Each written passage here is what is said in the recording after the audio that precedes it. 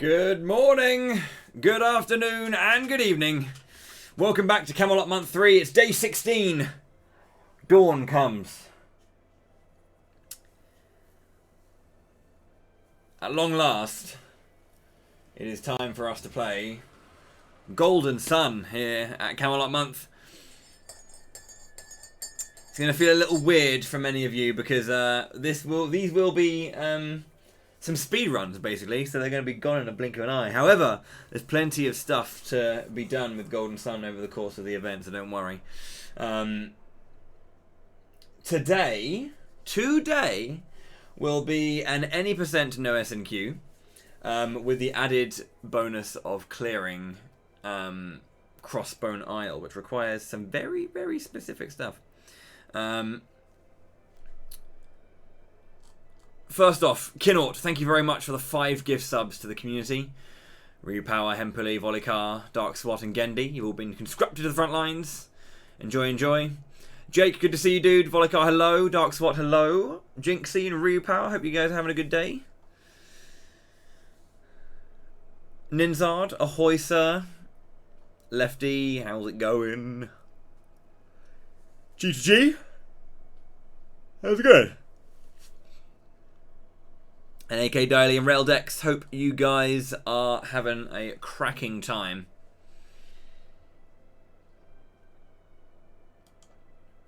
Welcome again, as I said, to Camelot Month 3. It's day 16, and we're going to be getting underway with Camelot Month. Let's turn on that audio. What a good video game, dude!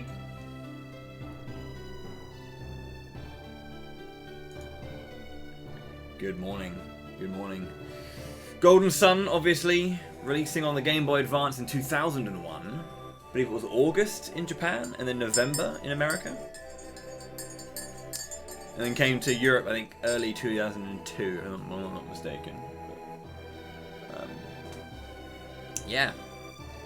Exciting times. I think about 3 years after they'd finished all of the final pieces and junk for SF3.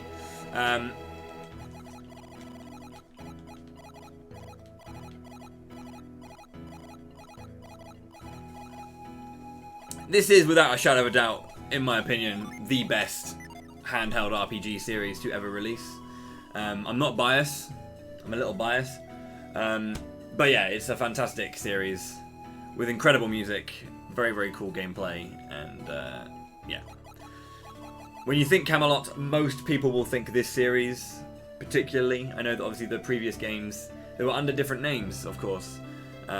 This was, I think, you have Beyond the Beyond, where they're listed as Camelot, and they're listed as Camelot for Shining Force 3. It's like Sega and Camelot, it's kind of seen as.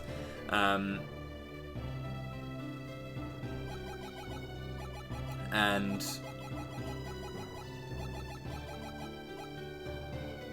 yeah, this is kind of like their first big RPG for Nintendo. I would having worked with Sony and Sega for the majority of their time throughout the 90s. So this is a big one. This is a very, very big one. Let me have a look at the names that we got for our characters, because there were naming incentives. Let's see what you guys chose, what you guys donated towards. I'm not going to name all 8 characters. Well, you can only name 7 in this one. I'm not going to name the other 7 because that is separate for when I do Golden Sun: The Lost Age. Let me scroll down, scroll down, scroll down. We've got, for Isaac, someone has donated to call him Bort.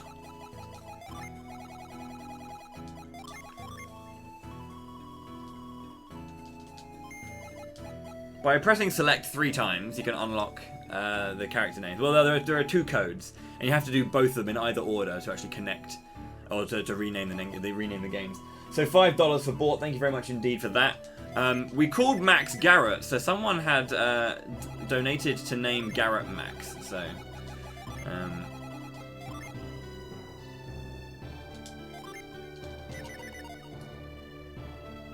Ivan will be called Rush.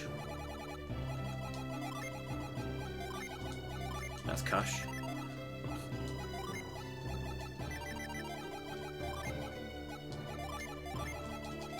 And Mia, we've got $5 for Meow.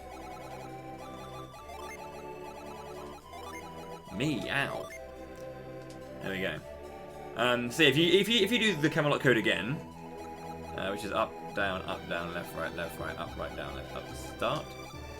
Well, sorry, select in this one. You can name the other characters. We're not going to name them though. We're going to keep their names. Well, I mean, I'll do the speedrun thing because I am doing a speedrun of this game.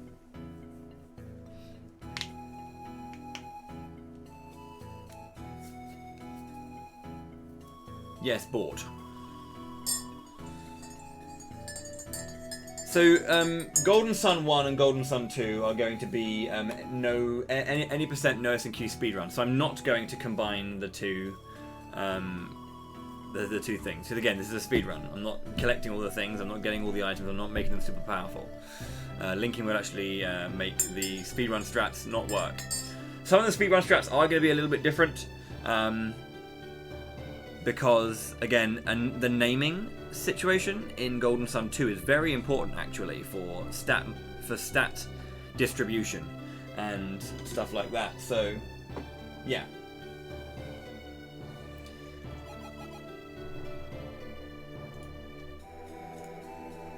I should be able to get to TLA today. So, I mean, I'm just going to smash out a speedrun, basically. No S&Q. Basically means no save and quit. In Golden Sun, it determines elements of the stats. It determines the gin that you get when Isaac. If you don't link, this is if you don't link, the names that we get, or the name that Isaac or Felix has, can set a couple of the mini games and puzzles. It sets the gin that we get when the teams merge after Jupiter Lighthouse, and it also affects starting stats. So yeah, it just determines starting stats. We want to make sure we have like certain stats available for Felix at the beginning of the Lost Stage. That doesn't affect this game. This game doesn't work the same. The Lost Stage has got a lot more stuff under the hood going on because it is a sequel. This one's a little bit more uniform in what it does. So as I said, we're going to be doing an any percent no S&Q speedrun. My PB for this is 3:52. So we should be able to do this in about 5 hours because I'm going to be doing a few extra things. But yeah, so let's get underway with Golden Sun. And don't worry if you feel like that's not enough time for Golden Sun to really get the some limelight in during Camelot month. I've got like enough stuff going on with Camelot with Golden Sun in terms of the whole event, so do not worry. Alright then, this speedrun begins in 3, 2, 1, go. I'll do my best to talk about all the details in this game, obviously, because as it is a speedrun, I will be taking out a lot of stuff here. We start off about a year or two before the actual events of the game. This is basically the prologue. We wake up during a storm here in the village of Vale, where things aren't going well. That's alright, don't have to apologise if you missed part of the stream, it's all good. This is why I put my VODs up on my YouTube immediately after the stream is over. So, they will be uploaded ASAP. This is Isaac, or as we have called him here, Bort. Bort's parents, Kyle and Dora. They're going to see what they can do to help the other villagers here in Vale.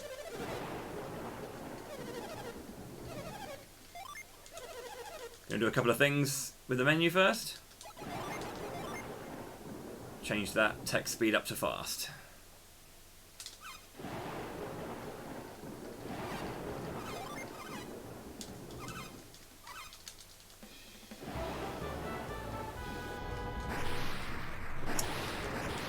And the storm about all of this stuff going on is because the boulder of Mount Aleph, the mountain erupted, and the boulder of Mount Aleph shifted and is now falling on the village of Vale.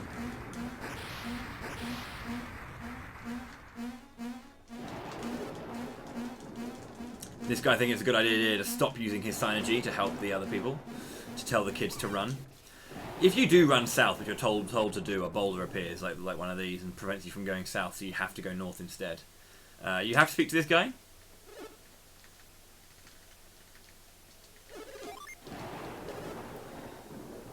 we're going to get 4 fights at the beginning of the game. This is a guaranteed flee. That's always an attack first. So I'll talk about RNG and no S&Q in a little bit. About all of that good stuff. So I'm going to get 4 fights. 1 there. I'm going to get 1 here as well. 2, 3 for 3. That's really good. And then I'm going to get 1 more after I cross the bridge down here.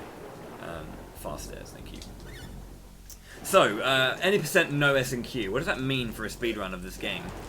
For Golden Sun, the RNG can be manipulated, excuse me, very heavily from a soft or hard reset in this game. There are 2 types of RNG, general and battle RNG, or battle BRN and general RN, random numbers. And the way that they advance and push forward are different for each one. For battle, if you hard reset the console, it'll hard reset both battle and general RNG. So you turn the console off, turn it back on, both RNGs reset. If you do a soft reset, so that's A, B, start, select, only the general RNG is reset, but the battle RNG remains where it is.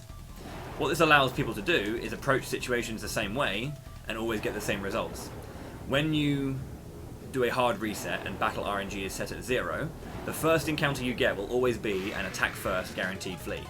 So you can do this thing where in hard dungeons you can basically run through them and save, hard reset, load your file up, get an encounter, run away. Save, hard reset, load the file up, get a attack first and flee as you go.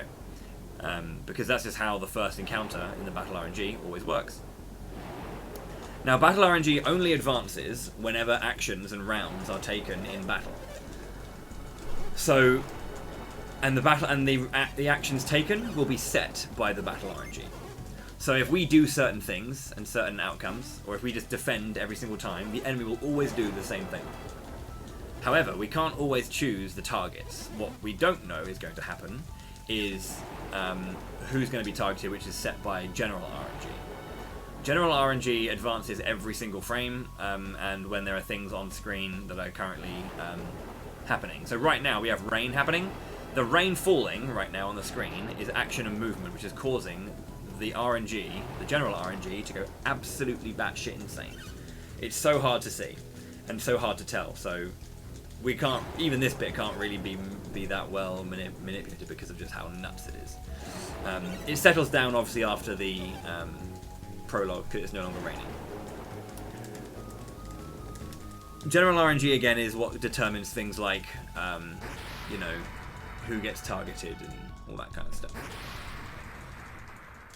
And again, battle RNG is all about what happens. So a lot of speedruns, like the any percents of this game,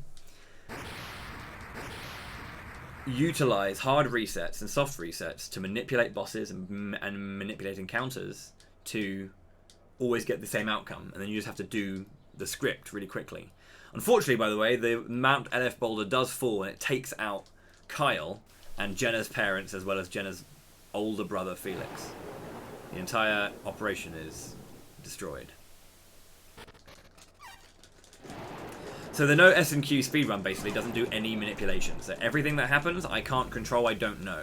I might see patterns that I recognize, but I won't be able to manipulate them because I don't know where I am. Because the RNG is just doing what it does. As I said, there might be patterns.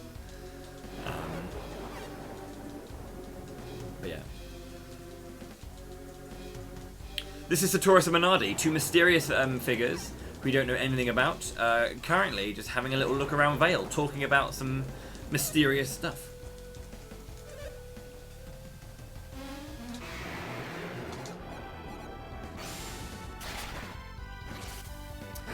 What's really cool is if you get 4 fleas in a row at the beginning of the game, Minardi will start with Mad Blast, and it will kill both characters off, ending the fight, and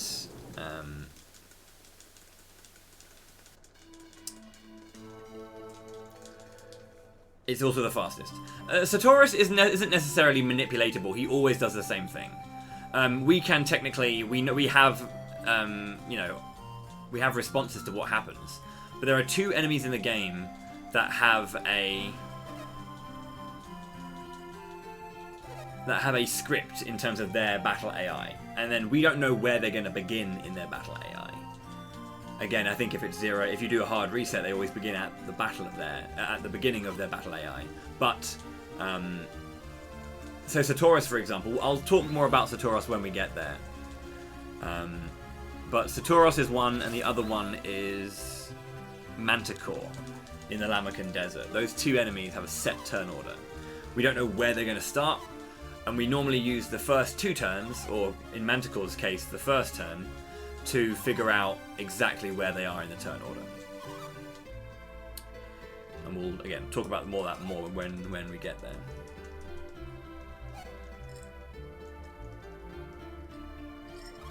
So a year after the disaster at Vale, Jenna's grown up, Garrett's still annoying. Max, as he's called. Yeah, it is, yeah.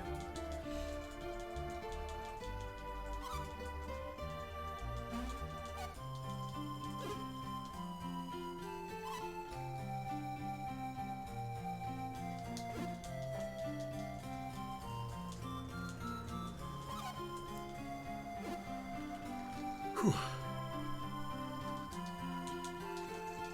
And then this is Isaac as he's grown older. Having lost his father, he has had to pick up the slack and be the man of the house. And you can see him arbitrarily using his magical powers to fix the roof. Which is kind of cute, I guess. You could just grab the hay and put it down normally, but why do that when you can use your magical powers? The intro of this game, and even in the speedrun, the intro is 42 minutes. It's a long intro. There's a lot of exposition and a lot of narrative here that goes on, and because at the beginning of the game we don't do any encounters, we only flee pretty much. And there's actually nothing that happens during the intro. So what's nice about an any% no S&Q speedrun is that generally I can use this opportunity to just talk about stuff. So again, welcome to Camelot Month 3, a celebration of all Camelot Software Planning's RPGs. We've been going through a lot of the Shining series so far, as well as Beyond the Beyond, and now Golden Sun has its time to shine. And the reason I brought this forward was because we haven't had it yet, and I'd like to have a showdown for our finale after we get through a couple of the Golden Sun things.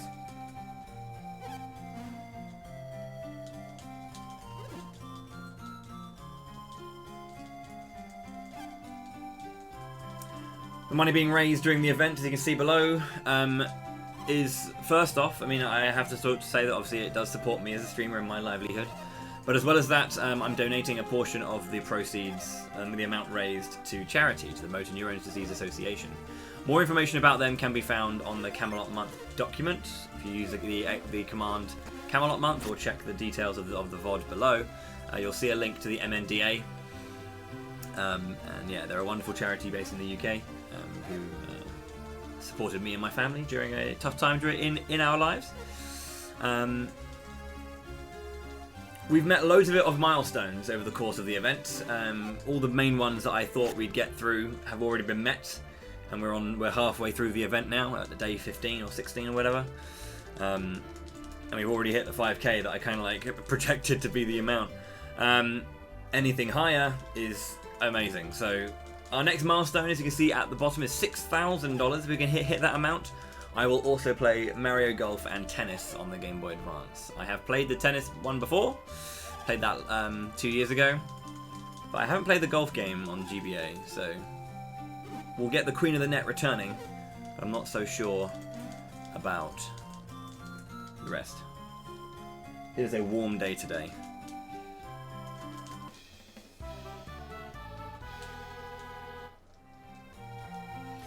Okay, now everyone's just having like a normal day. Today was the day where we were going to go over and see an old man named Craden to have a lesson and talk about alchemy and stuff. We're going to spend the day with him because it's nice to speak to old men about things.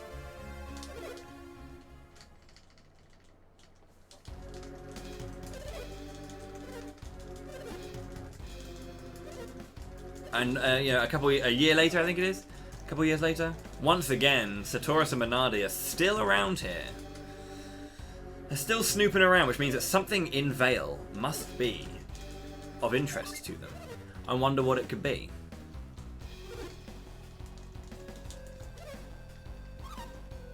They're in the way though, we want to go speak to We're going to go speak to Kraden. And we do tell them that it's so important that we go to see this that we would fight them to go and see Kraden. But in the end, they just relent and let us go. Thank you. Is Shining Resonance trash? It's the best of the non-Camelot Shining games. Well, the Tony Taka Shining games. I own it on Switch, Slade. So if you want it, I can lend it to you, and then don't worry about buying it.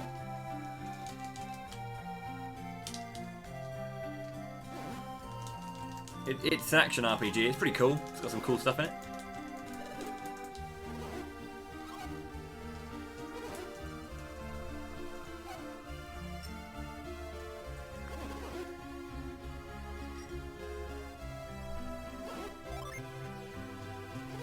So, what Kraden wanted to talk to us about today is we were going to have a little journey up to the peak of Mount Aleph. Go to Sol Sanctum.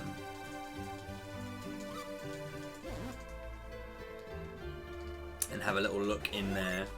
How's it going there, Bad Mr. Mark?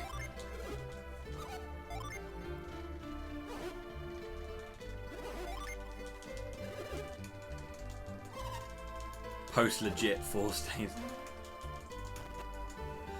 Do yes, no choices in this game make any difference? No major narrative difference. You just get different flavours of text based on whether or not you agree and disagree to things. And there are times when saying yes obviously advances the game, but then you just say no until you're ready to go. But usually it's just different flavour text. There is a little bonus actually in the Lost Age. If you say no to Kraden every time, he gets really angry at you when you hit Lemuria.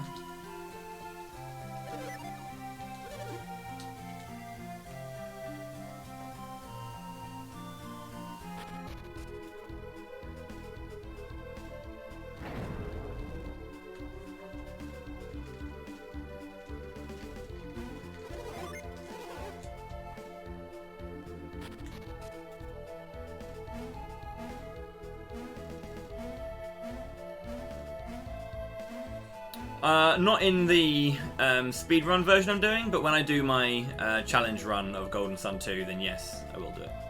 If you really want. Caught by surprise, fantastic. That's a death sentence at the end of the game. Pretty much, if you get back attacked, it's over. On encounter, that's good.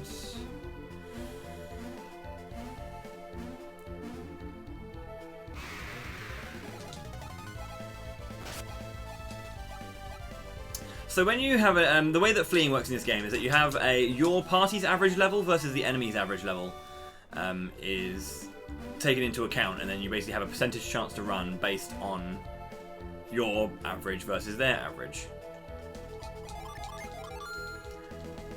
Whenever you fail to flee, it is plus 20% chance to flee whenever you fail. Because we're all level 1 down here, it's a 50-50 basically, and every time we fail to flee it's plus 20%. So if we fail to flee 3 times, we fail to flee on a 90% chance, which is very, very bad luck.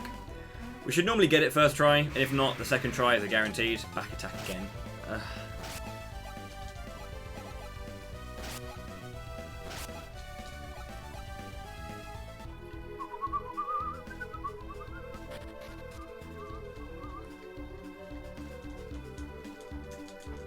But what's really good is, at the end of the game, we are so underleveled in a speedrun that we actually have negative % chance to flee. I think it's like -10. So if we fail flee the first time, we only have a 10% chance to flee because we're so underleveled compared to the enemy's end game, which is kind of silly. It's genuinely impossible to flee the first time unless we have a attack first.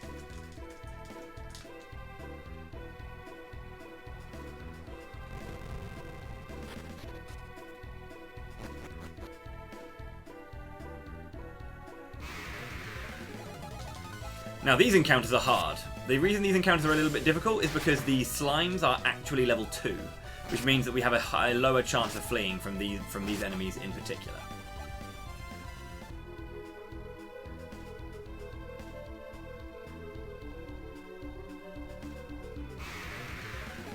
Attack first. So yeah, the slime fights are a little bit trickier because of the higher level that they have, reducing our ability to flee a little bit further. Caught by surprise? Are you kidding me? Okay, cool. The fact that they fled means that it's a bit easier now. Good. This is a lot of damage I've taken. I have, during a speedrun, I have actually died in the middle of Soul Sanctum, which is really embarrassing, but...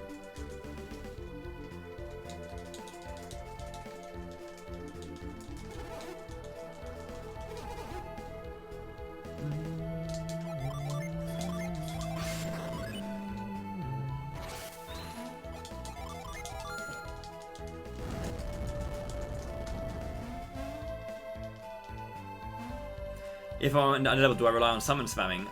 No, actually.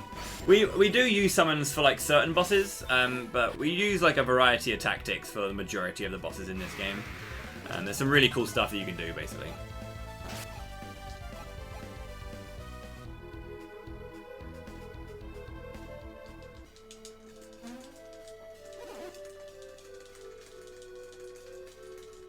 The recording has been scrubbed from the internet. Oh boy, oh boy. How's it going there, Plexer?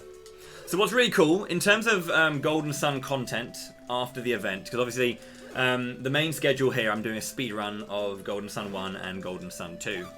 And then I'm going to be doing a casual-ish play of Golden Sun Dark Dawn, and I'll be learning the speedrun for it as well. After the main schedule for Camelot month, I'll be doing loads of bonus stuff. One of them is a no Jin playthrough of Golden Sun.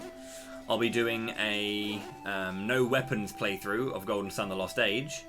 And then I will be doing a race of Golden Sun 1 and Golden Sun 2 with TL_Plexer. Thank you very much for 5 months as well, dude.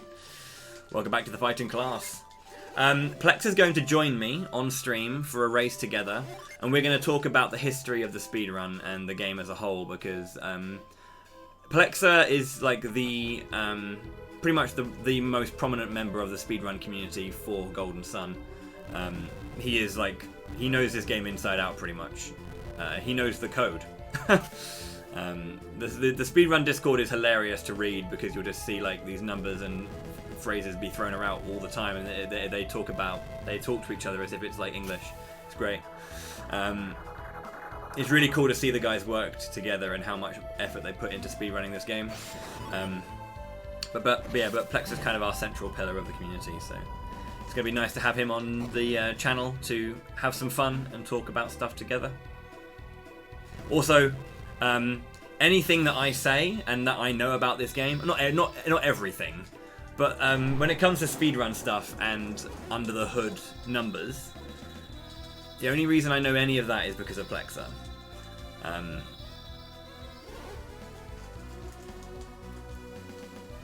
Obviously the stuff about, you know, like mechanics in the game and narrative, you know, sure, I know all that myself, but like he is the speedrun in my eyes, at least.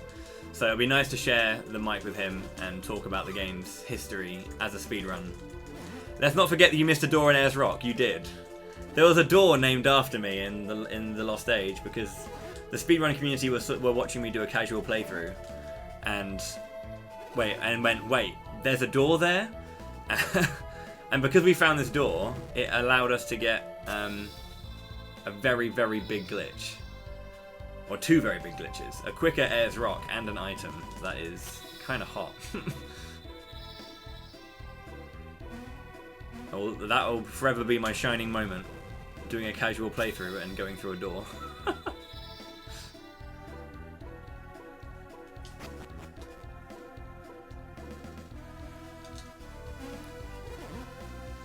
Yeah, the run got rerouted before my playthrough ended, yeah. It was like... it was funny because Plexer went, wait, there's a door there? And then like 20 minutes later, he just turned around and said, right, we got a new route in Ayers Rock, boys. I was like, are you kidding me? What happened? What did I do? That was a funny day. Okay, so we figured out the puzzle. Like, the further we've gone in the Soul Sanctum, like, we have used these powers in a very particular way and figured out puzzles that no one has been able to figure out before, apparently, because no one is as smart as, you know, 3 16-year-olds and one very old man. we find ourselves in the heart of Sol Sanctum, the Sea of Stars, with the best song in the series, in my opinion, Elemental Stars.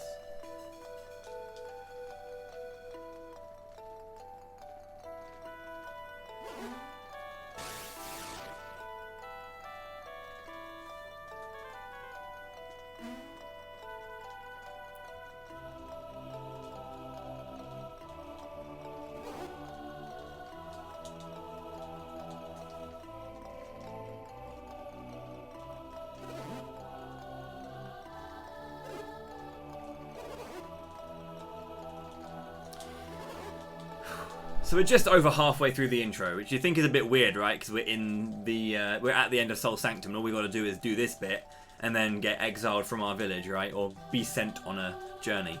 The next cutscene is about 12 minutes long, and then we have this cutscene's about 10 minutes long, but like 11 including all the stuff I've left behind, and then the final cutscene is 7 minutes long. So. Yeah. This is the Sea of Stars, and inside the heart of Sol Sanctum in Mount Aleph lies the 4 statues that basically hold the power of alchemy in their hands. It's called the Sea of Stars because obviously the Sea of Stars that you see in the water, but also because this is the home or the house of the elemental stars themselves. The stars of Mars, fire, Mercury, water, Jupiter, wind, and Venus, earth. Many years before the events of Golden Sun, the powers of alchemy were sealed here in Sol Sanctum, because alchemy is a dangerous thing. The true powers of alchemy, at least. Those who are in tune with these natural powers and powers of the land of Wayard are known as adepts. The people of Vale generally look over Mount Aleph as kind of like guardians, if you will, of the Sanctum. Though, at this point, the generation that we're living in now don't know the true true powers that lie within until these 3 discovered it.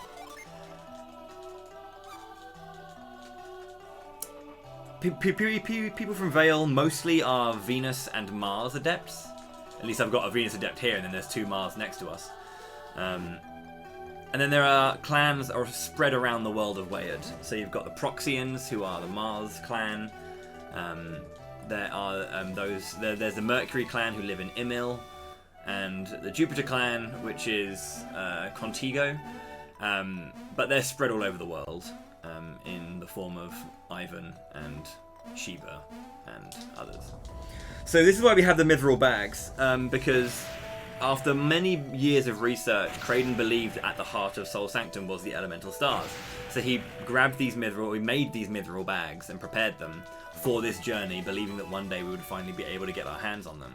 So he could research them and study them and figure out more things about the power of alchemy. Now, because he's an old-ass man, and this is very slippery ground, he can't, jump over here, and he's going to make us do it instead.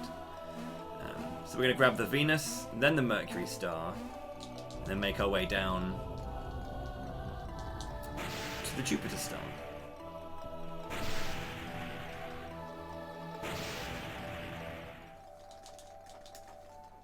How's it going, Adom? Welcome back. How's it going, Genma? Lord Rootman, hello as well. Hope you guys are having a good day.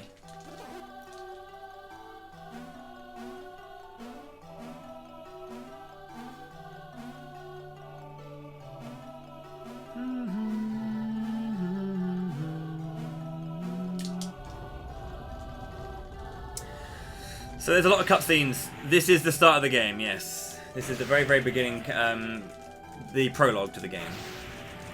It's about 42 minutes.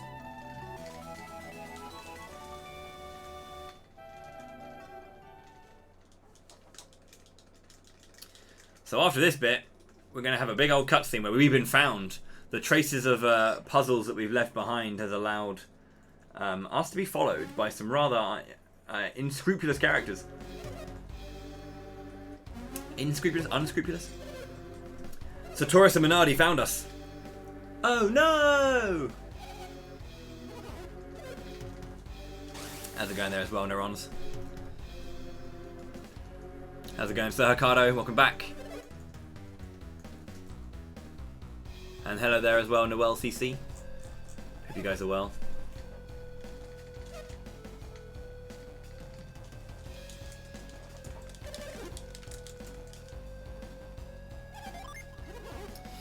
And a masked man, a mysterious masked man, has appeared as well. We don't know who he is. Wait. Of course, he will be our guarantee that they will be safe. What do you mean? F? Remove your mask. What? Did he just say F? But we saw F die, the boulder. Then...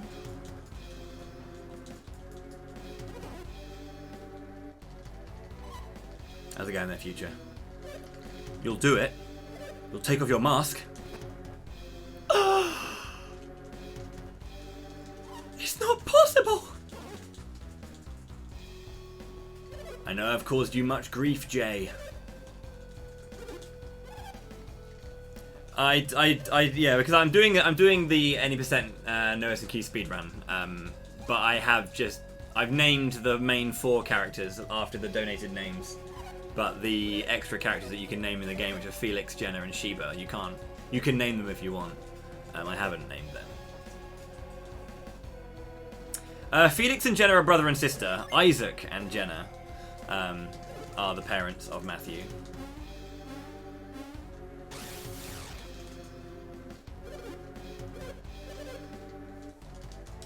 That would be highly problematic.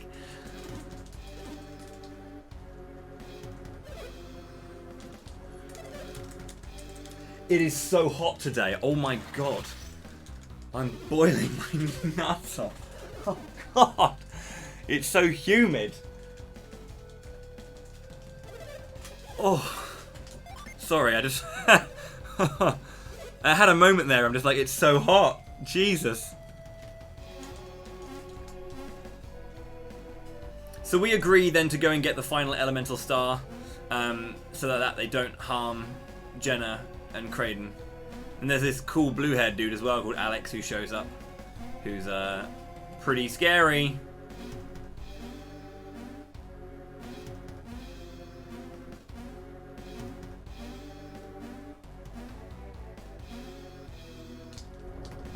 And we'll go and grab the final elemental star after we've given over the Mercury, the Jupiter, and the Venus star.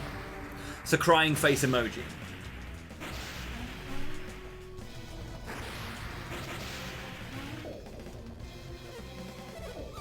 How's it going there, Kwawa? After picking all 4 of the elemental stars from the heart of Sol Sanctum, the Sea of Stars vanishes and the volcano below becomes unstable.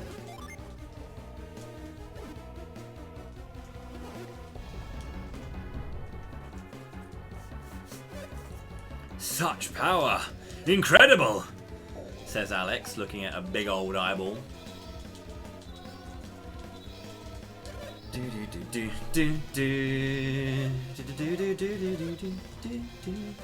So, this big old motley crew here of 3 fire adepts, a Venus adept, a Mercury adept, and an old ass man, are going to escape quicker than us because they're nearer the door. As long as we still have Sailor Moon.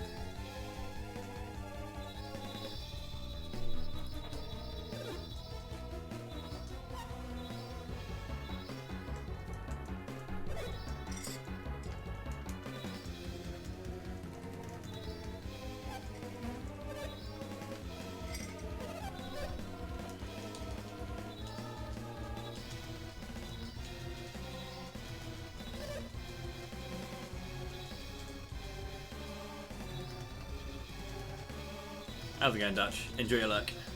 Thank you for the addition. I appreciate it. Yeah, the more lines you have in the game, the more powerful you are. Which is why Alex is also really powerful. He just bangs on for ages with his, like, fucking smarmy self.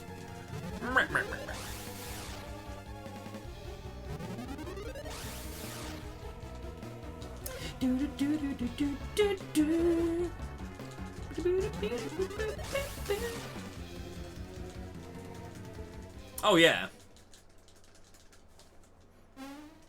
Well, to be fair, Babai dies. Oh, spoilers. Kraden lives on to Dark Dawn, doesn't he? So, and Babai doesn't. And Dark Dawn's like a billion years afterwards. So, Kraden is clearly the most strong, the most powerful in all ways. We all know why Kraden lives on to Dark Dawn, but still, a bit of a huge prick. He wasn't the best, was he?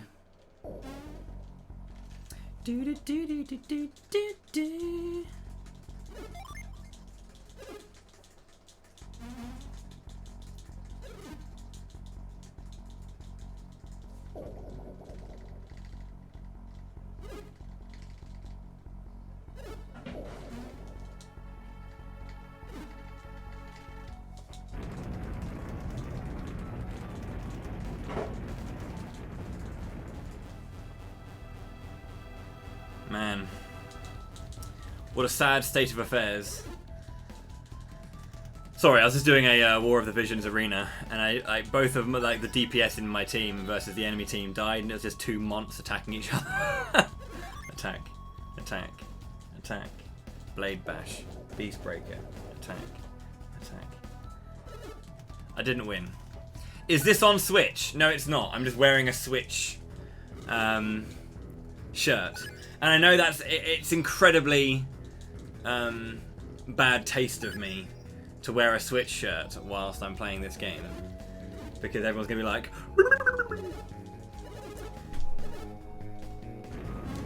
but yeah.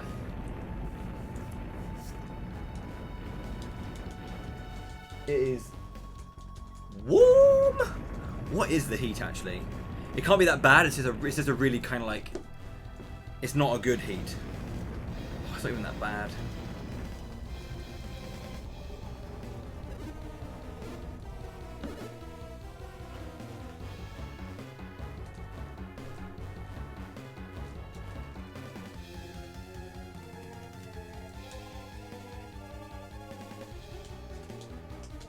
The GBA shirt is too small for me now. Yeah.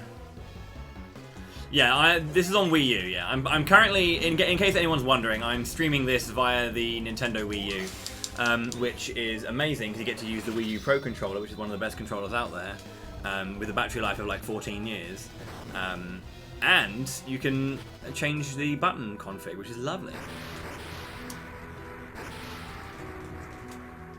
And also, it's a very easy way to capture the game.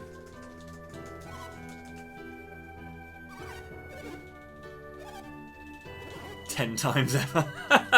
Since the Wii U came out in 2011 or 2012, whenever it was.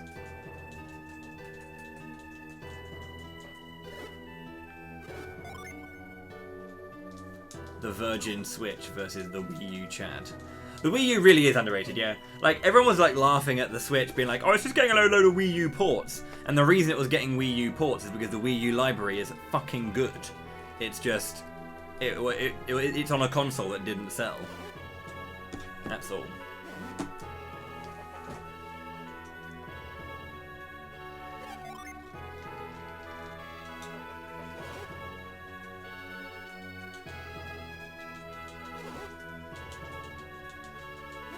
Is a Wii U Pro Controller better than a Switch Pro Controller? In many aspects, yes. I would say that the overall shape and positioning, I do like the buttons higher than the right control stick, but I can get used to the right control stick. The D-pad's better on the Wii U Pro, but other than that, they're pretty much the same. I prefer the buttons on the Wii U Pro because they're squidgier. Like the Wii U Pro one, or the Switch Pro ones are squidgy too, but like these ones are like super soft buttons, and I like soft buttons rather than clicky ones. So like the start button and the select button are really good on Wii U Pro. Yeah, the Wii U Pro is glossy as hell, which is not. I think that's like the biggest downside. Like if the entirety of the pad was the same as the back. Because the back is matte, but the front is glossy. Like if the back was if you could get one that was like all matte, that would be really nice.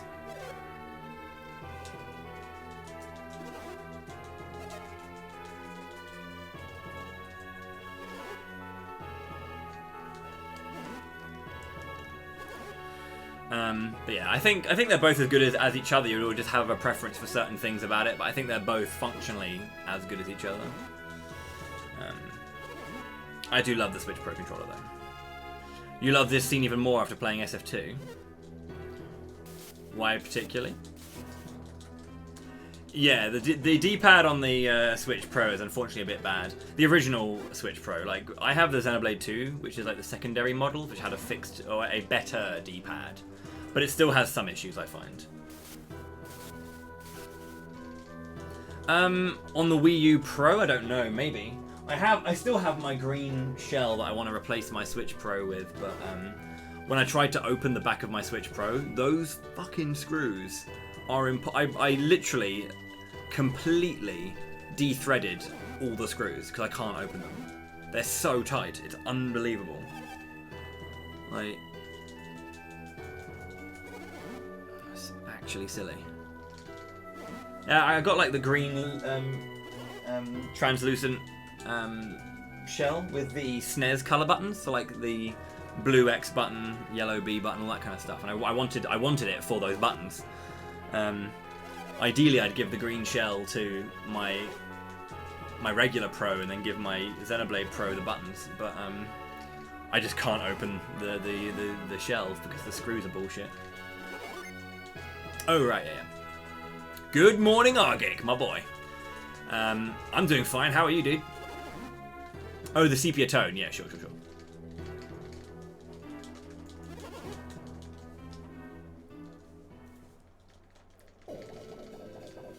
This isn't. Is this gonna be a? This better be a 41. I mean, I know I had a really bad Soul Sanctum. Again, I'm doing a speed run, by the way. So if you're sitting there going, "Why are we not reading the story?" Don't worry. This is not the only time you're going to see Golden Sun 1. You're going to see Golden Sun 1 a grand total of, what, 3 times during the event? So it's not only Shining Force 2 that gets a lot of love, alright? Calm down. I love lots of games. Pretty much all of these games here, I love mostly equally. There's just a top 3, which just stand head and shoulders above the rest. Well, no, that's not true. Because you got Shining Force 2, my favourite, right? Then Golden Sun, The Lost Age, my favourite Golden Sun. And then Shining the Holy Ark, incredible game. And then there's Shining Force 3, which really is better than all of them. But I can't love it more than 2 because I just can't. You know, I can't. It's not that I won't. I just can't. It's not as good in my mind, even though I know it's better, you know? Then Golden Sun's godlike, and Dark Dawn's godlike too, and CD's godlike, and FC's godlike, and Shining in the Dark is godlike. Shining Force 1 is godlike. Beyond the Beyond is godlike. Well, it's not godlike. Beyond the Beyond and Shining Wisdom are there, and I love them too. You know? Just love all these games, man.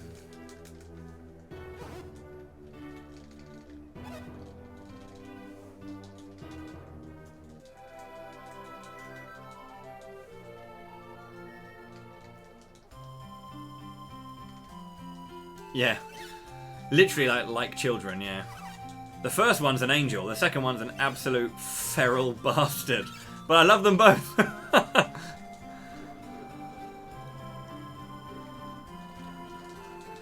Yeah, it's really annoying.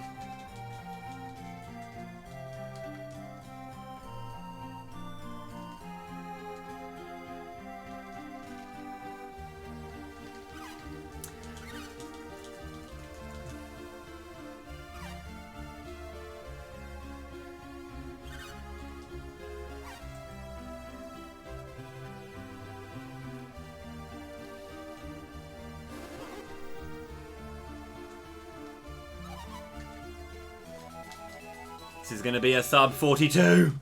I'm on pace for a PB. Oh no, it's not. Come on. It's going to be weird playing this game in a speedrun setting and not splitting. Oh, come on. Oh, come on. It's not going to be a sub 42. Ah! It's not. It's going to be like an 03 or something.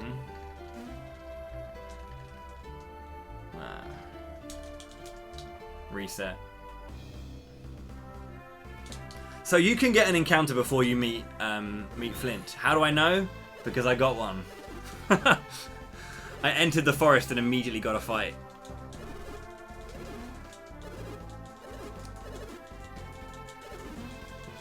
This run isn't threatening to Plexer.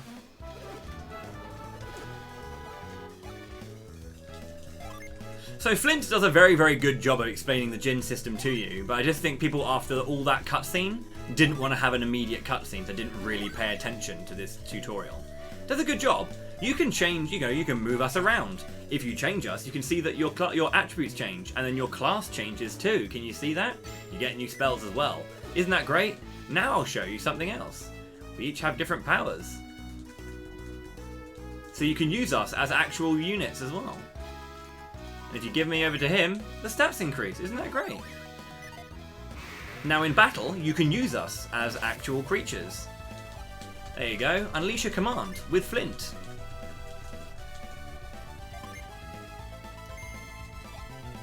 When you use me in battle, you can then summon me, because I'm waiting to be summoned. Like,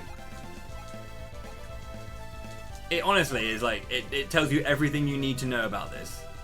But I just don't think people really focused.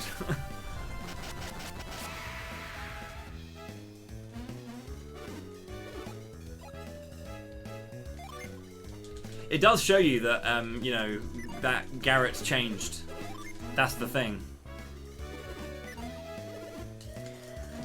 I mean, it does, but it doesn't tell you that. It doesn't give you the idea that if you can mix and match Jin to get different classes. So experiment. If it had said that, I think more people would have been interested in the system, or who would have understood it a bit more. Opog champ, no encounter. I'm coming for you, Plexer. This is it.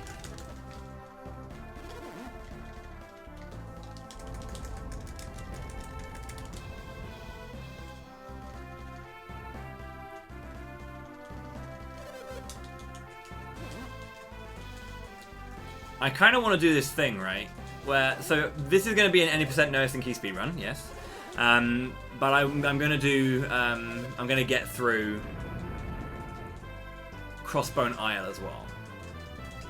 Now I'm thinking, do I do Crossbone Isle in the middle of the run, or do I do the run up to Venus and do the carry stone and make a save, and then it's like, if I'm on pace to PB, continue and try and get the PB, or and then if I'm not, go and do it immediately, and then do Crossbone Isle from that save I make after the run.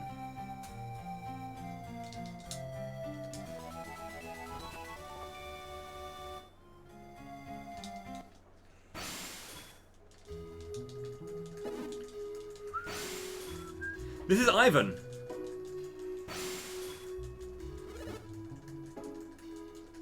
Otherwise known as Rush.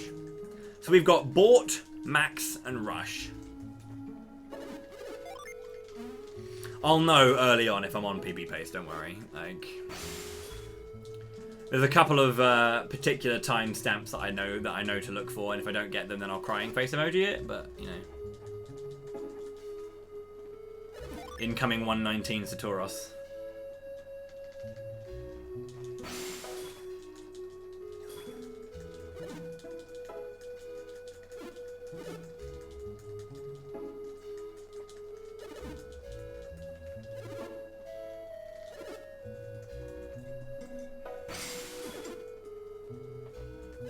There are no Jin missable in 1. And there are no Jin missable in 2 either, in terms of the actual in-game ones, but you need to transfer a 7777 file from this game over to 2 to get all the Jin in 2. Only Dark Dawn has missable Jin.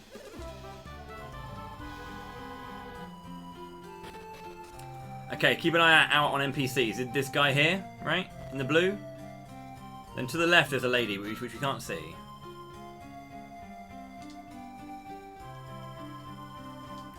There is a summon tablet that you can't get. Well, you can get via a glitch, but you can't get in a casual play if you don't have all of the gin.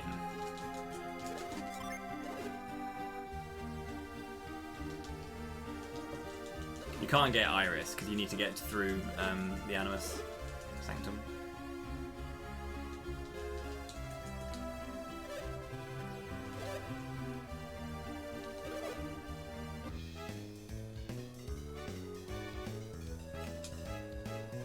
Yo, Stupid Fox, thank you very much for 11 months. Welcome back to the fighting class. I appreciate that. No worries, enjoy spell checking your thesis. Hope you're having a good time.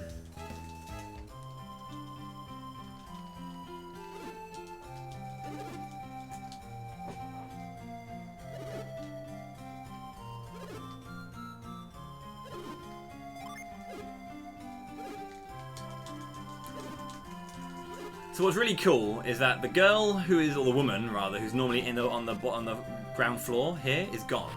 She's now here, looking around. Can't see the guy, and she shakes her head. Where's he gone? Well.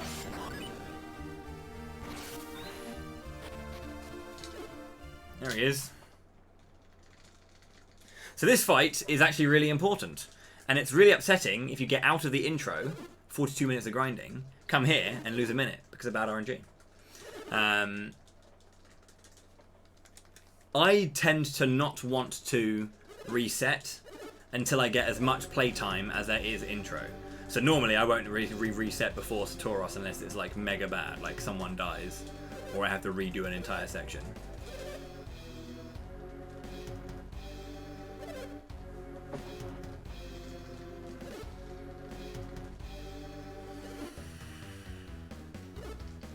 I have two ways of mashing as well. You can mash with the L and R buttons in this game to get through text. So I hold down the B button, mash A, L, and R together.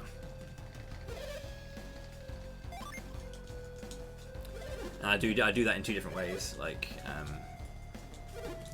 by doing the lower arm vibration technique, and then just by doing a regular mash technique to keep myself not tired. Oh god, it's been a while. Excuse me. Bad menu. Smoke block, good start.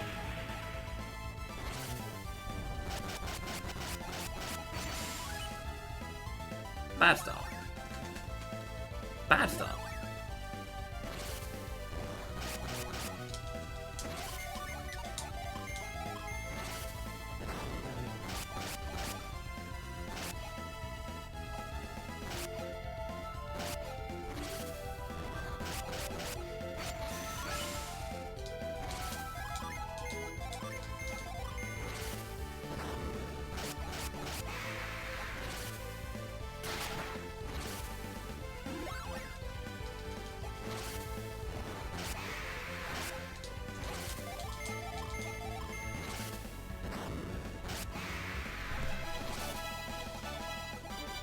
It wasn't a sub 50, but it was okay. This is not the no gin run. The no gin run will take place after the event. All of the milestones are bonus content. They're not replacing the content. I'm not playing each game just once. Some games I'm only playing once, but a bunch of games I'm also playing multiple times based on the bonus content attributed to them.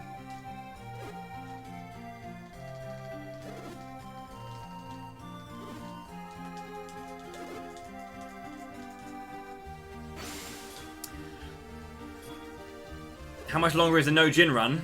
About 18 hours? Ha! My first playthrough, or my first no gin run. It's not a speed run. Fuck no. I'm not going to do that in one sitting, because you get to the end of the game, then you grind to level 42.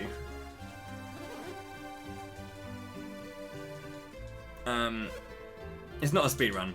But the idea, I mean, I guess I could do it, but like, again, you'd need to do a lot more fighting to stay up, because like, the Kraken is bullshit hard. He's like the first boss that's really difficult for you, actually, the Kraken. And then the final boss, you grind to level 42, because at level 42, Mia gets Ice Missile. And it may seem like that's not a big deal, but honestly, it's enough damage coming out from Mia, because Satoris and Minardi are weak to fire, are weak to water. Honestly, I tried fighting the the final boss without Ice Missile. It's probably about 50 less damage per attack, and it was the difference between success and failure. For me, at least, in my first playthrough. I can try it again at not 42, but my god. In the no Jin run, I have Flint because he comes, you know, via the tutorial and you can't skip him, and then Fizz comes with Mia, but I don't collect any others.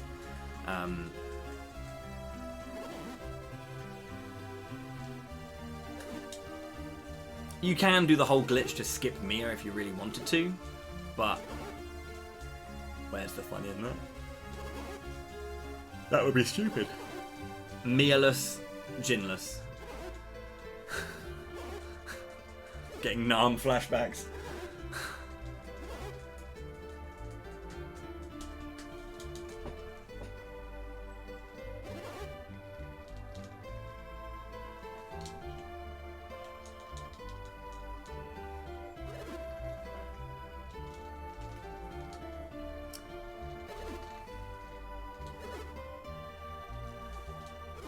I honestly don't even know how to do it. I've not actually even seen it happen. There is a Mia-less category on the speedrun thing, but I've never actually seen it. I never went out of my way. Don't know why, just haven't.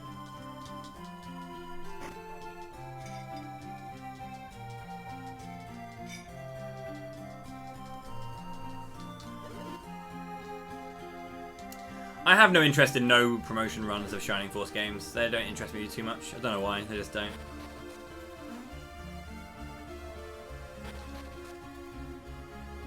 Okay, so a couple of things we're going to do. We're going to go and grab the Water of Life from this guy. By saving all the stuff, this guy rewards you with the Water of Life.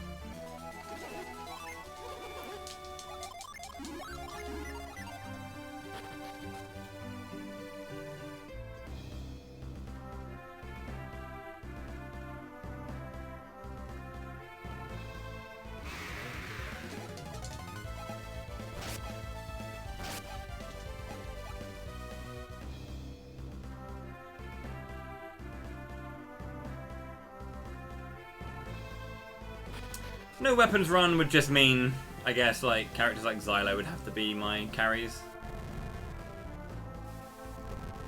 But yeah, it's like, you'd have carries and then that's it. We do not collect all the Jin in the speedrun, no, this is just an any percent. There is a max percent run, which gets more Jin.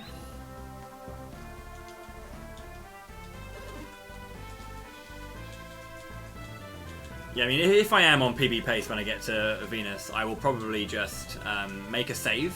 Because in order to clear Crossbone Isle, the only extra items you need, I confirmed this with Plexa, is Carry Stone, which you get in Venus, and the Cloak Orb, which you get from Babai after the Babai cutscene. So I would just make a save in Venus after I get the Carry Stone, if I'm on pace, basically.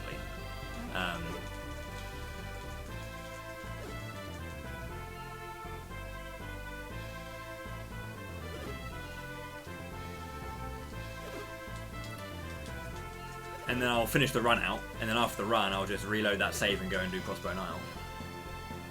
Because the thing about the idea is that clearing that fight at speedrun levels is the challenge. Though I'm pretty sure the courthouse will strike. No, Dark Dawn's separate, you can't transfer. Just the first two games are linked.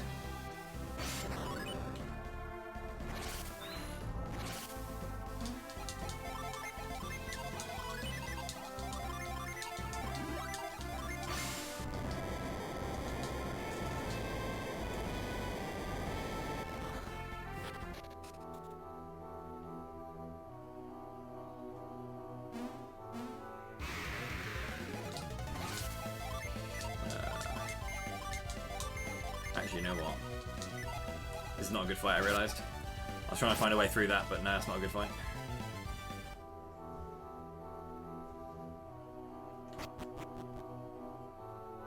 Just give me one skeleton. That is not good.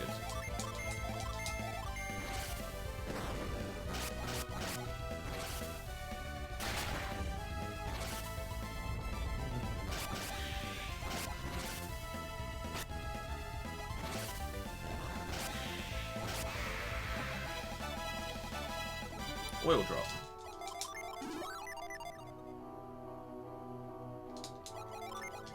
What should be one encounter now that I did that? Okay.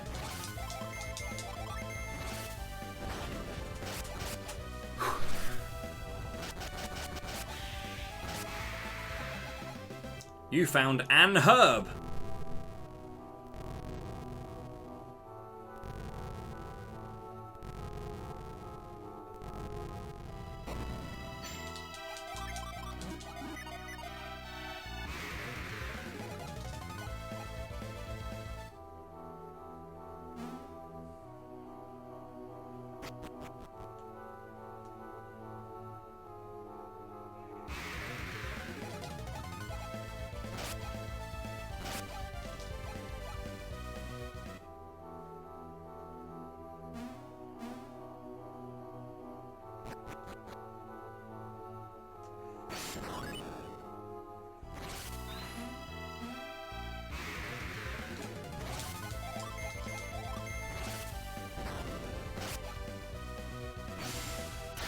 Rainbow kill! You found an herb! So you might remember as well that I was talking about in Shrine of the Holy Ark that the pixies gave you bonus experience and money if you threw them out correctly, and also dealt damage to the enemies, and how it was a prototype for the Golden Sun Djinn system. Well, if you use the right elemental Djinn on an opponent and they die, you get a chance to get a rainbow kill, as you saw there, where the enemies flash a certain colour. Do not kill Isaac.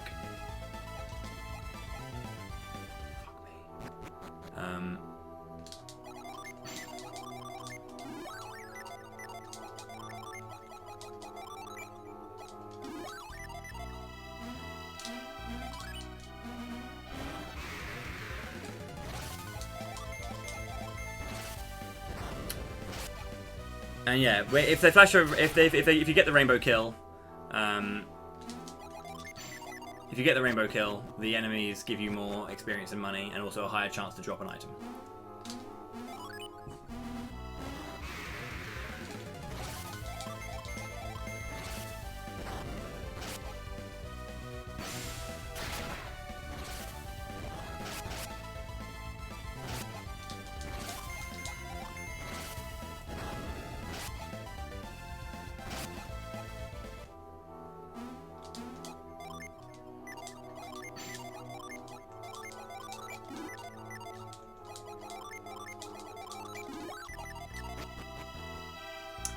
This is going well. I think we can kiss that PPB goodbye already. Losing a minute to forge.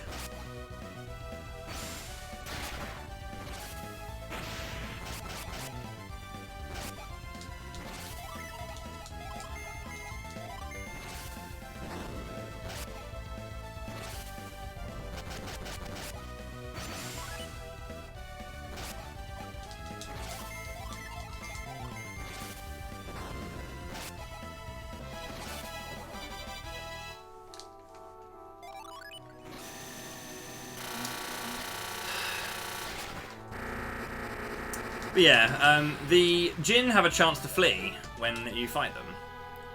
And if they do that, they suck.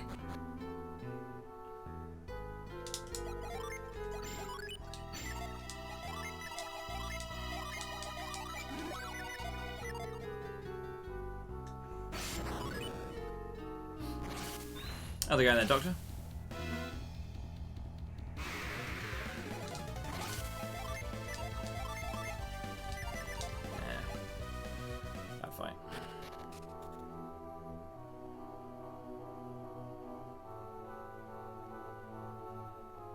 Ha, 101, yeah. I wanted a. You want a like a low 59 coming out of Goma Cave.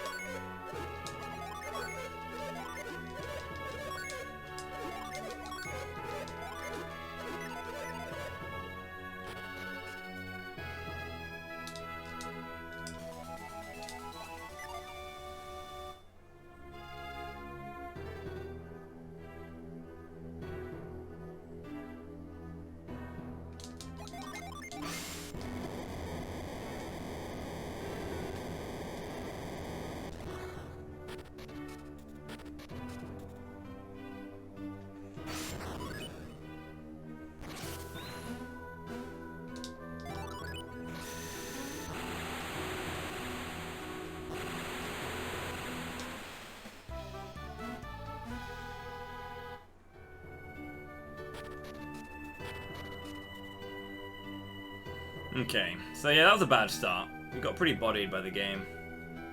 That's like the only big shopping trip I do. I'll do like another one to grab like an axe, but that's about it.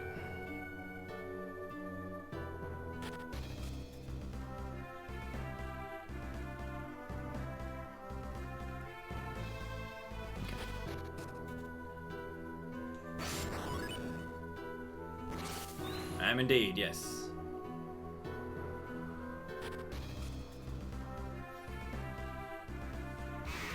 That was a very early encounter. So it's a 50-50 shot to get an encounter from the village to the barricade. Then it's a 70-30 in favour of getting an encounter from barricade to forest. It's then a 30-70 in favour... Well, yeah, 30... if I'm doing fight, no fight. 30-70 from the forest to the next village, and then a 50-50 back to the barricade. So it is possible to get 4 encounters in this whole like section. The less encounters, obviously, the more time save, because if you get an encounter and flee first time, you're losing like 5-7 seconds. It's not much. But yeah, you do lose time if you get an encounter. Welcome to the best bit. That is these synergy shields, which pop up now and are never mentioned again.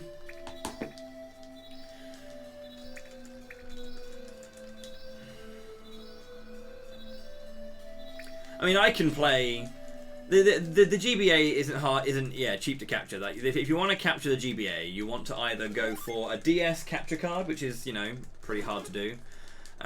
You want to get a Game Boy player for the GameCube, and then you're either going to need a SNES adapter to play with a SNES controller, or you're going to need a Game Boy Advance plus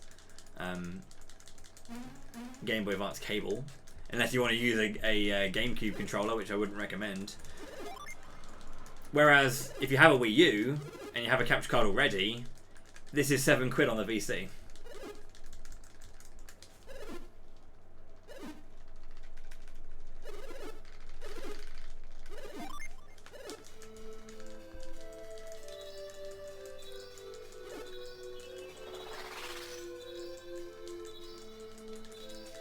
The GBA itself has no video out.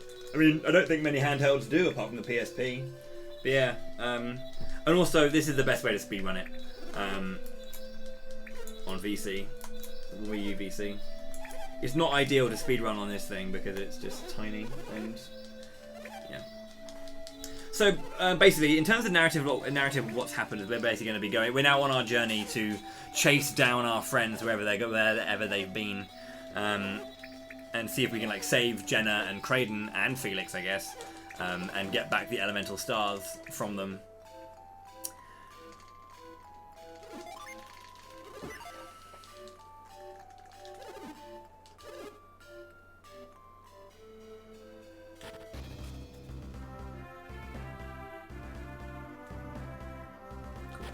Now, when you go to...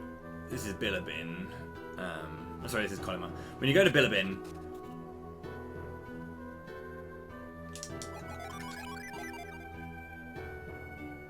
you go to the north and there's a guy called McCoy. And when you speak to McCoy, he tells you to basically do, that we put a barricade up to the east because there's a curse going on in Colima and we don't want to like get bodied by it down there, kind of thing. But if you can figure it out, go and have a look. You are canonically meant to come to this side first.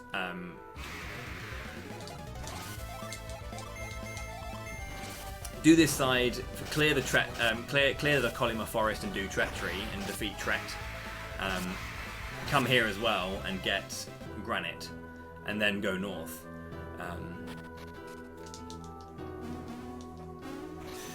However, we are not going to do that. Well, I mean, we are going to do that, but we're not going to do the whole thing. We activated the cutscene in the forest because if you play it in the village, it plays in the forest again when you go back there afterwards, which is really odd.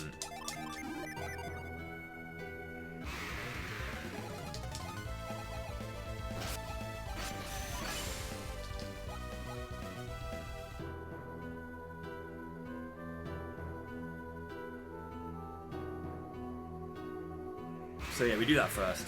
It is genuinely faster in this game to... No. wrong person to attack. I want to attack the ghost. I don't think it dies to this. It might do. Yeah.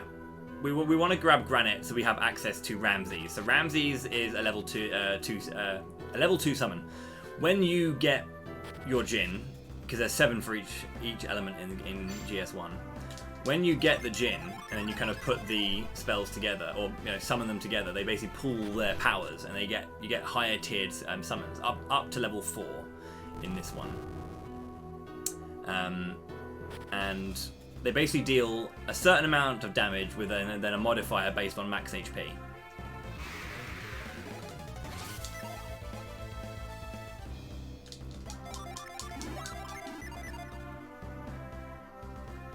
So they're pretty cool and they're pretty powerful. And the damage that Granite deals, not the damage that Granite deals, the strength of Ramses is just strong enough that it actually makes up for the time it takes to go east and grab him. Not only does he deal damage with Ramses, but also we have access to Granite as an actual Djinn. And first of all, it's a priority Djinn, which means that it will always go first, regardless of the speed of the user. So it's used at the top of the turn, and it gives everyone a 50% damage reduction, which is obviously very good.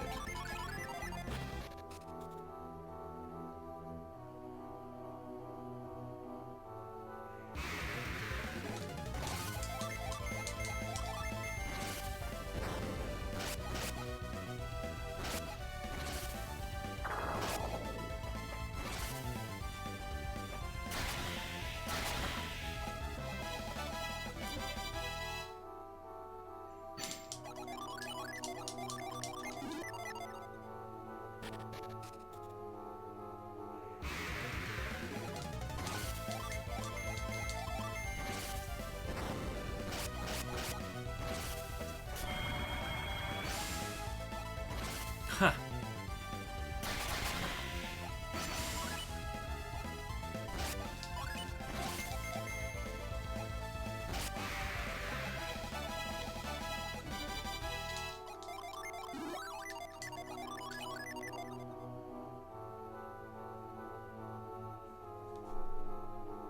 And don't split. You don't need to split.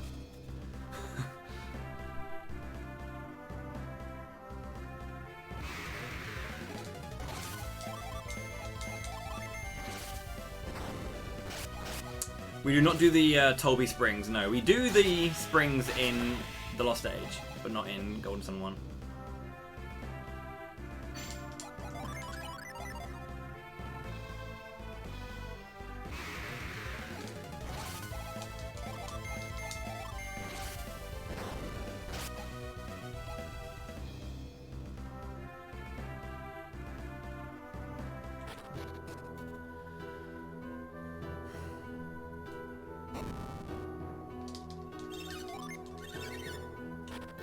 We're going to go and do a couple of things. We're going to grab Fever, and we're going to grab the bottle. Now, what's really cool about this, watch his hat! Ah, it's gone missing. Now, you're only supposed to move that snowman left. It's the only thing you can do with it. So even if you don't move the actual snowman left, the game kind of automatically does it anyway. So the hitbox for the snowman appears on the ice, even if you don't actually move it. But because the game thinks you've moved it because it's the only thing you can do with it, when you touch it and then just disappear from the move, the cap disappears, because it does. It's a lost cap.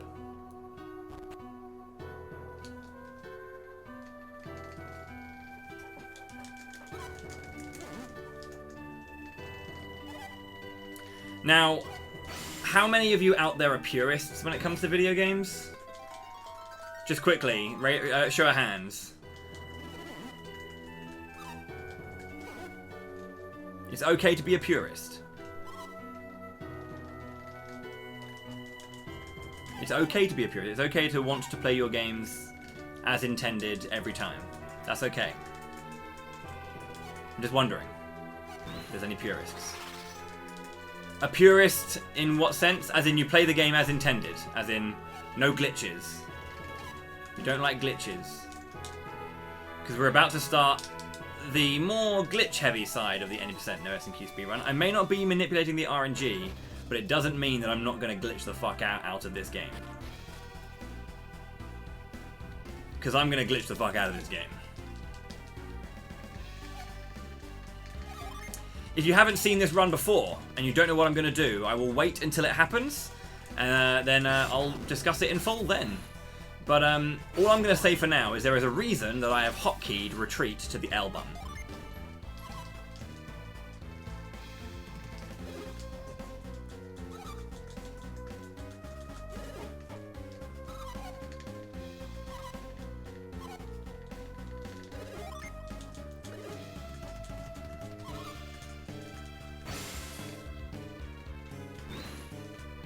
By the way, Shining Force 3, we have Primula right here. From Shining Force 3, off she goes. The Ply spell is the Primula sprite from SF3, so...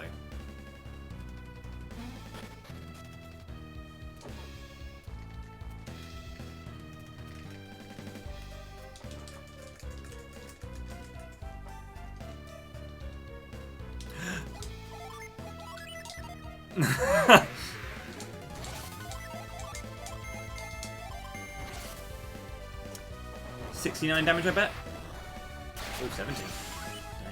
Double 70. Ooh, okay, 69. That will hit for 68, 69, or 70. I'm going to do a particular type of movement. So, there are two types of counters. That counter and enemy encounters. So, like, the encounter counter will build up whenever I move.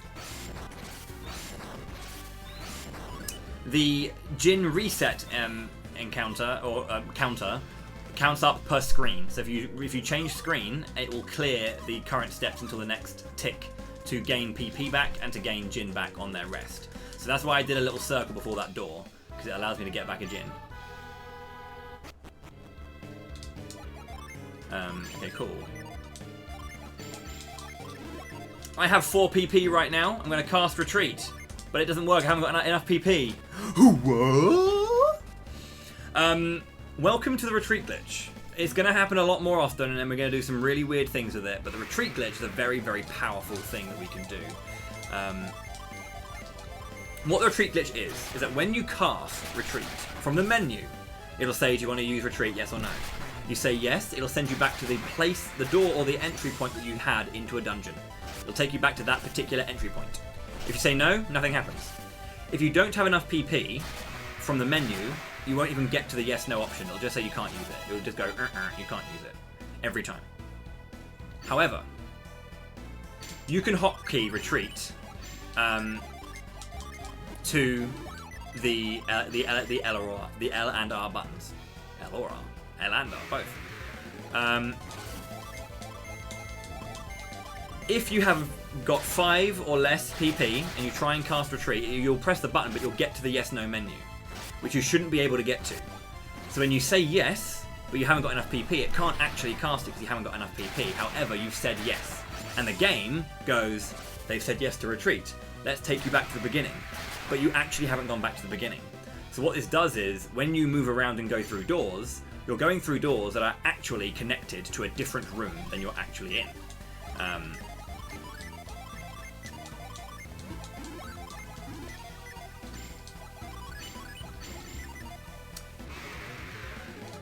That is a very annoying time to get an encounter, because I am outside the bloody door, dude.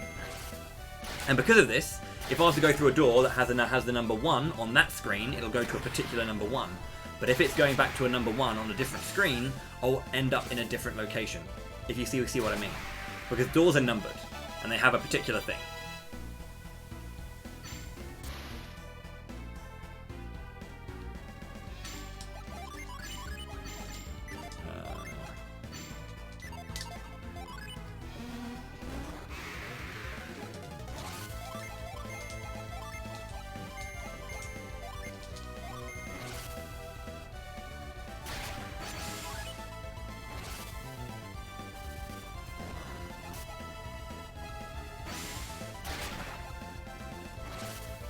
But it's going to get even weirder. It's going to get even weirder. We're going to do some even worse stuff to the game.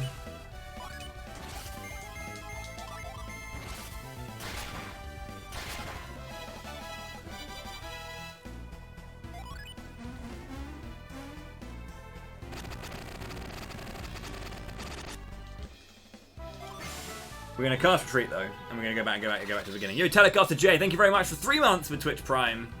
Welcome back to the fighting class, dude. I appreciate that. I'm glad you're enjoying Camelot month. It's good to hear. How's it going there, Watermelon?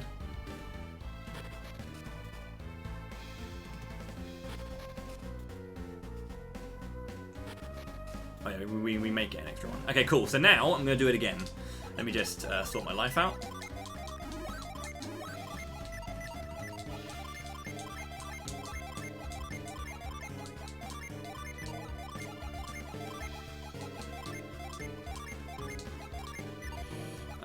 Yep, that's fine. And then we're going to go Fizz to you, Sleet to you, Bosh that, and then Bosh.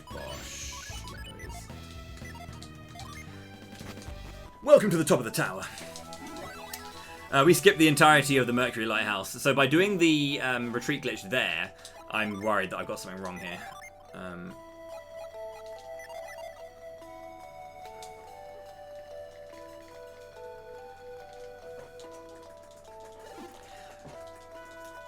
Mia doesn't have much in the way of healing that isn't Ply.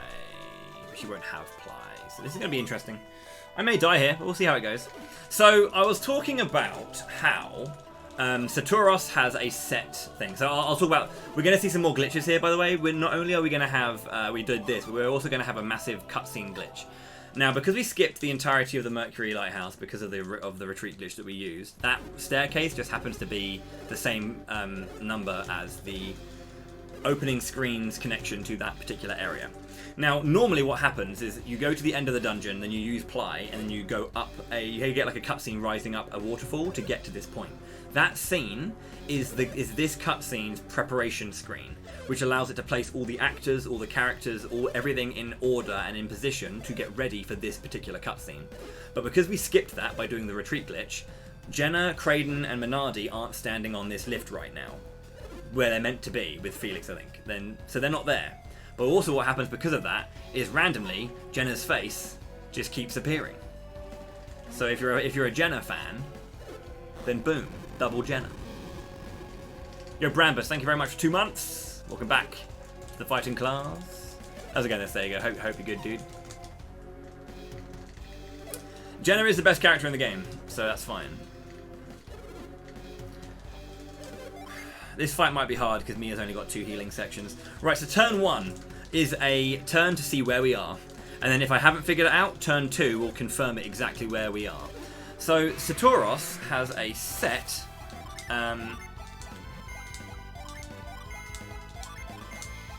a set thing he does. His turn order is attack, heat flash, fireball, attack, fireball, heat flash, attack, eruption. I don't know where he's going to start though. So I take turn 1 to see where he's going to start. Eruption, please. Please be on eruption. Heat flash. Okay, so that could be attack or fireball next. So because of that, I need to be kind of careful here. I might actually, just to be sure, I'm going to defend with everyone. Fireball. Yeah, it's on everyone too. So, heat flash, fireball. So this is going to be attack, fireball next. So let's go Fizz onto Max. Let's go Sleet. Let's go Herb Self. And let's go Herb Self as well.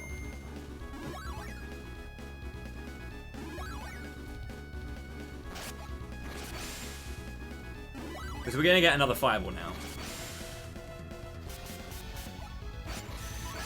But we do have Flint and Granite back, so that's nice. So we're going to go Flint. We're going to go Granite. We're going to go Herb on Self, and then we're going to go Nereid. So this this turn, we are going to halve the damage from this fireball, which is very, very important, and hopefully the targeting is on the corners so we don't get maximum damage. Okay. Ramses, we're going to go attack. And then you're going to heal again. I'm going to herb you, and you're going to herb yourself. So this is going to be Heat Flash now. And then it'll be attack, and then it'll be eruption. Okay, cool.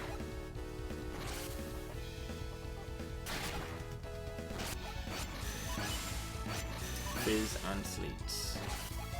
Fizz, Sleet, not yourself. And you're going to use prism. So this is going to be attack. This is not too scary. Don't have to worry so much. Attack max, please. Good. Perfect. Good targeting. That's nice targeting because it minimises the need to heal on the following turn. So Granite's back and Flint is back, and I'm also going to be able to do this. I'm going to Flint, I'm going to attack, I'm going to slash, and then I'm going to summon Nereid again, because this is just an attack turn. Wait, it's not, is it? Am I an idiot? I think I might be an idiot. Completely forgot to use Granite. I definitely thought it was still attack, but it's okay. We will be fine. It's okay. Let's go Granite, I think. This is fine, don't worry. I did forget what turn order it was, though, which is pretty funny. That's fine, though. That could have been a lot worse. That could have been a lot worse. This is going to be attack, which is okay. Nice and easy. Sleep's back, so I can use Sleeps. Herb, and then you can use Prism.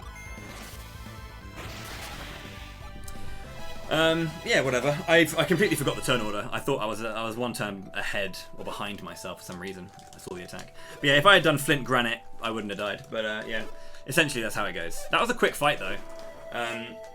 Normally what happens is you take like 8 turns to get through, because we started on the Heat Flash, and yeah, so that was like the 8th. Yeah, that was turn 8. So it was as fast as it normally is. Just Isaac didn't get any levels.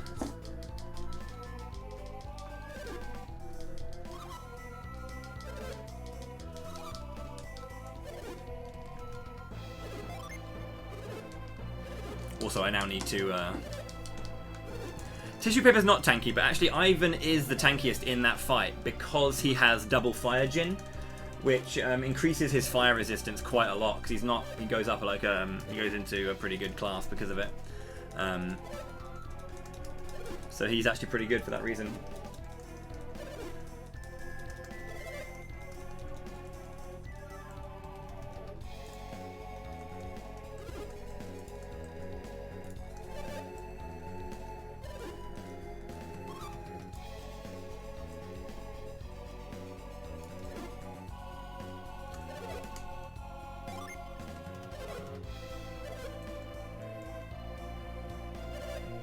I don't like saying yes there because it's not very smart of Isaac.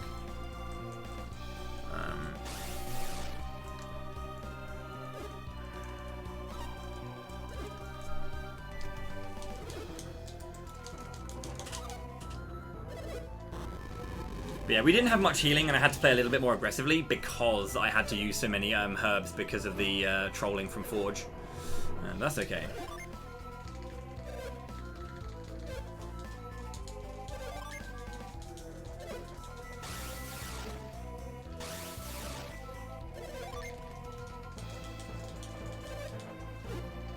I'm going to lose a lot of time, though, because I actually need to get the experience onto Isaac. It was a shame he died, but I made a silly error, so it's whatever.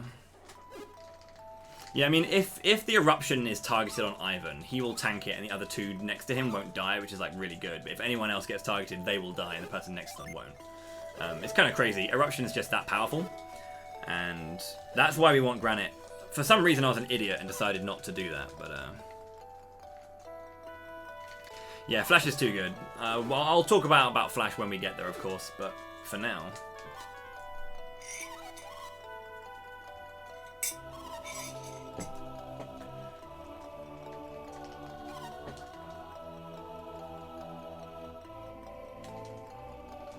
How's it going there, Bum Bum? Welcome back.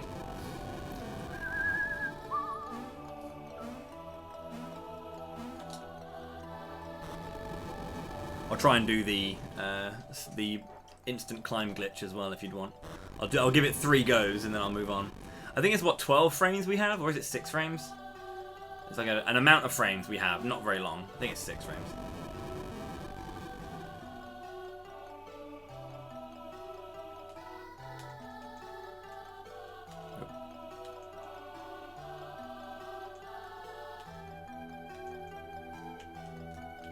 Please, it's so hard. You have to like get to the top and then hold up for the perfect time. I'm holding it for way too long. It's really hard. Oh well.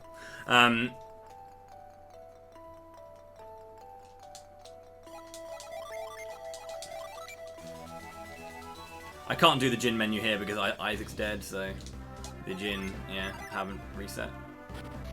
Well, actually, to be fair, I technically could, but this cutscene only plays if you come back in here, and I don't want to do this cutscene, but it's going to lose me time. Basically, I'm not getting a PB today, so it's okay. We will do Crossbone Isle mid-run.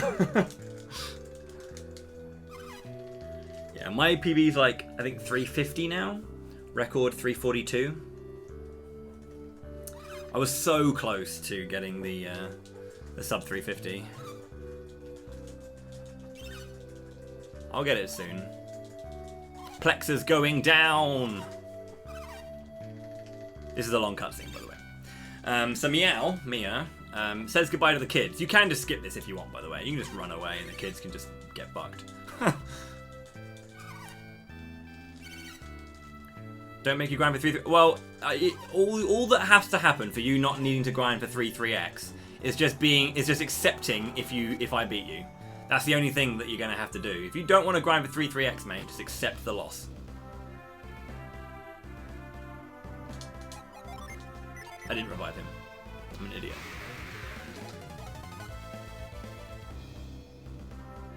I was wondering why it wasn't coming back. I forgot to revive him. That was the whole reason I went in there. Oh god.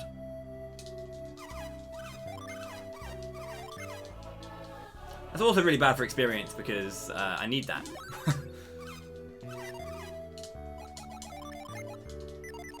Wasn't enough to level him up though. I think it should be 7, 7, 8, 10, right? My level should be.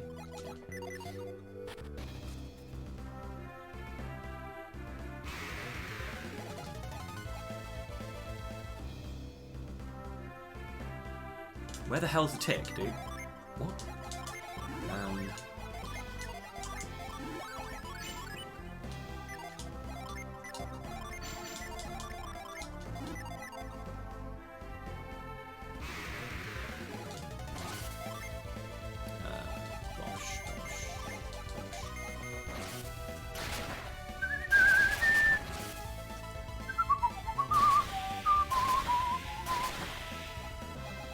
You got an herb. It's always bothered me ever since I was a kid that it's written an herb. I never got it because obviously when I was a child, I didn't know that Americans pronounced things incorrectly.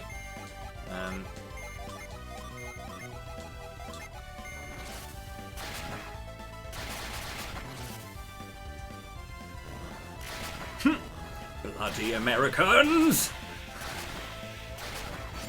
It's not enough damage, I don't think. Go on, Max. Wow, yes. 4 damage was enough.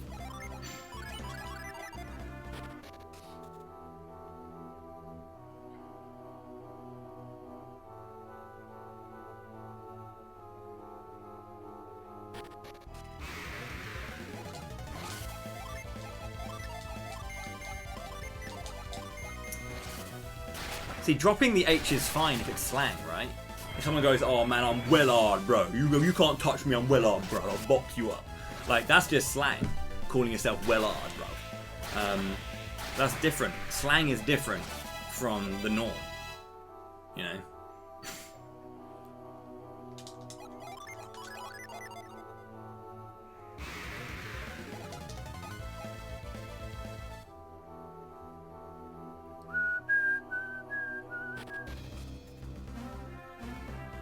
In it, bruv. Exactly. In it, bruv. I'll slash you up.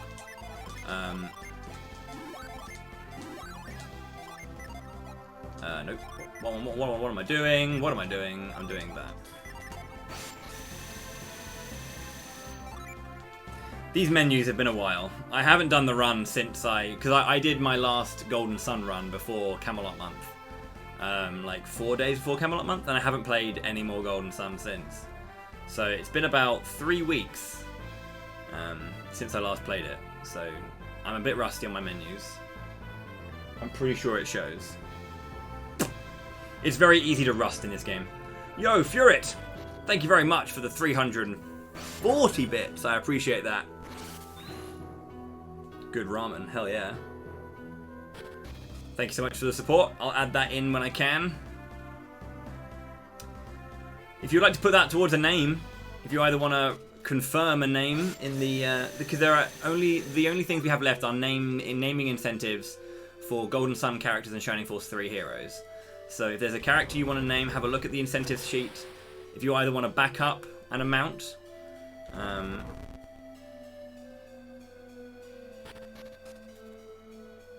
GSE, the Rust Bucket Brawl. Let's do it. Name everybody Terrell. No worries. That's all good. Thank you for the support then. The incentives are up to you, of course. Not mandatory.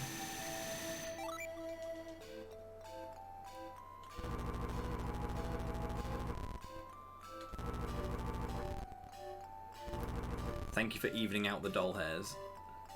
Are you not a fan of pennies?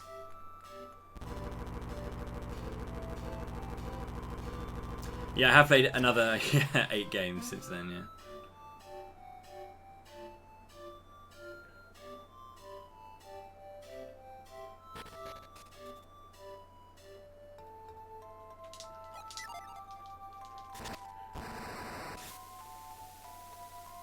One of my favorite things about the Japanese yen is that the quality of the 1 yen coin is so shit. It feels like plastic. It's hilarious. Because they just know that 1 yen is absolutely worthless. So the coin's crap.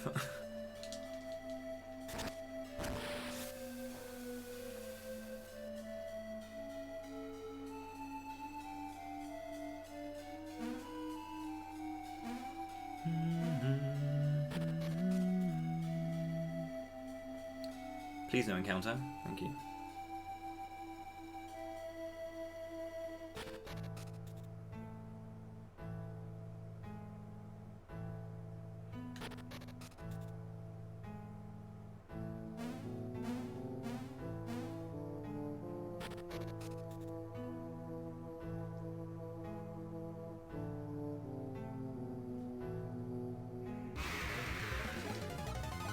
Canadians looking to pick up the sterling.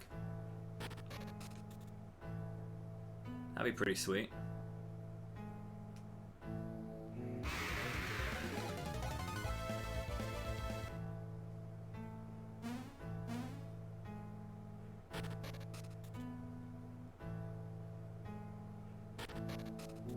Oh, do you mean me transferring my amount into pounds? That's fine. Don't worry, I'm keenly aware that the dollar is not as strong as the pound, even though the pound is hanging out its arse in quality right now.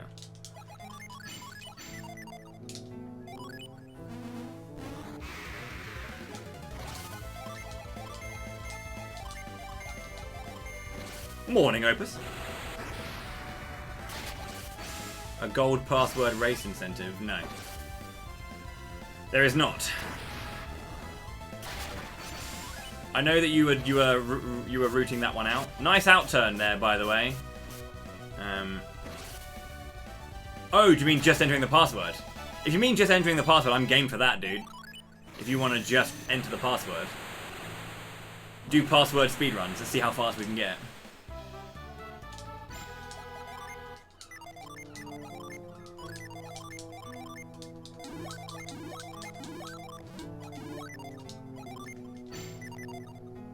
Just password.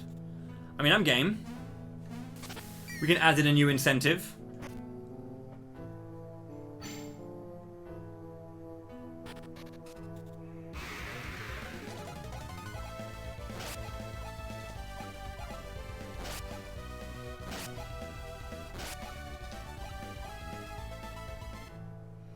Okay, I have a oil drop. And if it's the oil drop, I just set flint if I have oil drop. Or standby flint, rather.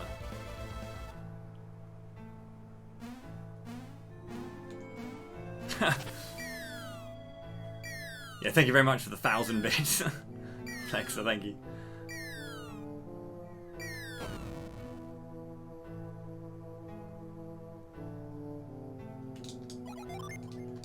let's go heal, retreat, and then we're going to flip. I think it's sleet. Yeah, there it is. When we do that, that's what it's going to be. And then Mia should have the oil drop. She does.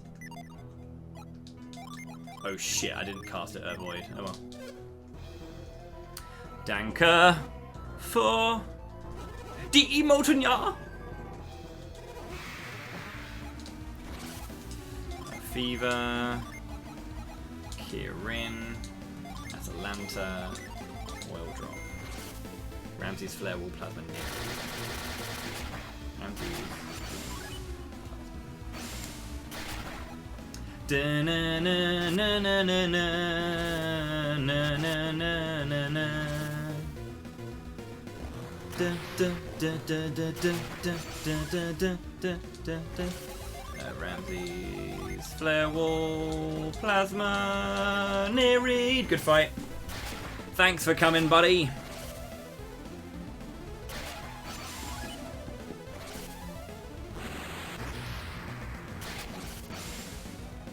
Don't kill me, Al.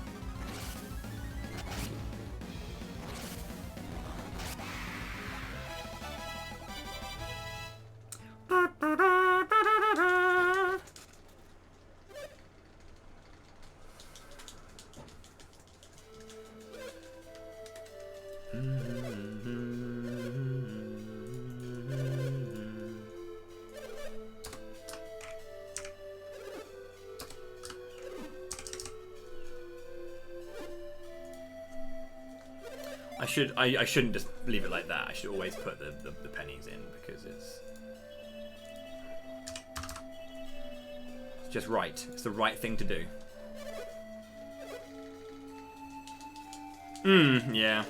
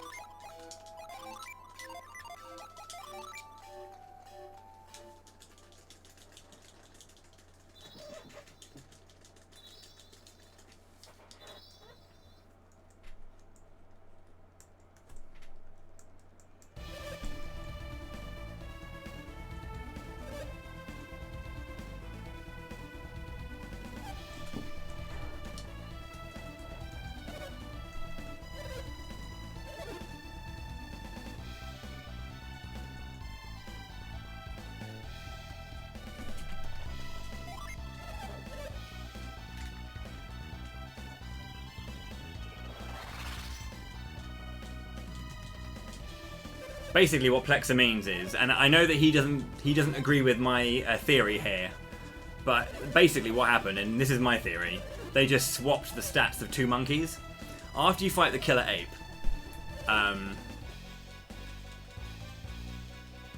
or like the big ape, when you leave to the Xi'an overworld, there is a new little ape that has 290 HP, which is a lot of HP for that area, by like a good 150 even.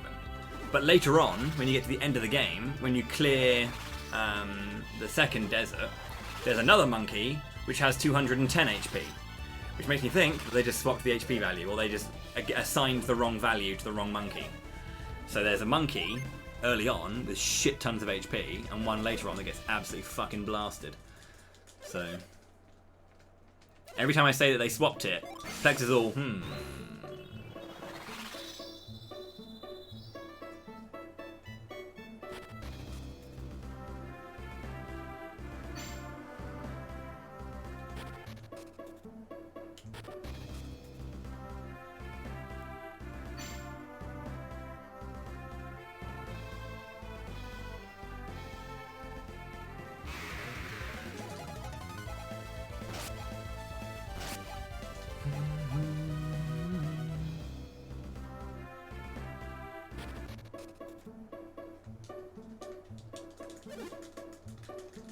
Colima. Colima!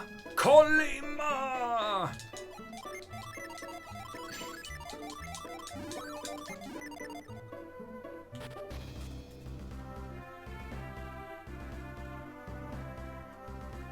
Hmm.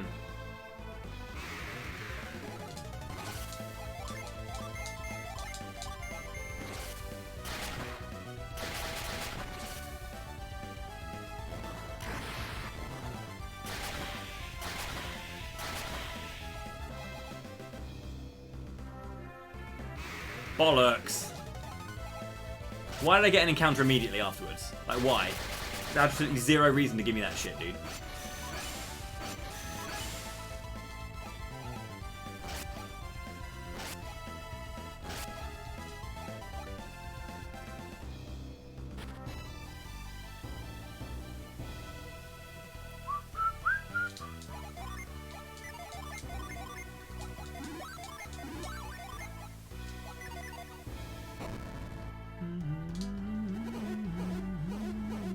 Oh my god, what am I doing? I am really rusty. Holy shit.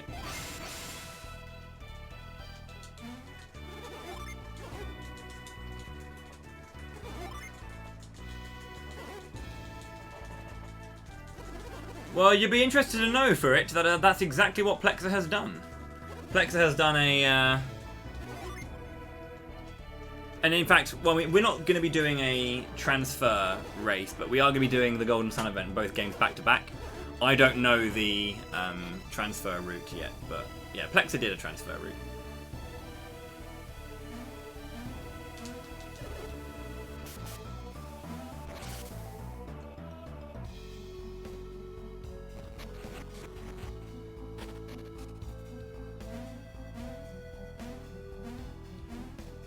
Well, this has been an absolute clusterfuck so far, which is classic. As speedruns go, it's pretty RNG heavy. Pretty, not much. I mean, it is, but like, Shining Force 2 is worse.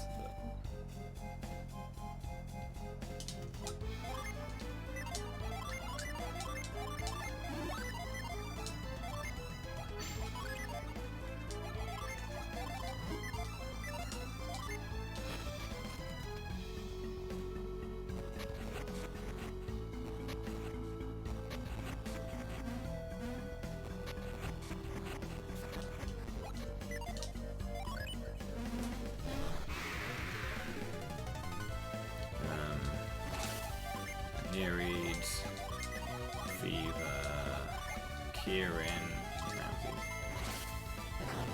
Do not kill anyone. Thank you for not being dicks ever.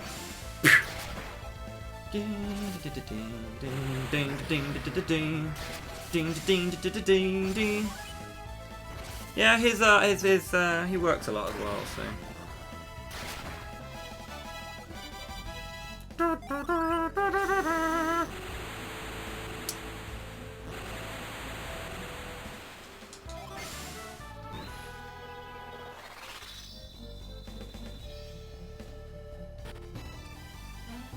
So we go in there only for Zephyr, nothing else.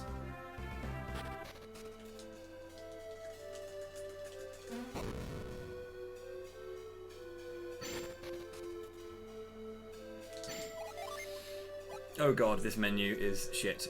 Forge for Gust, and then Breeze to you, and then turn those off. Yeah, there it is.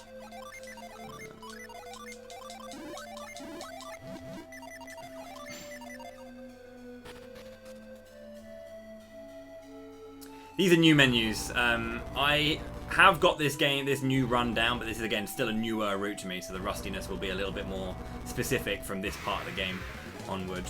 Actually, you know what? This is a U-turn. Oh.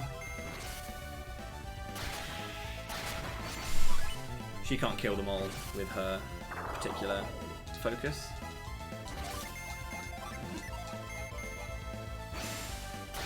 She needs to focus the mole when she does it. Ivan would kill both, but she needs to focus the mole. Good to know.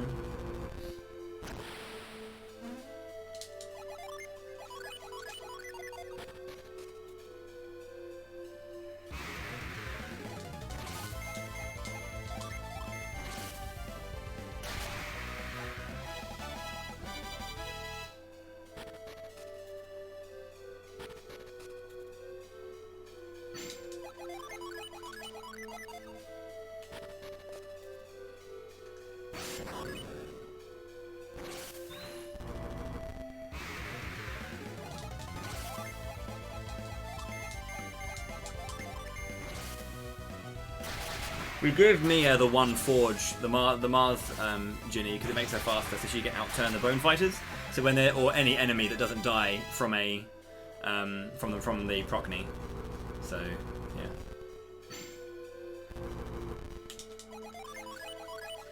You know what to do that.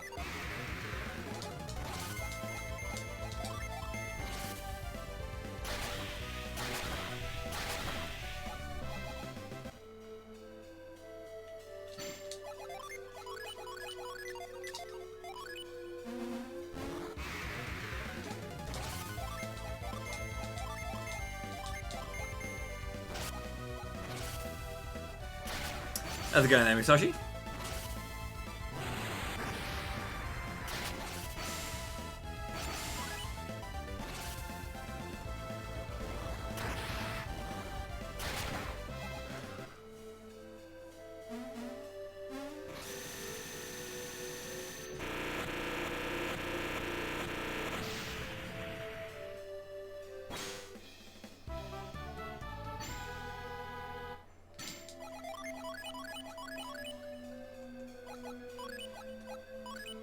I mean,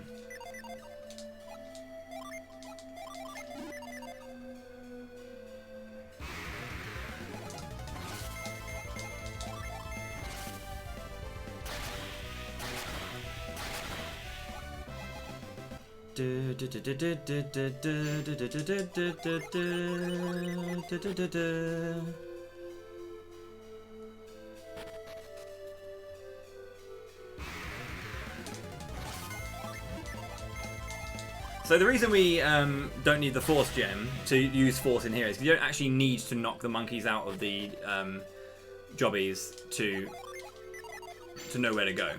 It is set. It is not random and it changes. He will always go the same way.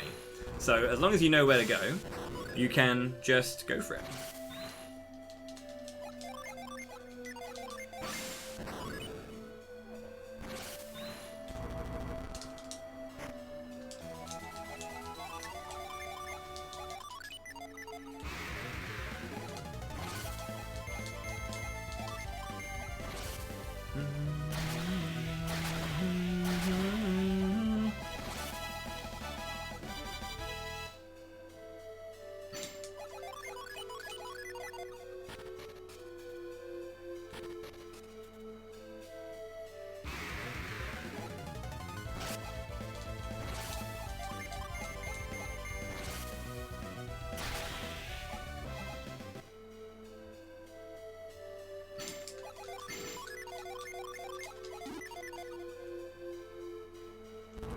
So yeah, we'll be summon rushing now because Procny is so very, very powerful. It kills majority of things that it touches, so...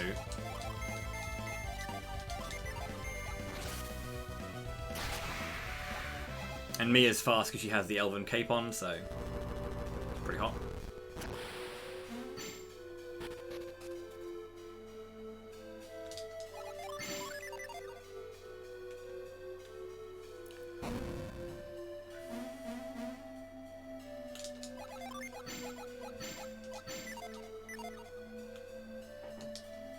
Super fast. It's the fastest animation in the game.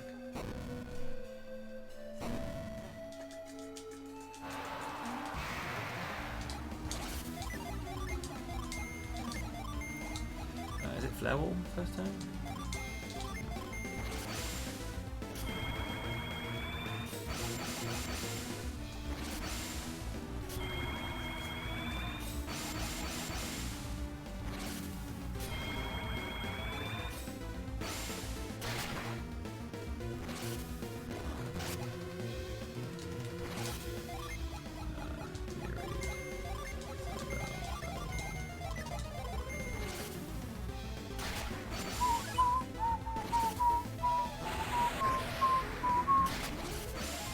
Just don't use that big old claw on Rush, and then we're fine.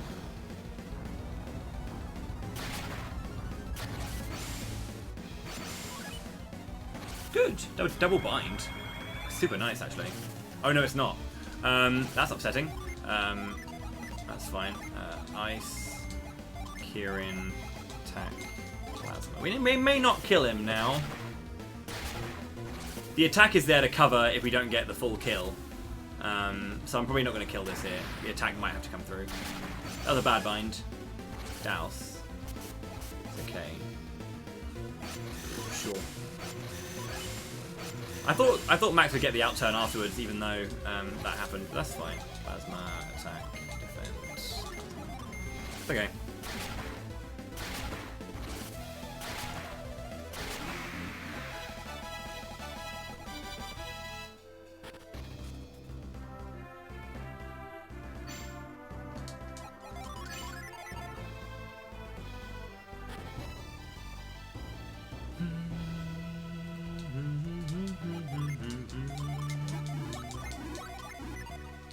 I don't know his menu fast enough. You can actually do the full Jin menu before you get up here, because it makes the...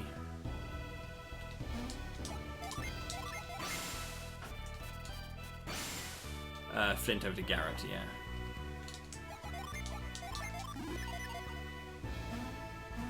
Gus for Zephyr as well. Flint to Garrett, Gus for Zephyr. Remember that. Flint to Garrett, Gus to Zephyr. You can get that in your head. Sorry, Flint to Max. Because we got Bort, Max, Rush, and Meow. Right, time to go and grab Corona, the Ginny.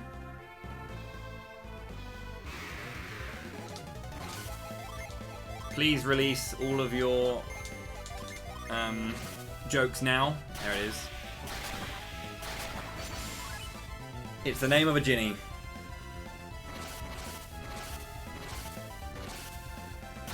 It's a bit of a shame, yeah. Because they were at one point cool names, but now everyone's just like, oh!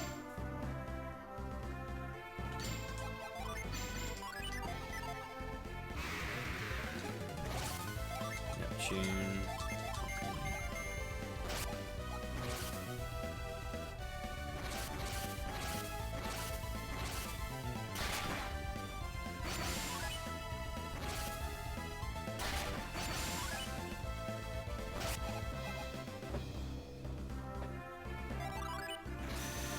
I don't think we're going to get a sub 2 Alton, so...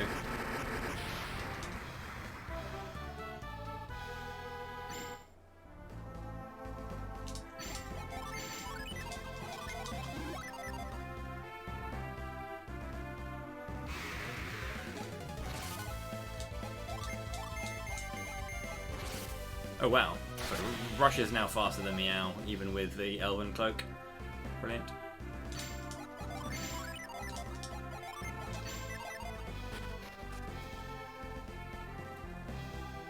Yeah, Karen is... I mean, Karen is the way it's pronounced, I'm pretty sure. I used to say Sharon, but yeah, I'm pretty sure it's Karan or Karen.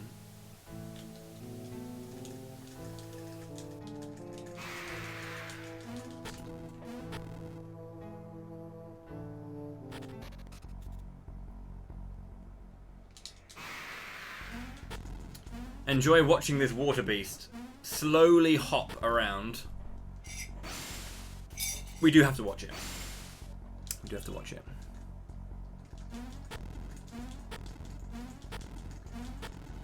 Yeah, Karen. Karen. I think Karon is a little bit too clipped, but yeah, I mean Karen.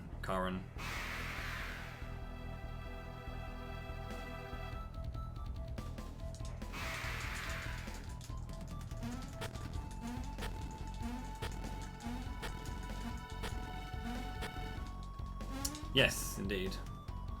That's where that name comes from, the ferryman.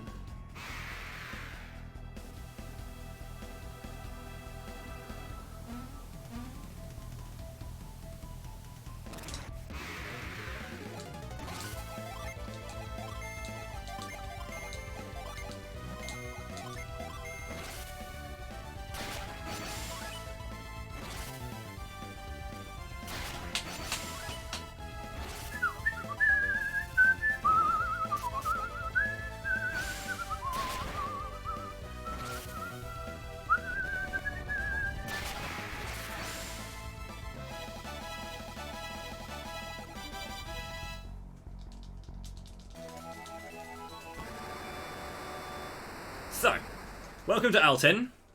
Altin is going to be an interesting dungeon for all of you. You're going to really like this one. How's it going there as well, Sally? Yo, Hinkle. Thank you very much for 11 months. Welcome back to the fighting class. I appreciate the support. It's very kind of you.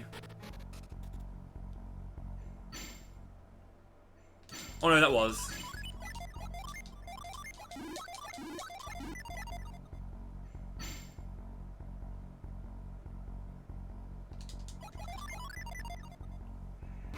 Wow.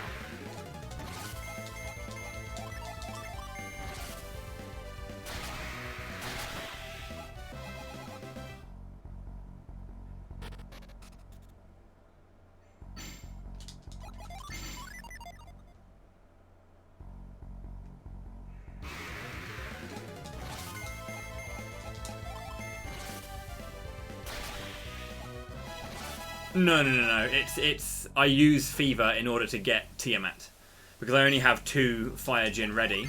So Fever goes first to allow Tiamat to be ready to summon.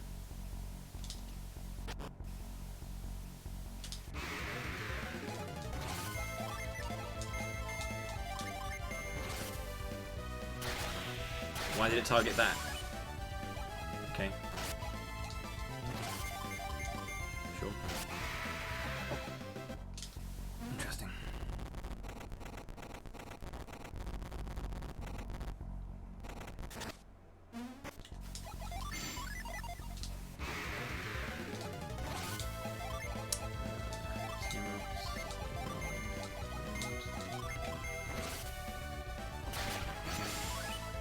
Bort may not actually outturn this because he didn't get the Satoros experience, so he might not be of a high enough level. Never mind. Let's go Bort! Let's go Bort! Let's go Bort! I might have had more experience coming in from having to take extra fights because of that, but yeah. Essentially, Isaac levels up, or Bort levels up on the first statue, where we can't outturn him with Fever. Yeah.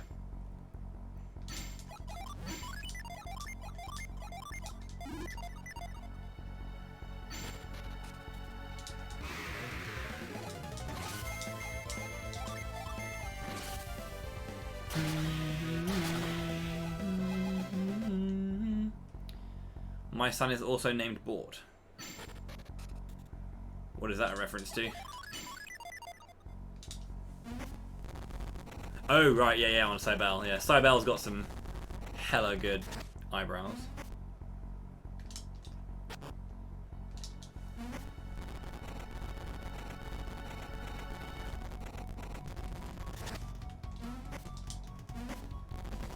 Eyebrows on fleek.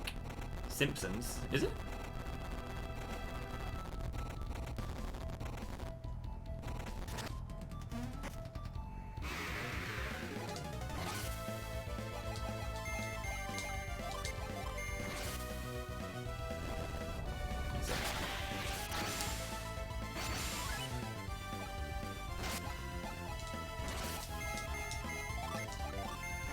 So I guess earlier when someone said my son is also named Bort, they weren't being serious. I see. There you go. Ladies and gentlemen, I know my popular culture.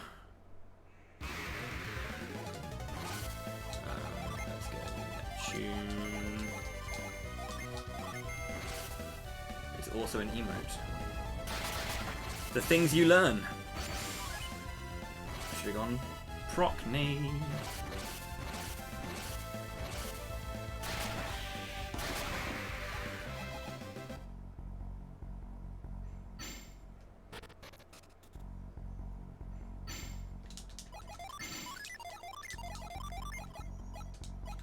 Drop. Frost. No. Cool. Let's go. Cross.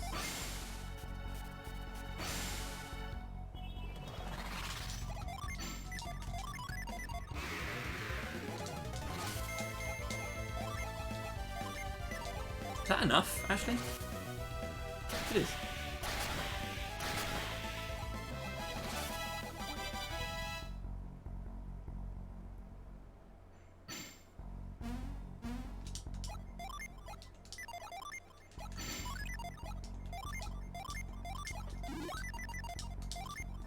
Bye, Altin. Good times. Had fun.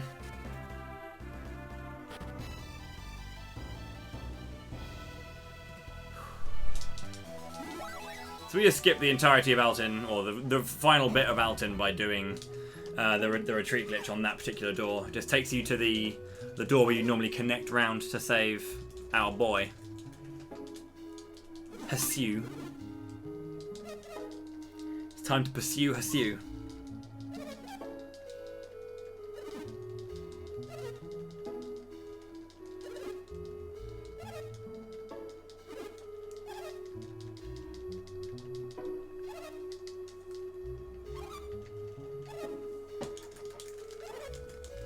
You bet that lady is definitely not Ivan's sister. And they haven't got the same hair colour, so yeah, it's a good assumption, I think. Very good assumption.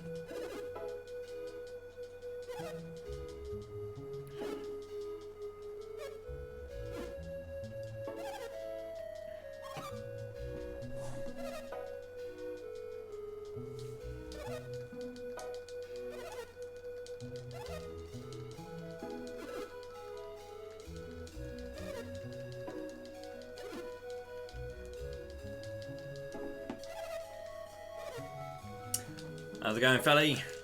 Welcome back.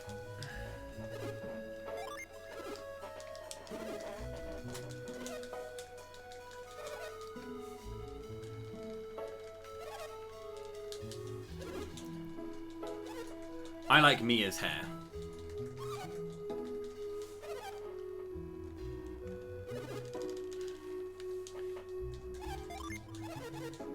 Shoutouts to turquoisey tealy hair.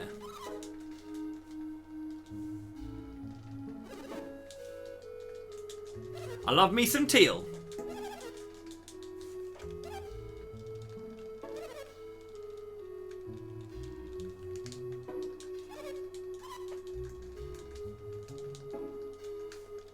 It's not like my generic stream layout is.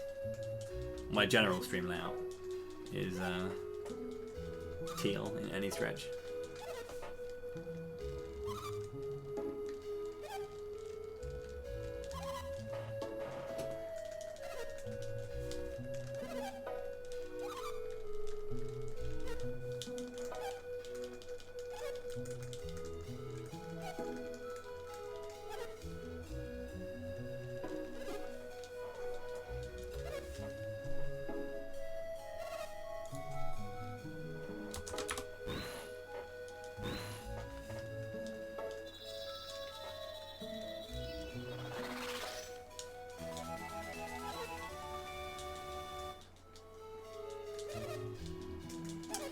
Okay, so we've managed to destroy Altin.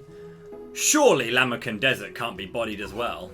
Surely Lamakan's going to be really hard and we have to grind it out like normal. Yeah. We can't just leave like this. Oh, we can, Pia. Oh, we can.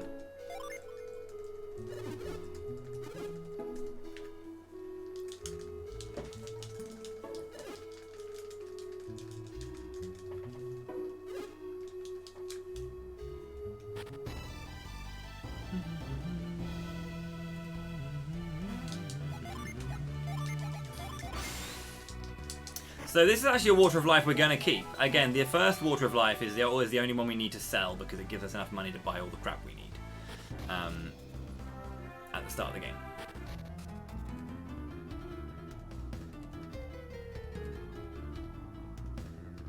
Lamakan Desert, of course, has this mechanic that is the heat gauge. As we run through the sand specifically, the heat gauge builds up. When that gauge maxes out, we take damage. Now you can cool off by using Reveal to jump into the oases and chill out. I definitely didn't do that thing, yeah.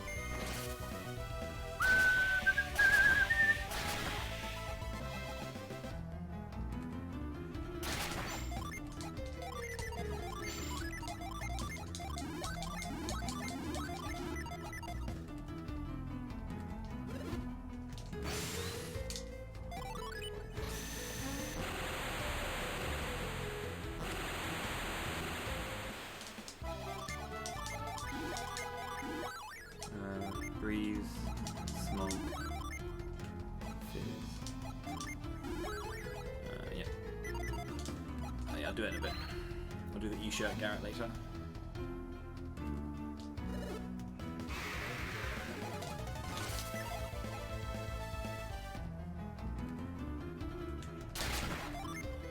Okay.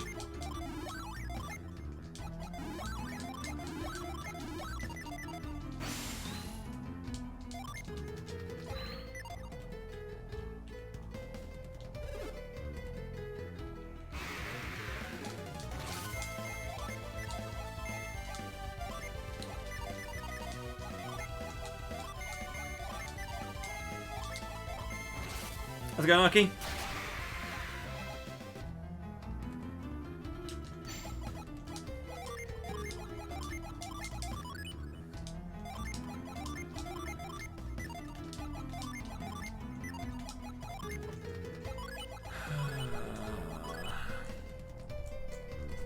It's going to be Granite and Zephyr. Elven shirt to Jobby. Travel robe back on Mia. Sorry, let me get to this. Okay. Neptune, Granite, Zephyr. Okay, so this guy also has a set turn order: Poison Tail, Impair, Mad Blast, Poison Tail, Attack, Curse, Nova, Delude. I don't know where in that it is. So by doing the reveal and then using the retreat glitch and cancelling the reveal, it actually erases a bit of the thing over with the sand. We get an encounter on there and it clips us into the wall. And we're out of bounds. We walk up to the very, very corner and press A to encounter the Manticore, which skips us to the very end of the dungeon. That was Nova Delude. Okay. Okay, so apply. Cybele. Tiamat. Defend.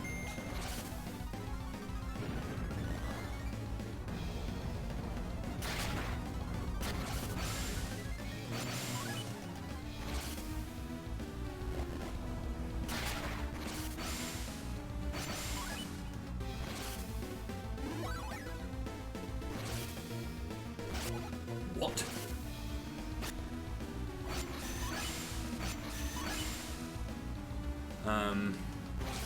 I did not think she'd die at all there. Holy shit. Quinto ahead of at 89. Okay.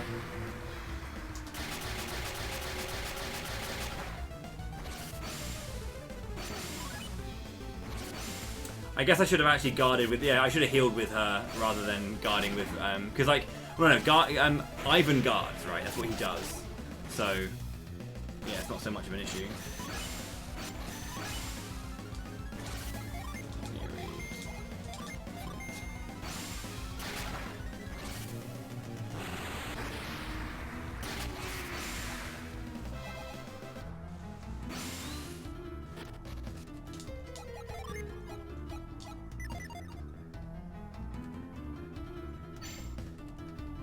Yeah. This is not good.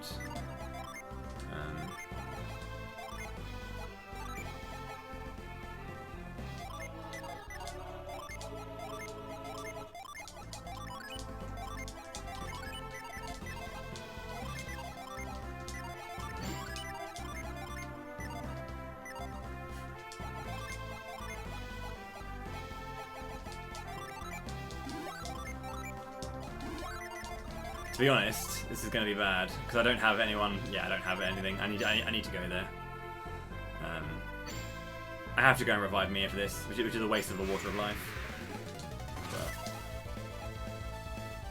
this is just going to add some time. Manticore should only kill one person if I'm unlucky, but I had 2 deaths. So. Shit.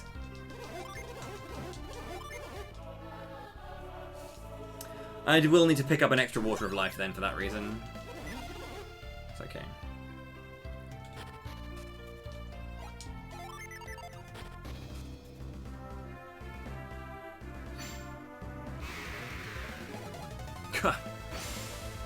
Caught by surprise. That's cool.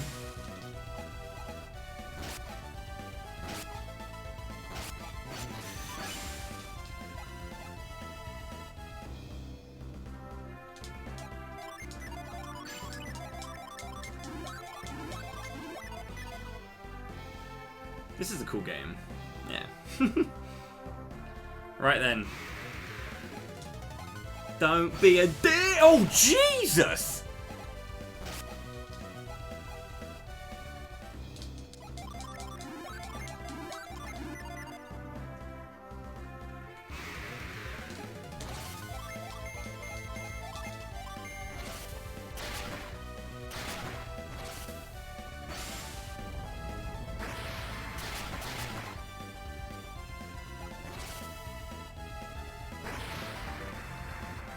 How's it going, Rashad? Welcome, welcome, welcome. Yeah, LOD's a good ass game. I like that a lot. Weirdly enough, actually, I was watching back my VOD for the speedrun I did of that game, actually. Don't know why. I was just looking at it today. I think there was like a few people watching Legend of Dragoon today, so I had a look at what was going on, and there was a speedrun going on. And I was like, damn, speedrun. So it caused me to want to look at my run. That was a fun run. No one in the community had known for all this time that Psych Bomb could miss. Or I found out when it missed in Archangel. That was a really, really good fight.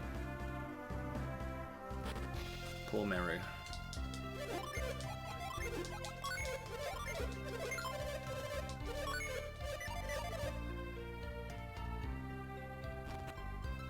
Yeah, Meru's solo fight at the end of the game. And then it missed. Actually bullshit. Yeah, no one knew it happened. Like, honestly, everyone was just like... Wait, what? Like, yeah, apparently so. Wasn't ideal at all. Oh, dear. Right then, we're gonna get to a good bit, which is set sail through the Karagol Sea.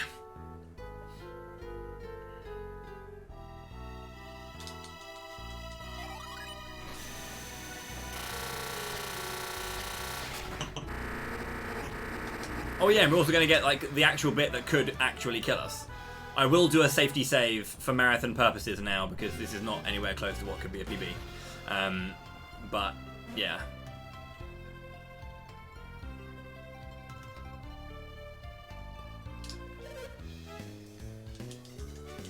Yeah, Psych Bomb misses, yeah. No one knew. That's the thing. Like, no one knew that Psych Bomb missed until I used it. When you go to the solo fights at the end of the game, when you're on the moon, and yeah, Meru's doing her solo fight against Archangel, and the Psych Bomb does half the fight for you, and yeah, it missed. And like Death Tome, who's like the Legend of Dragoon guy, he's like the original runner and the original person who did it, did everything with that game. Hadn't seen anyone miss with a Psych Bomb before. That was funny. Yeah.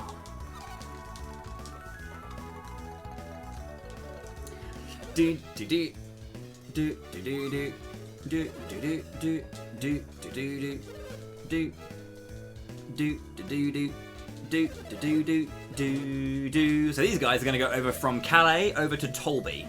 Tolby is where Colosso is going on. Colosso is a big like gladiatorial sporting event, which everyone's like, sweet, I want to see people get beaten up. Speed up and power down, they're good ones. Speed up, attack up is also a nice one. Doubling your attack for 3 turns is hot.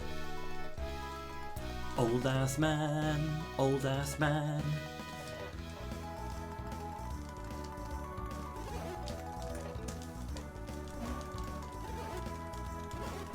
I like Legend of Dragoon. It's a pretty slow paced game. I mean, I played it on PAL, so playing it on NTSC was a treat. But yeah. But even though it's slow paced, it's actually really enjoyable. It's a very comfy game, I think.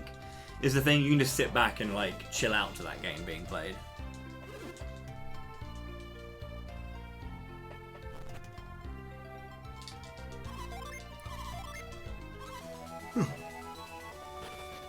The blazing speed. The burning rush, if you will.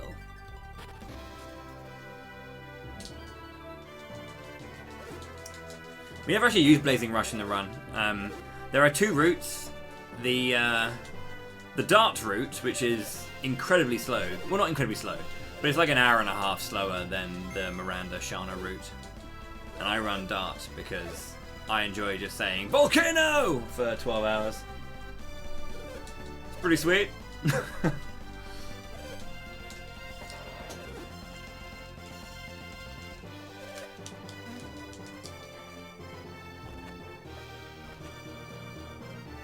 So what's really cool about this game, and thing I should probably talk about, is we're not going to do it yet. So when I say I'm going to do Crossbone Isle, I'm not going to go there yet. Now, some people may not know this. I mean, I assume a lot of people would. If you don't know it, you're probably wondering, what do you mean, Crossbone Isle now? In this next section, we're going to cross the Caragol Sea by boat. We're going to be attacked by monsters as we go. And slowly but surely, the rowing team are going to get taken down one by one. Now, if you select particular NPCs in the right order, because you'll pick the order left, right, left, right.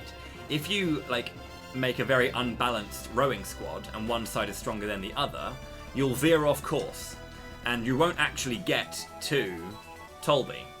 You'll actually end up on Crossbone Isle by accident, which is pretty cool that you can go and do that.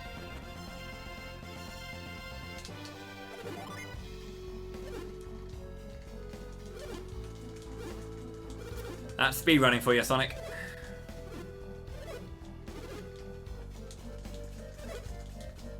It is a shame. I think they just kind of did that specifically, so... It would be nice to be able to reach the Ginny in time, yeah? I think that would be nice just to grab Bane, but... Like...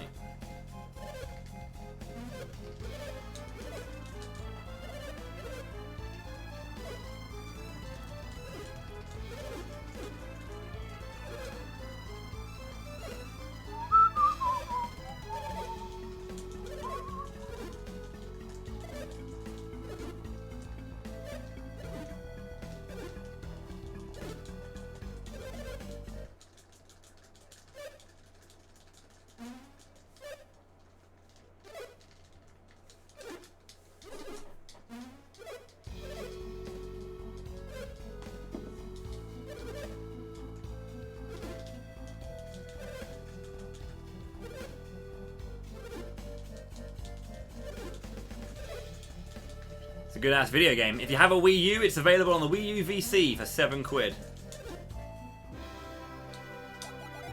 I need to give the... Yeah, you got that.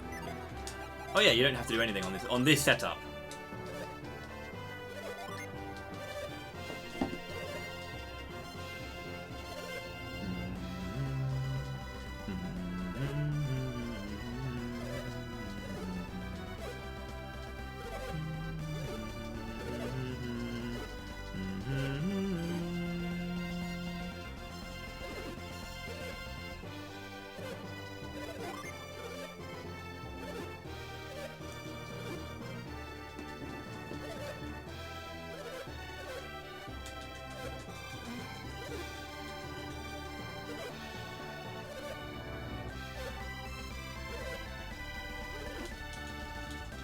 How's it going, Silent Hell?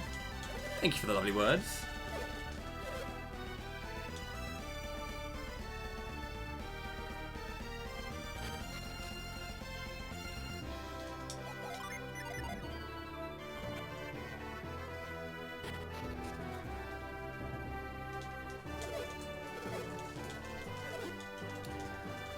Yeah, the Wii Shop channel going down is sad because now no longer can My Life as a King and My Life as a Dark Lord be downloaded. What great little WiiWare games they were. I loved My Life as a King. This shit was cool. Chilling out with just a Wiimote in hand, being like, bro, look at how much of a king I am. I'm fine. I can't speak for everyone else in chat, but I hope they're also fine too. I hope I haven't done anything to make their day worse. Classic nobility. Cheers.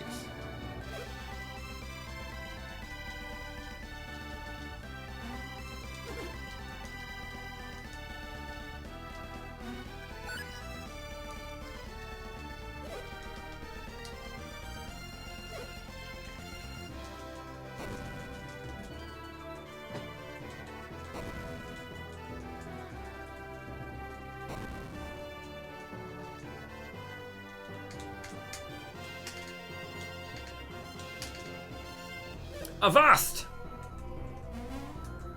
Monster sighted! Bloody Nora. Okay.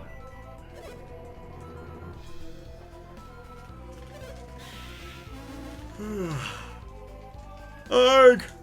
Enemies!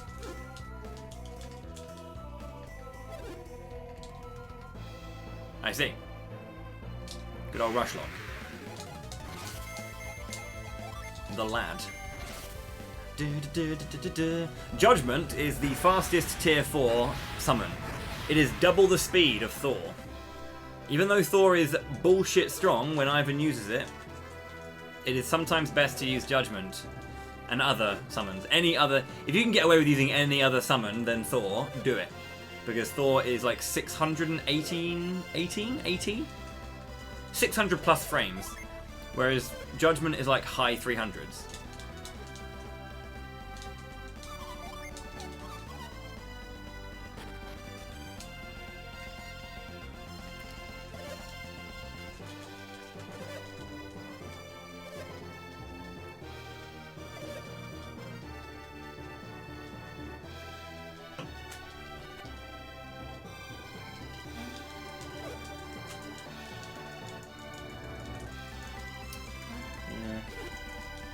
I don't know why I still have this shirt. I'm not supposed to.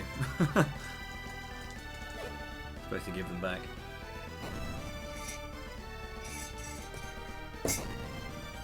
But I'm on the stage, so I can get away with it, I guess. Don't tell Luke. Bowie the fifth. I wouldn't say fifth. I'd say the opportunistic.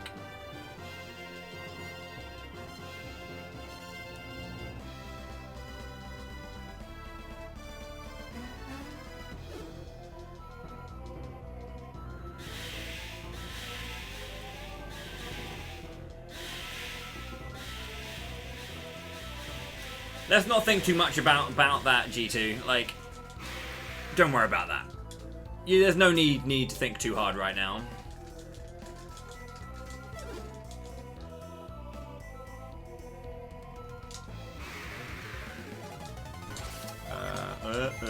Oh my god. Meteor! Don't also worry about how I'm managing to summon a meteor from, you know, space into a ship. Not onto a ship, but into a ship. Don't need to worry about that at all. It's completely fine.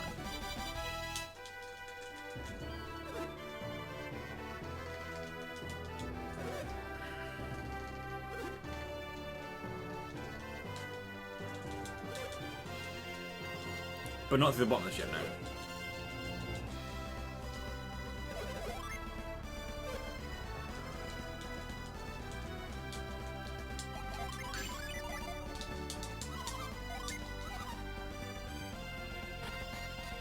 If anyone needs to go and get some water, now's the time.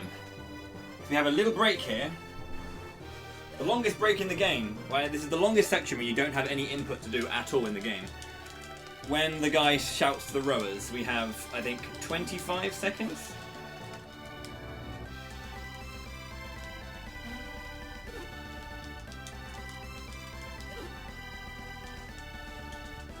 Go!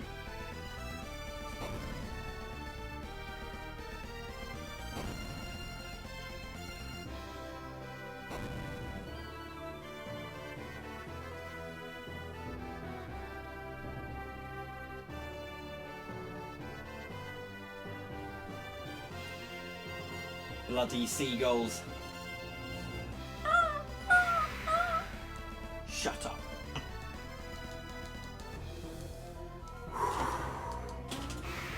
I changed my key bindings, so the ZR button, which is normally what I hit to open the menu, now no longer does anything, so it's the select button. I made X and Y start and select, and the actual select button is the menu opener. So I can't do that anymore.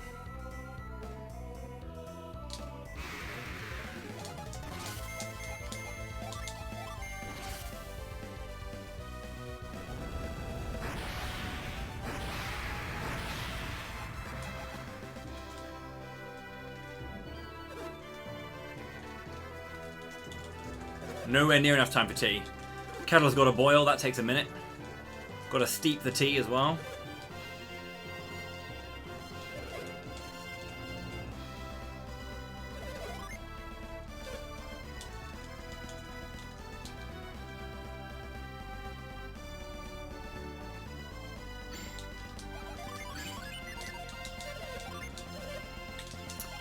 It's going to be Vine, Smog,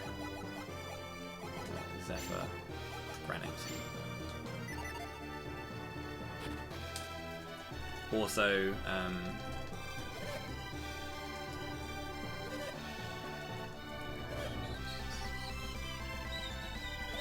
Scorch.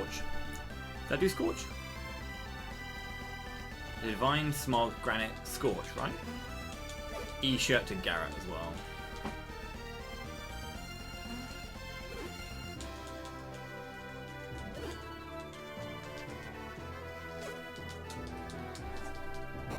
Da, da, da, da, da.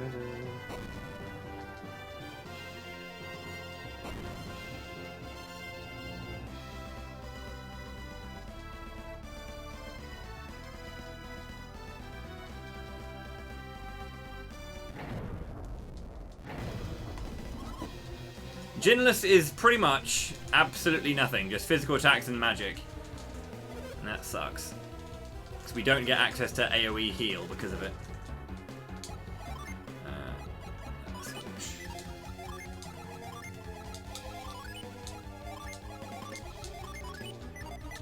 Okay, this is my one save.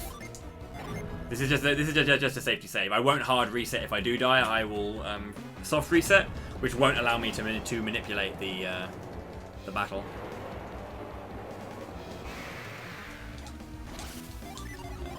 Vine, Granite, Scorch.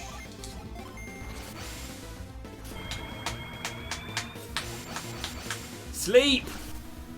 Sleep! Sleep. Shit.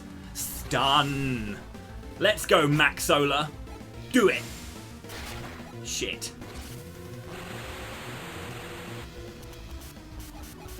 Not looking good. Okay, so we're gonna go Sleep Bomb, Smog, blah, blah, blah, Meteor, Sleep, Sleep, Sleep. Don't be a dick. Happy Squid, please.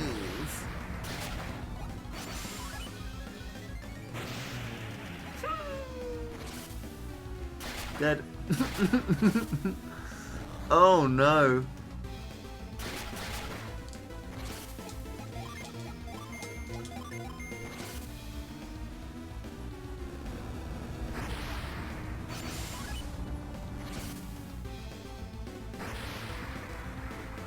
Can I win this?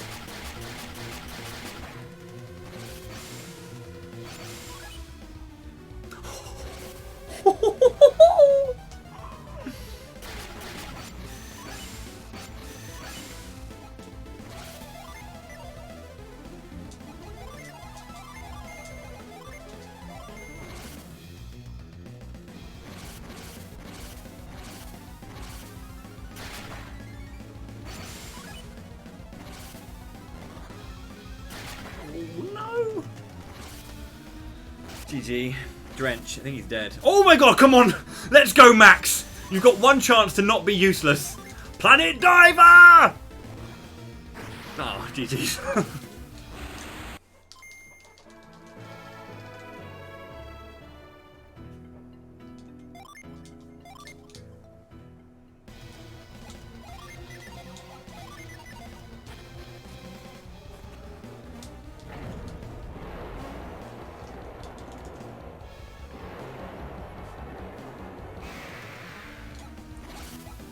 Okay, so Vine, Granite, Scorch, Sleep.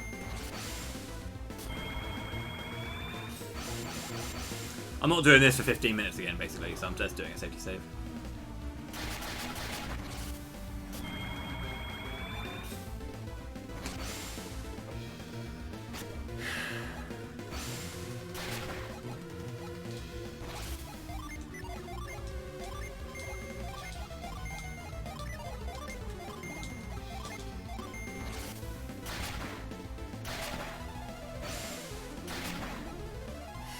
Landing all the AoE.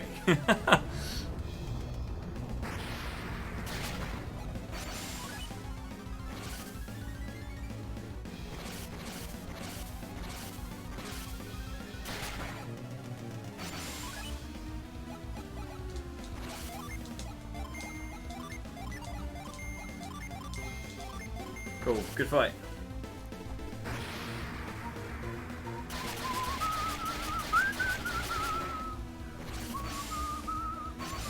That's because Planet Diver is a sick move.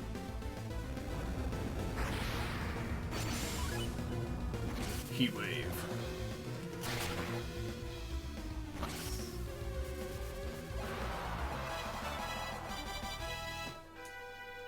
Yeah, 15 minutes. 15. So that should be sub 230 if you want it to be a good time, quote unquote.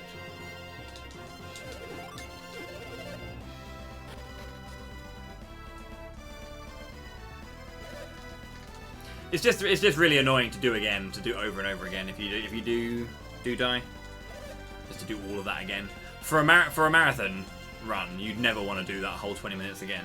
It's still or 15 minutes again. It's just too long. So like, it is no S&Q, but it's called no S&Q because it's essentially about no manipulation. And when it comes to manipulation, soft resetting isn't that bad in this game. There's a lot more stuff you can do with just the soft reset in 2, I think. But like, the big thing is battle manipulation, which is hard resetting. So actually just doing the code isn't so bad. Like the A/B start select isn't so bad just to get the soft reset. Because I don't know what... Because again, I don't know what the battle RNG is, so his moves will still be different. The targets, again, I can't tell. So...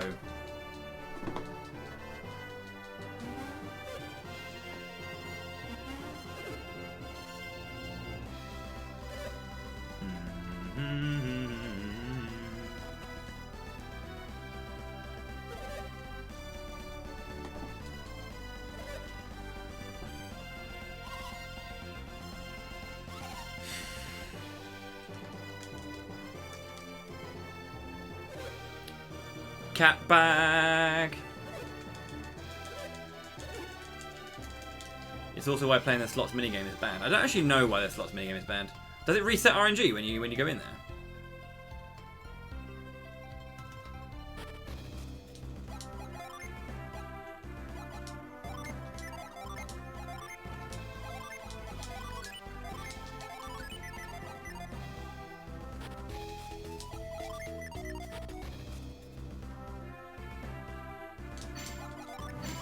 Wow.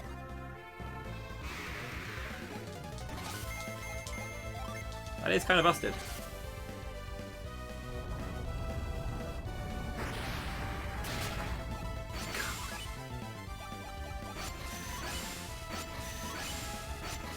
So these guys can defend, and their defend is the same as a flash. So I haven't really talked about Flash. So Granite, again, is an aura-based buff that gives you 50% damage reduction, which is obviously very, very nice. A weird caveat to that is that...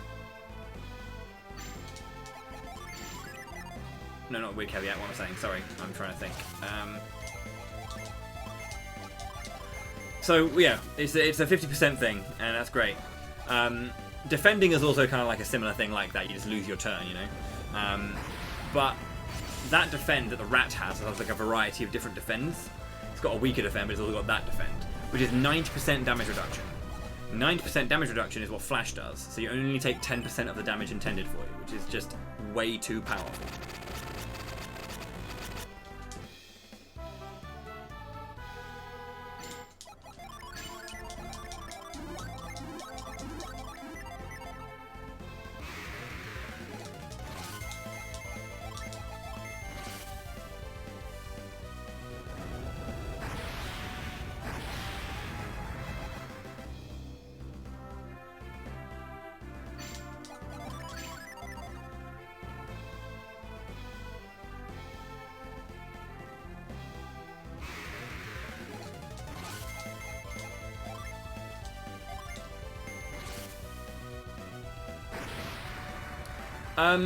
Actually, honestly, majority of them are guaranteed, pretty much. Pretty much. I think there is a low chance of not getting them certain ones, but in particular, Vine actually does not have a chance, have that higher chance to appear, because Vine is actually in 2 separate spots on the map. So because they split where he was, I guess they split his appearance rate. But the other ones are pretty much, if in that area, you'll definitely get it, or you'll most likely get it. 3 separate spots. There you go.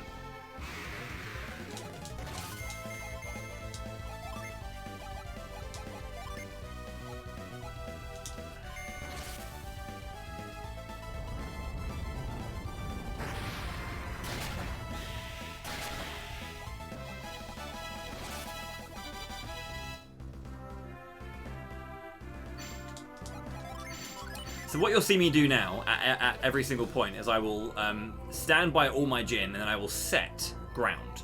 Ground is a very, very cool Djinn. Ground is a priority Djinn, or Djinni, takes precedence, goes first, all that kind of shit.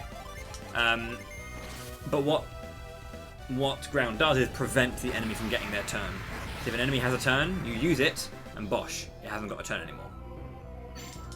This allows for me to basically cancel out enemy turns whenever I want. I mean, when bosses have 2, for example, I can get rid of one of the 2 turns. Very, very nice. But most importantly, it allows me to do really, really cool fights. If there's 2 enemies, I can kill one of them guaranteed with Ivan, who will outturn, but no one else will. I can stun one, kill the other, and then my characters can finish off the other by themselves. Which is a nice little setup that we can do. The biggest thing that you'll see that happening for is double.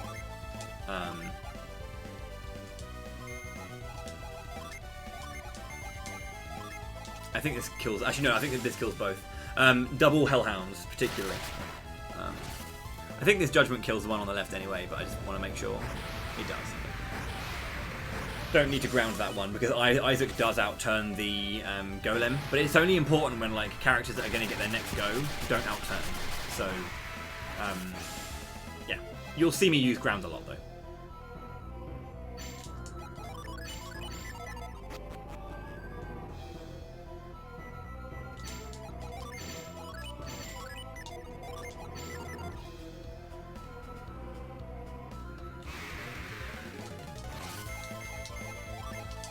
Up.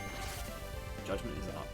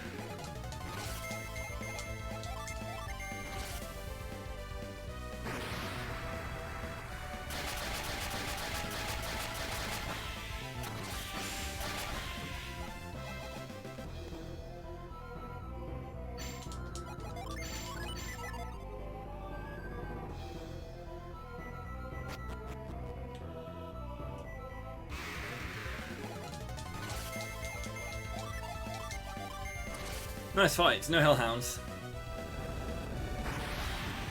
But yeah, a big part of being fast in this game and this run is kind of being able to see the formations and immediately know the inputs, because like the menus are like bloody slick in this game, and they're a huge part of being fast. So being able to see a formation, know the answer, and immediately do the inputs is kind of key. Shanking old ladies in the woods.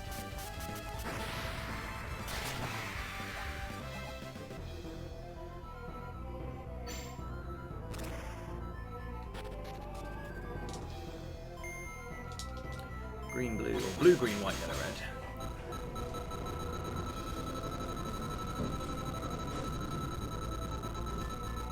Blue, green, white, yellow, red. From left to right, it's blue, green, white, yellow, red. So whatever it lands on, you need to select the right one.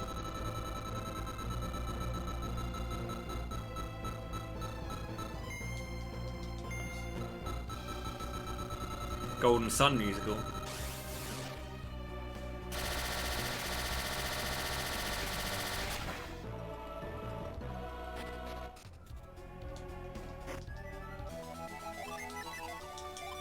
That was a really good alt Miller cave.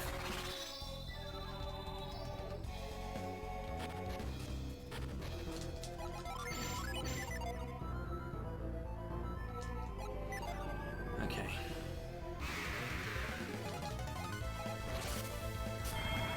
OCR did, yeah.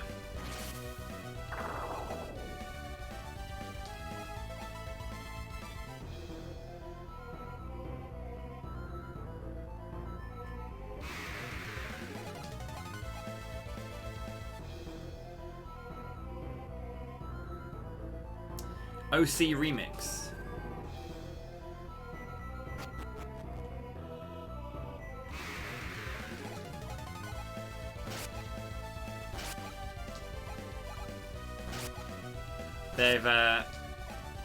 They've been a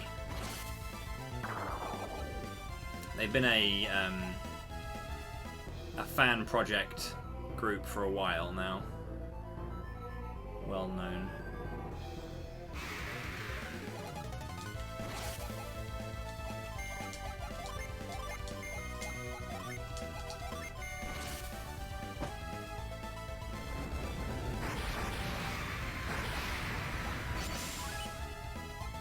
A lot of composers and remasterers, I don't know.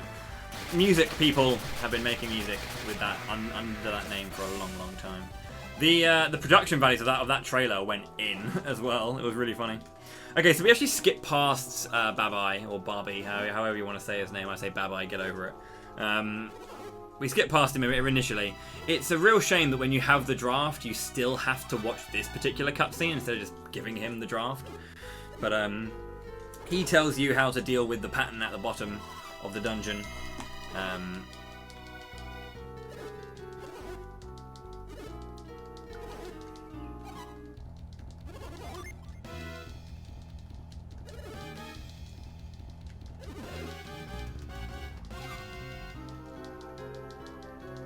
Yeah.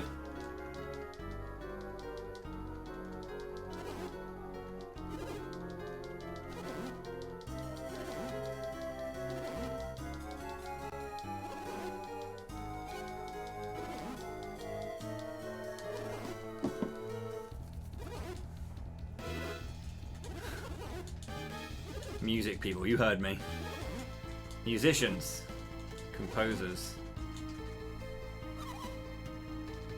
You're unashamed that you pronounce draft as draught.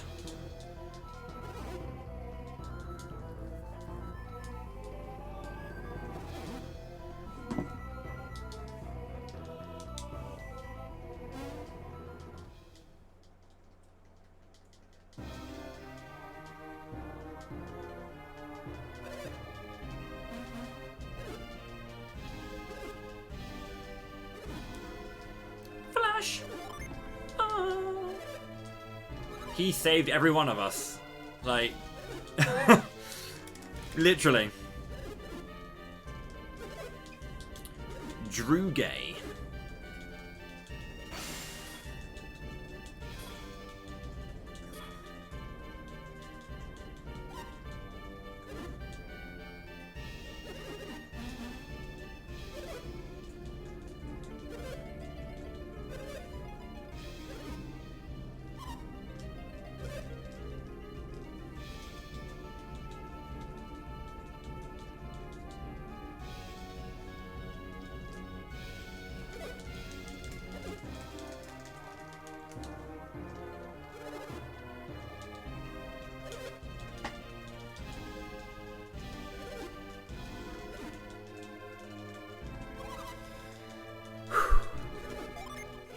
Did you say Creighton? I did. Another old ass man who talks as long as I do. Amazing battle.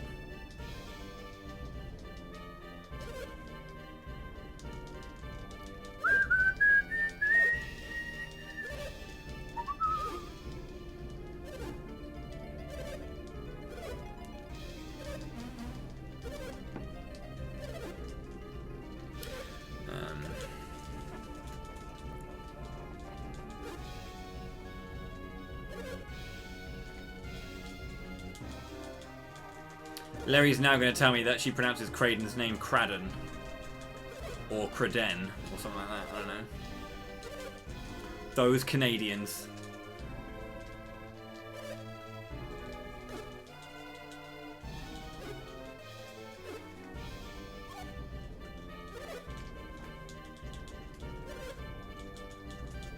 Credine.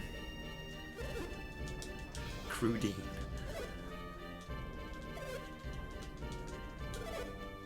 Crawdin. Crawdad.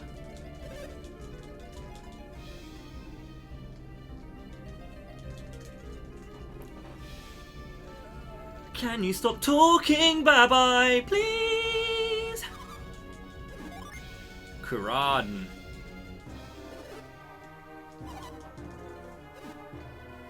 Someone's a weep! Old man Cradden. Let's go. Nod.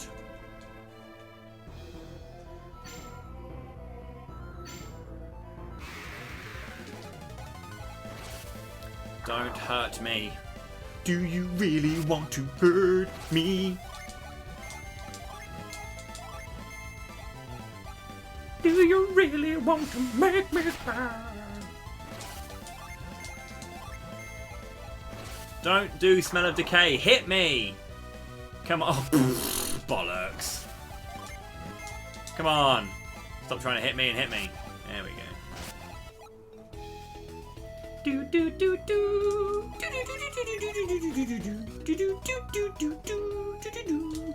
Okay, so fever for flint, mist for quartz, smog for ground, vine over, bosh bang, boom, I think is that one there.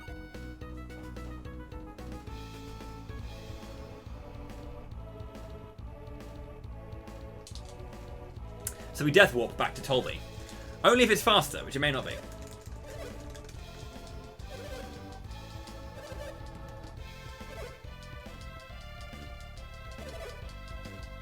How long would this run be without dialogue? Probably about an hour faster? Well, no, more than that. Like an hour and 10, hour 20?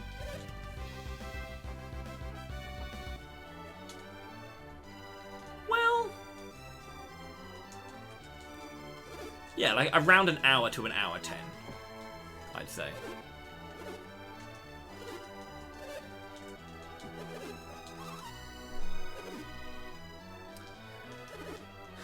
I mean, if someone can do a Project Demi on this game, I'll be interested to see.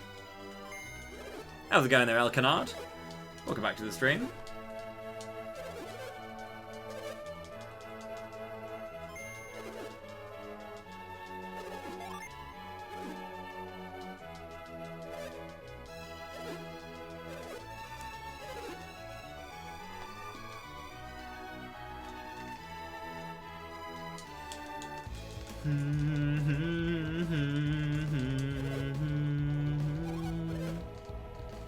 There is a cutscene-less ROM out there. Is there really?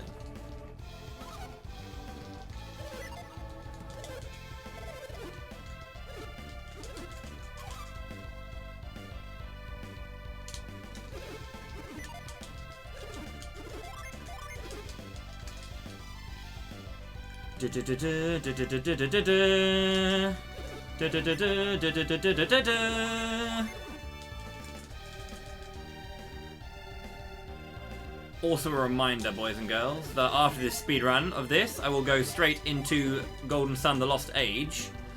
So a note that the Golden Sun: The Lost Age characters are up for naming.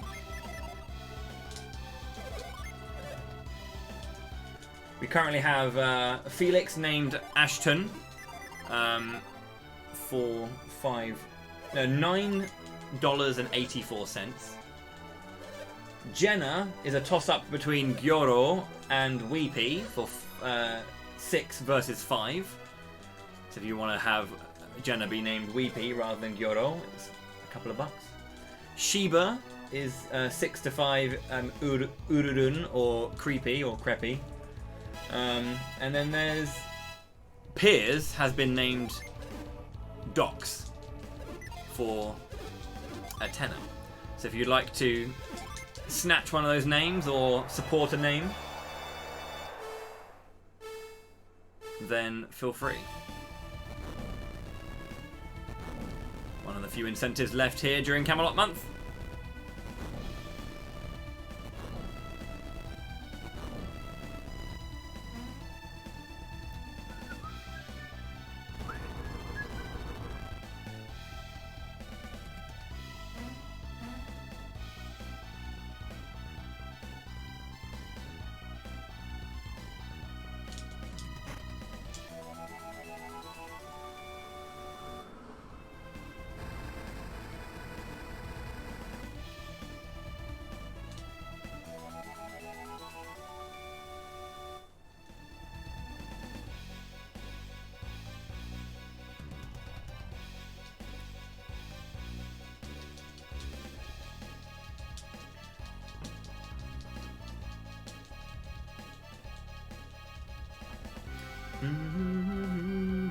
Yo, Jeff. How's it going? Welcome back to the stream, dude.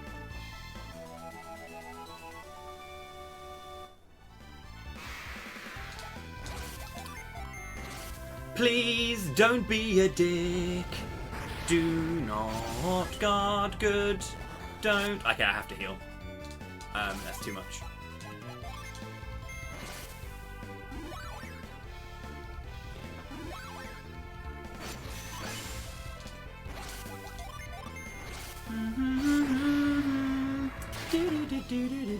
Wow. Okay, Azart.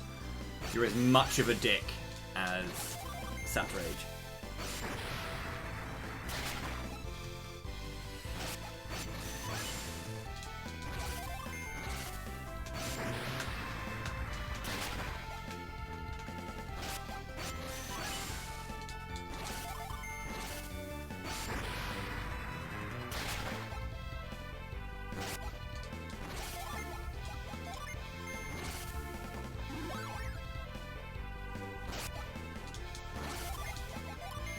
Yo, Ninzard. Hello, streamer. Unnamed viewer here. I love your content. Could you divide this between Creepy and Weepy? Yes, most certainly can. Thank you so much indeed for the $5. Unnamed viewer here. Your name popped up on the stream. I couldn't prevent you from being found out.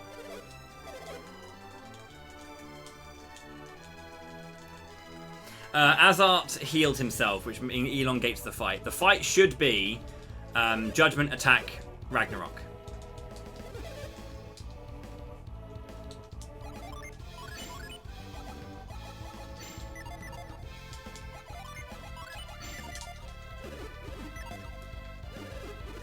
The funny thing is... Yeah, exactly. That's the thing. You can write whatever name in you want, so...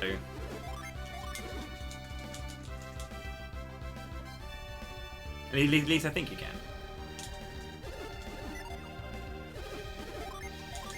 So thank you very much for the $5. That's $2.50 going towards Creepy and Weepy. They're both at $7.50, beating out Gyoro and Ururun.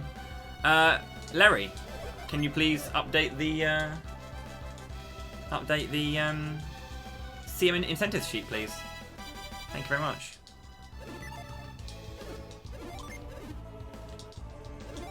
Yo, Larry, thank you very much for the $20.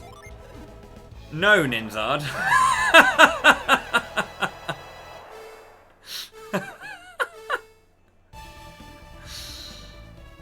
Wow. Wow. This is actually really important to Larry, but I wonder how far she's willing to go. So, to anyone who's wondering what this is, Star Ocean 2 is Larry's favourite game. And the original names for the two... And her favourite character is Ashton, who's a guy with 2 swords and 2 dragons at his back. The original game, they are called Gyoro and Ururun. But in the remake, or the re-release on the PSP, they were called Creepy and Weepy. And Larry hates the name Creepy and Weepy. So an unknown person donated to call... Larry donated to call Felix Ashton, and then someone saw that as an opportunity to call Jenna and Sheba Creepy and Weepy. And now, Larry is here. So, I leave the rest to you. 53.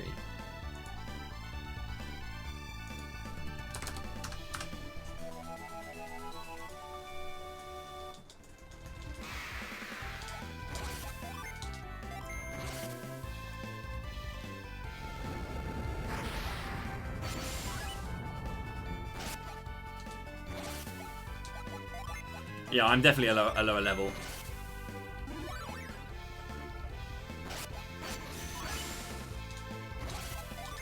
I was going to die from both of those. Also, I haven't seen a smoke bomb until there, so that's pretty good.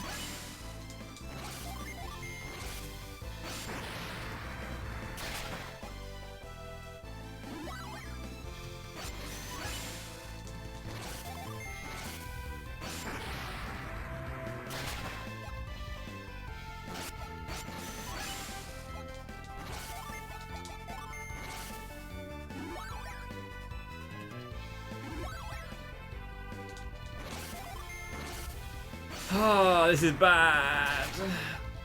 Stop healing.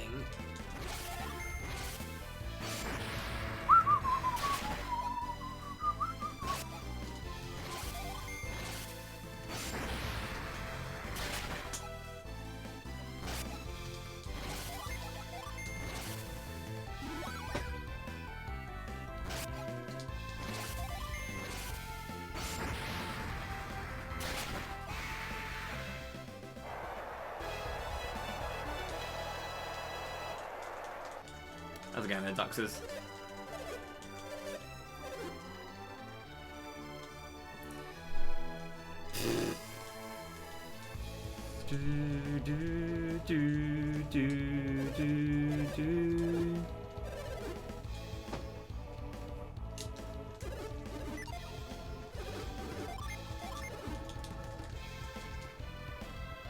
It is now time to lose. We have won the first 2 matches.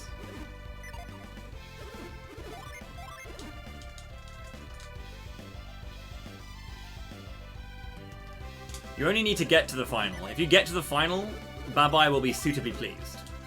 If you lose before then, it kind of plays it out as if it was just a dream that Isaac had and he needs to wake up and get to Colosso.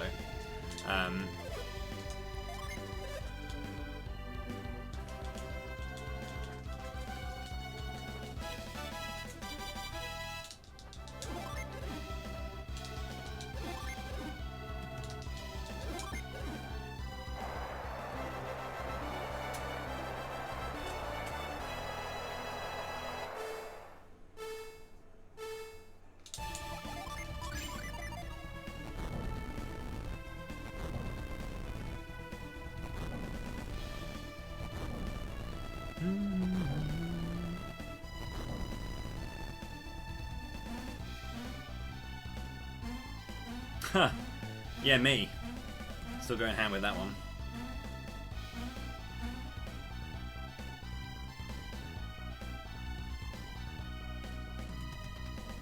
Right then.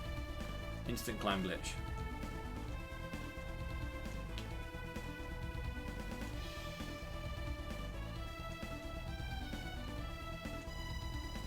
One more time. Ant!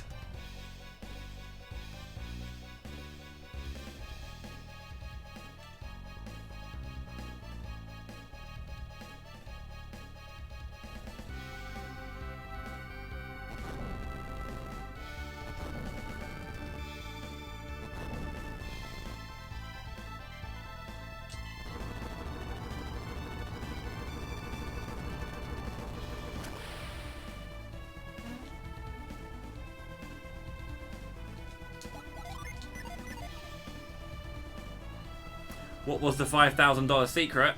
The Legacy of Kain.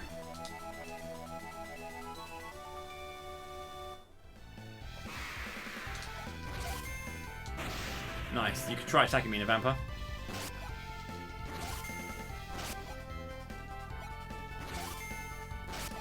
The Legacy of Kain is not the video game The Legacy of Kain and its sequel, Soul Reaver. Nothing like that. The Legacy of Kain is the legacy of Kain from Shining Force 1. So basically that's Shining Force 1, CDs, CD Book 1 and 2, Final Conflict, Shining Force 2, one long speedrun. All 5 games. There's 2 games in CD Book 1 and 2 are separate games. And at 6,000, I'll play some Mario Sports. What do I have after that? Well, you know, stuff.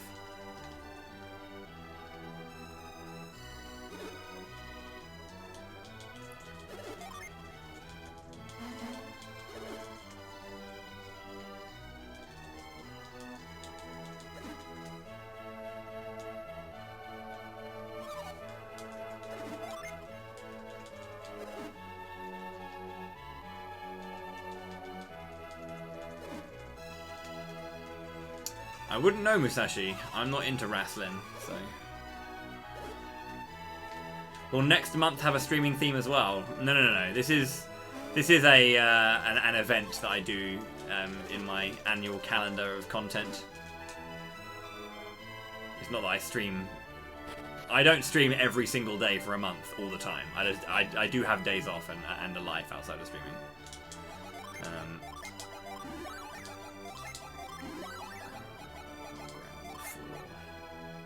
We'll just give, and then right, also course list.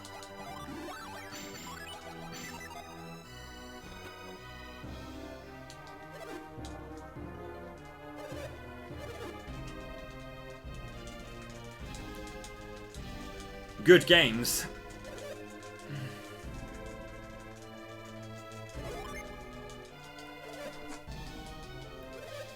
I think I might go into a bit of a fighting game stint for a while. I really want to stream more Dissidia because like I do a lot of scrimming, and I'd like to stream some scrims.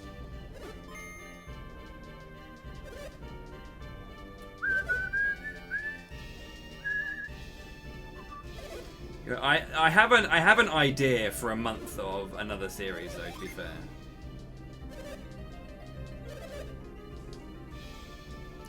Would I ever stream Super Mario RPG? No, I wouldn't. I played that game once. I'm good. How's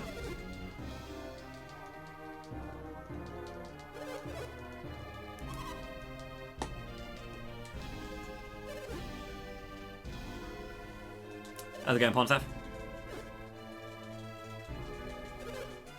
Most games are good. There are games that I don't like. There are definitely games that I don't like. Maytona. Maytona! Let's go away.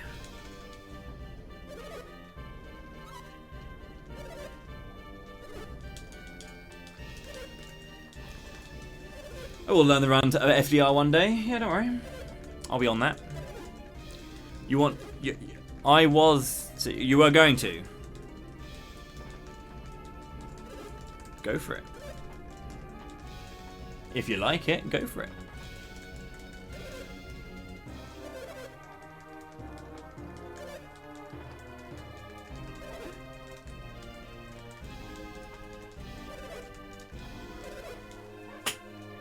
Sorry, this is a long cutscene. This is the second longest cutscene in the game, like individual cutscene. It's about 4 minutes. The biggest one being the 7-minute cutscene that is at the end of the intro. As in one single segment of just mashing and nothing else.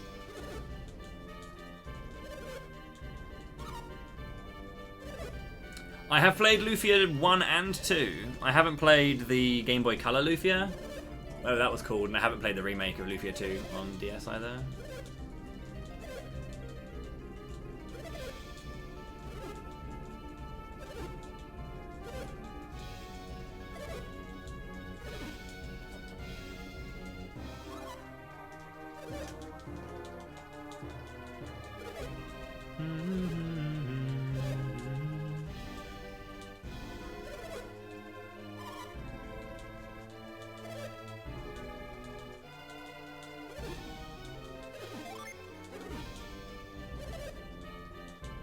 It is a Lufia 2 game. It is a retelling of the story of Lufia 2.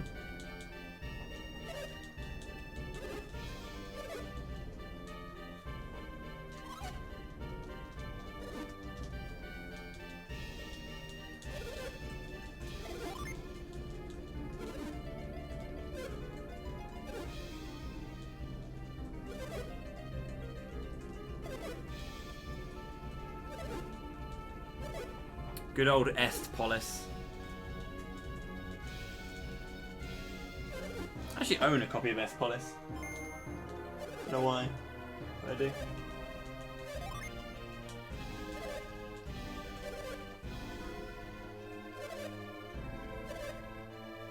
Can we shut up, please? Bye-bye.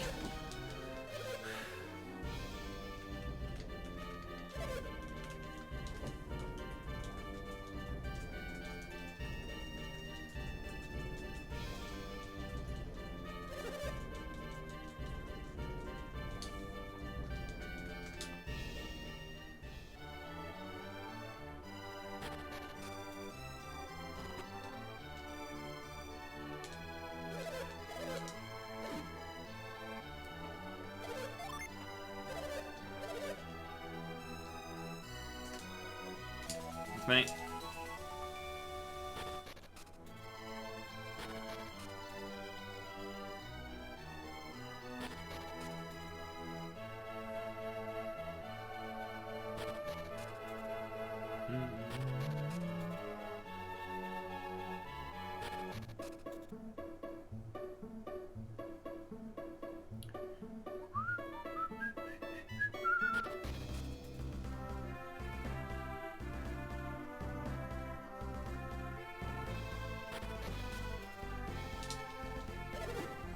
Right, I could go to Crossbone Isle now, but I can't get to the bottom without the carry stone. So I need to make my way all the way over to the Venus Lighthouse and actually like make some progress in that. Oh my god.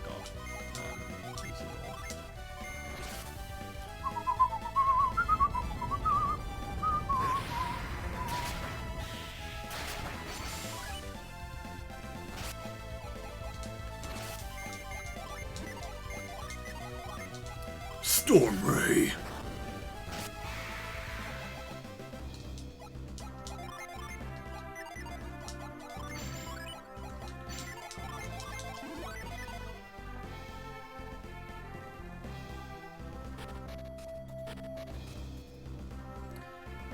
Suhala Desert.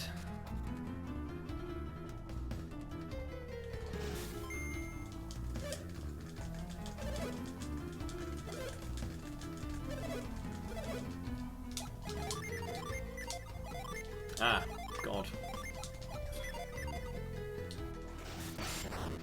How's it going, Jonas?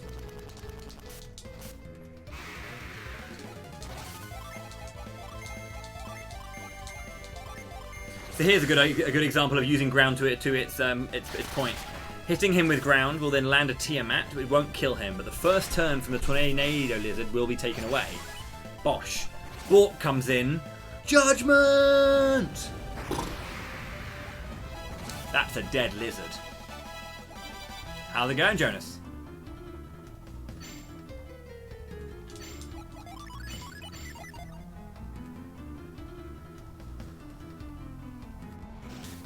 No encounter between. Good.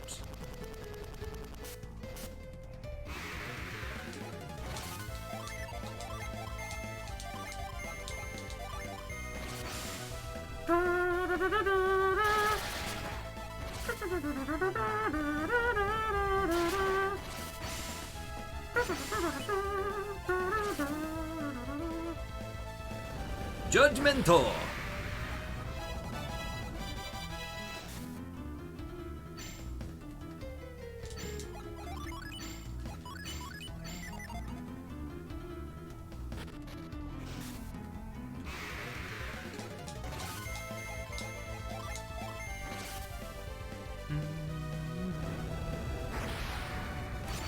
Huh. Well, I'll do a bit more damage than that.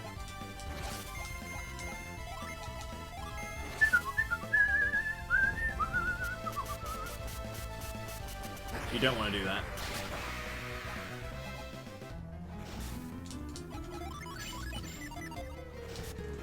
really don't want that. You think you do, but you don't.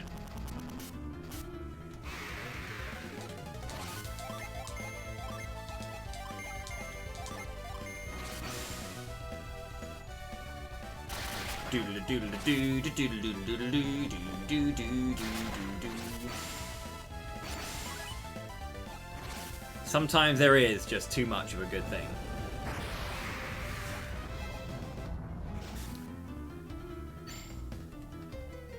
Gotta hold the line in battle.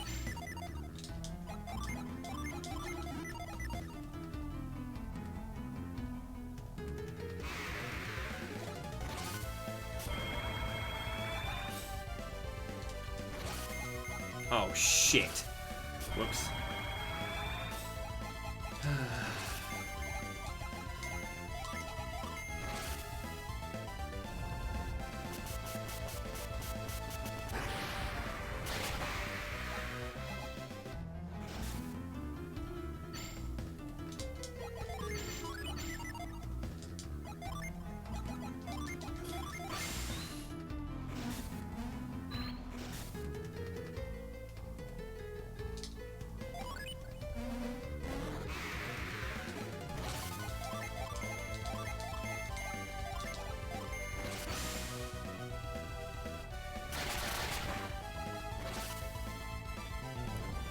Well, I mean, you can. It's entirely up to you. If you just stay on element, you'll be fine. You'll be able to get through that game on element. You can get through the game in any kind of build, but like it's always a good idea to try and experiment.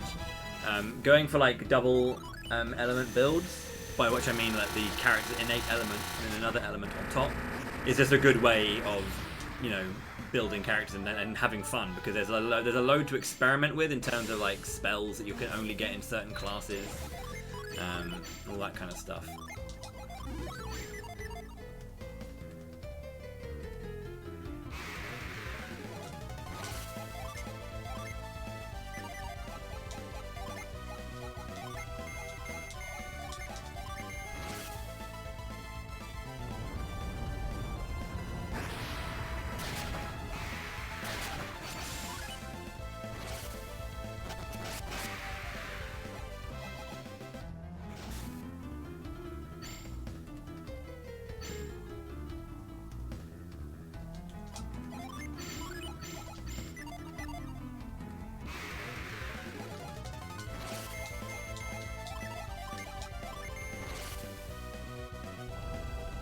I might get caught here.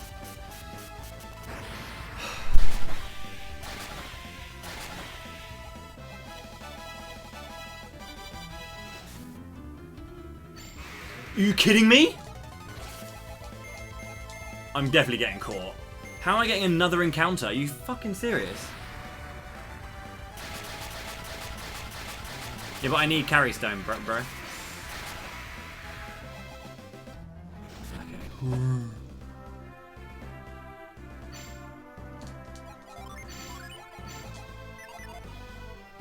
Oh, yeah, I've done a speedrun. I'm doing a speedrun right now.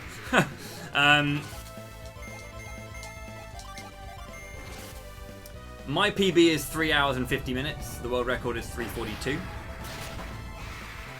I'm the second place runner. Plex is just that good. The second game is about, well, the world record is sub 6. I have a 6:30. That's the ape I was talking about earlier. How's it going, Gunarm? Good to see you, dude.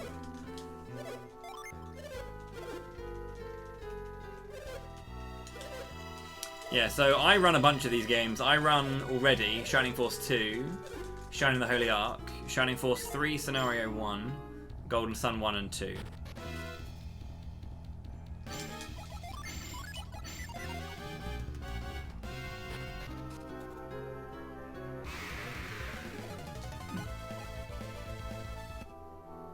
About 20 hours, I'd say. 20 hours, roughly. Give or take. Oh shit, I did it again, where I did like double. I'm so used to doing like 1, 2 fucking.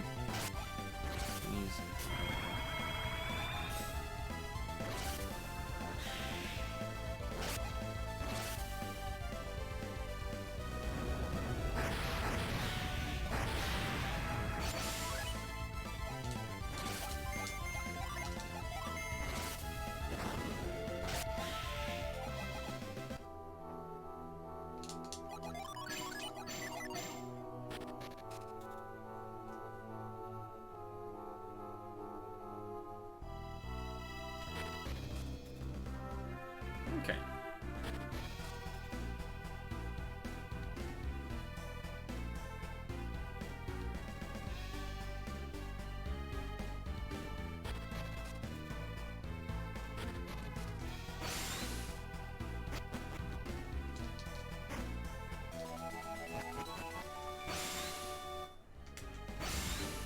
So what I'm doing here is something called reveal walking.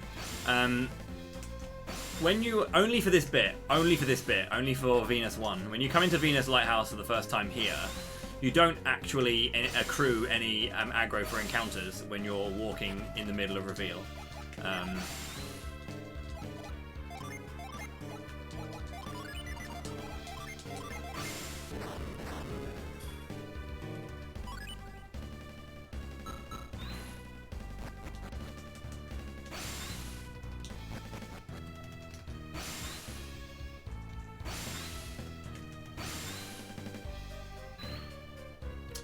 Let's go blue!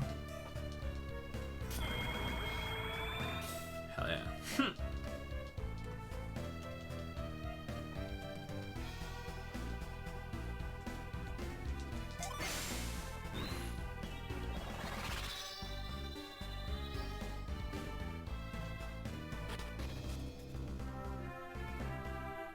Okay, so now this is going to be the difference. I'm going to go and do Crossbone Isle now because I have the carry stone.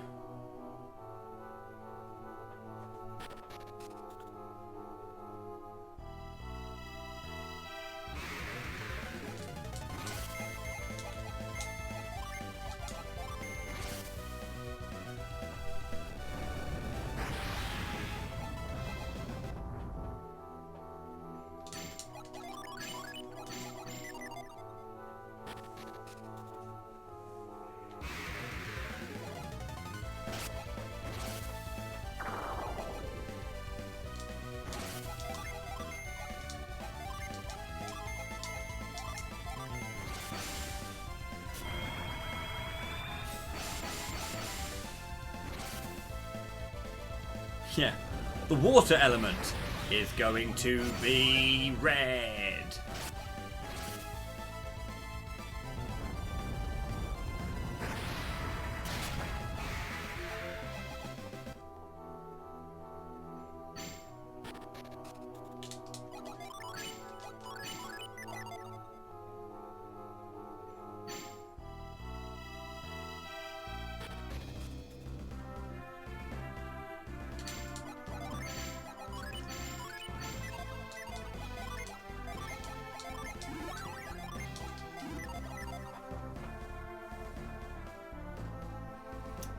It's not this one that needs to get caught, is it? It's not this one.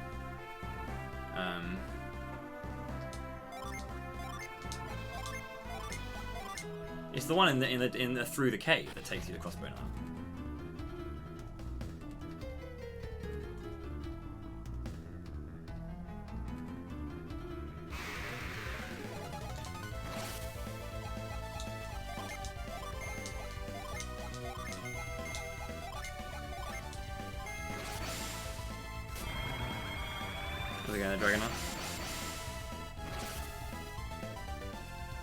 Soft or crunchy taco?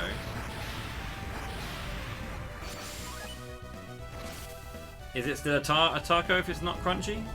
That's that. I thought that was the name. It was called. They're called different things based on what they're in. Taco is the crunchy thing.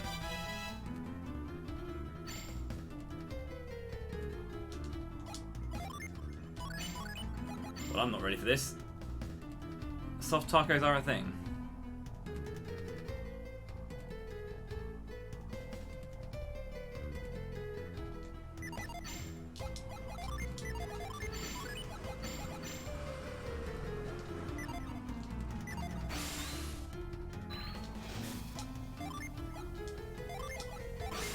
I see what you mean by having to fight it because you can't get to it in time.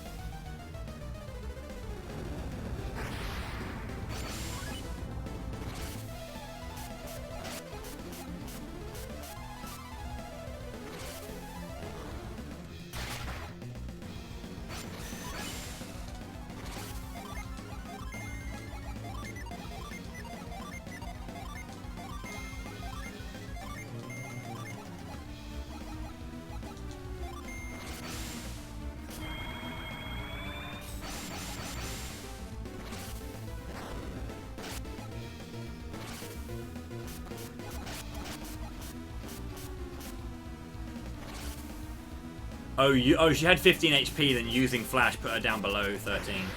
It's gotta suck.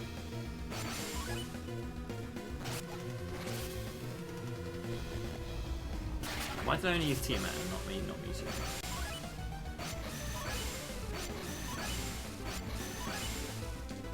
I was thinking, I didn't think it was that strong in all honesty.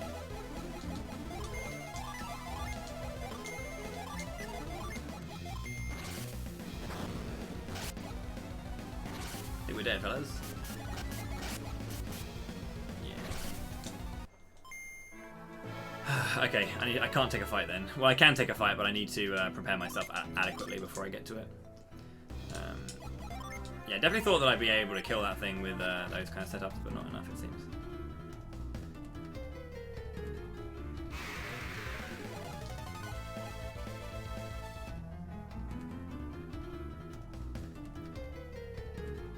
To be fair, I could just go for the setup now, couldn't I, really?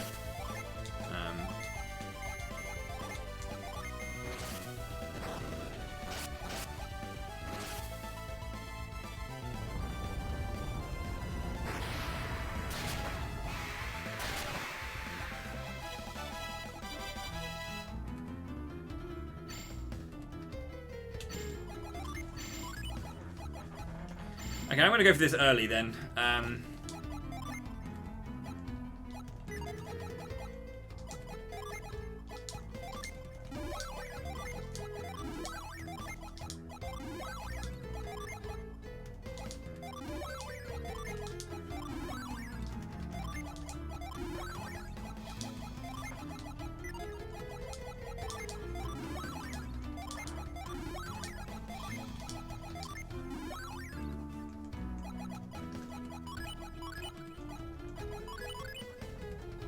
No. Don't even need that, to be honest. Don't worry about this.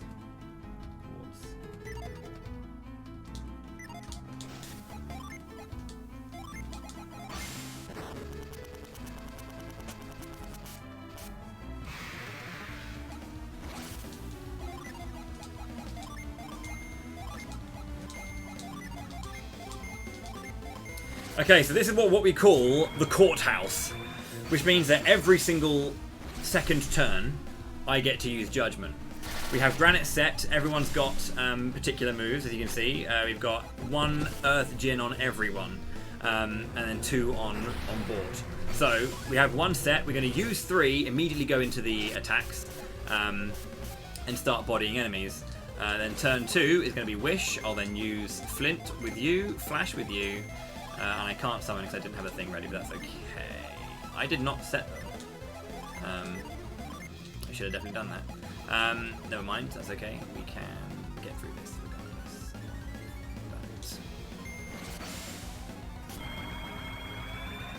That's why we want to have the Mercury Djinn set, actually. I'm an idiot.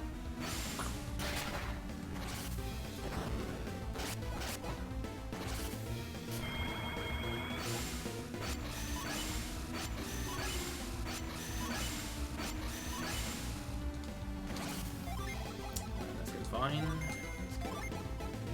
Judgments. You know what? Actually, I'm going to do a Cybele here.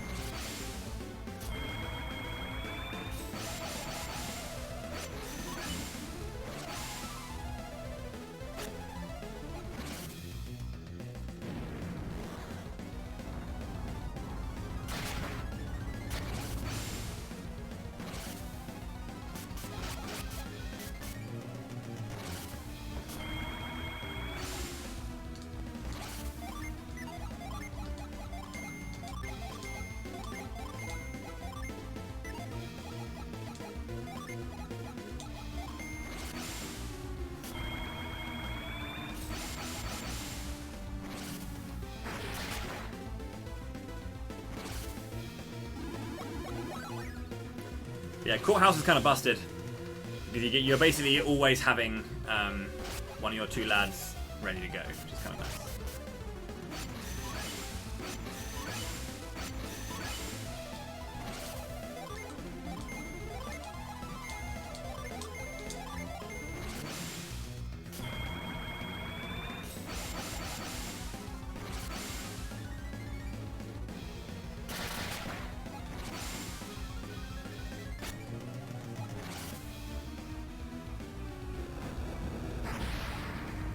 dead, huh?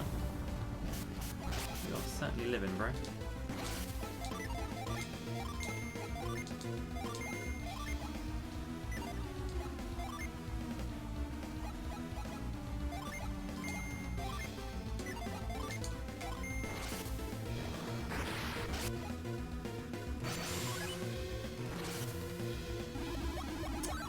Yeah, 27,000. 669. Oh man. We're fine.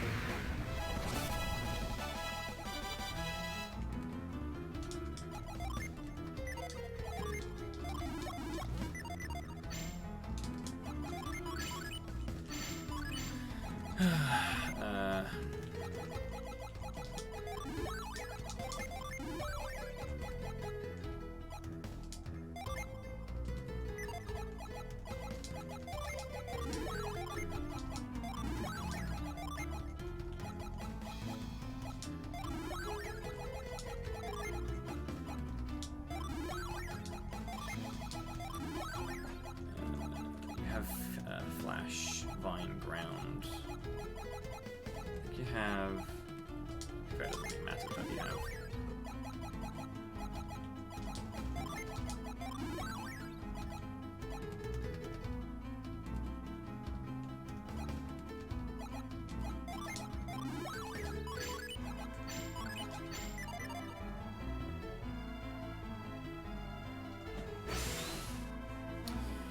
Okay.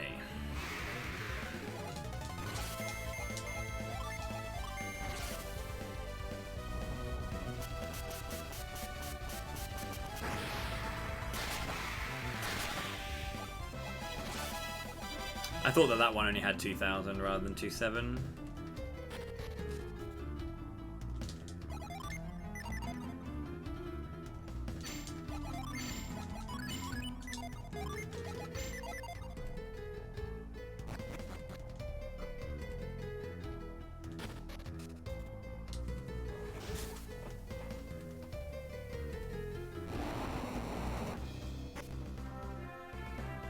Welcome to Crossbone Isle.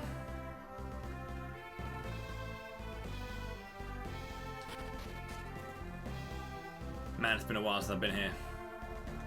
So I can remember if I can remember my way in.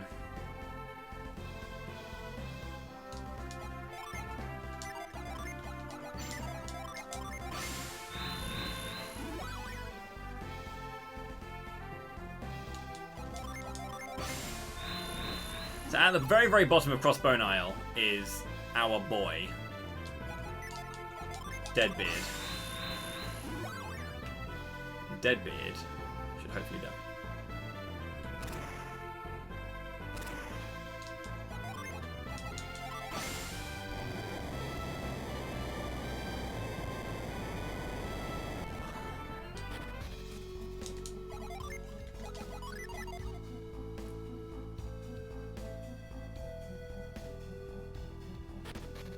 It's like 10 floors you gotta go down.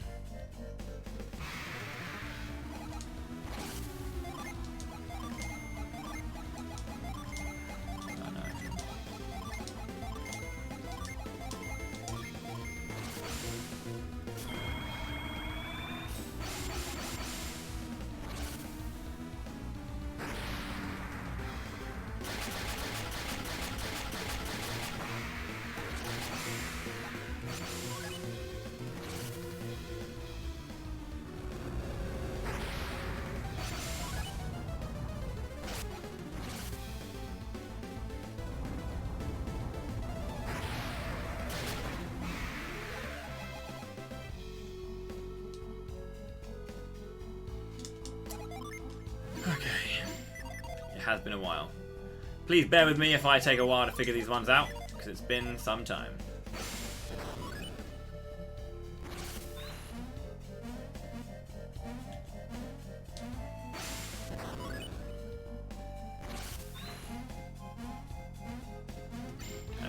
correct way. Cool, to the left. Yeah, so that's right, left.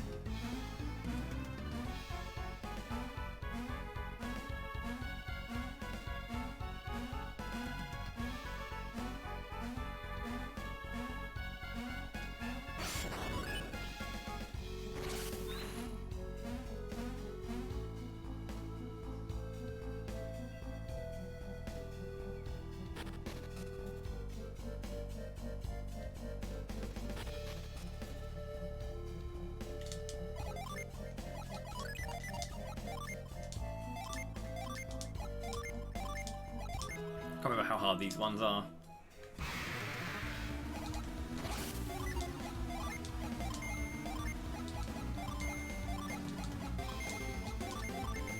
This might just work for most doors, in all honesty. And I'll use Courtroom for Deadbeard.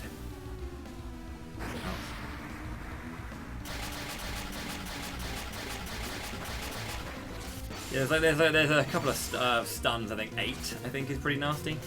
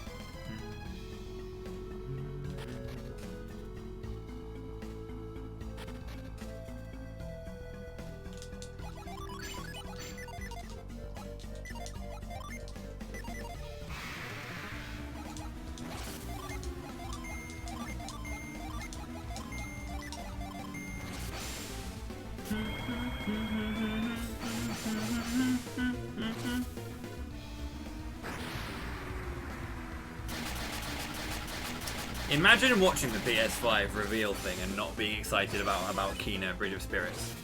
Just imagine that. That's so strange.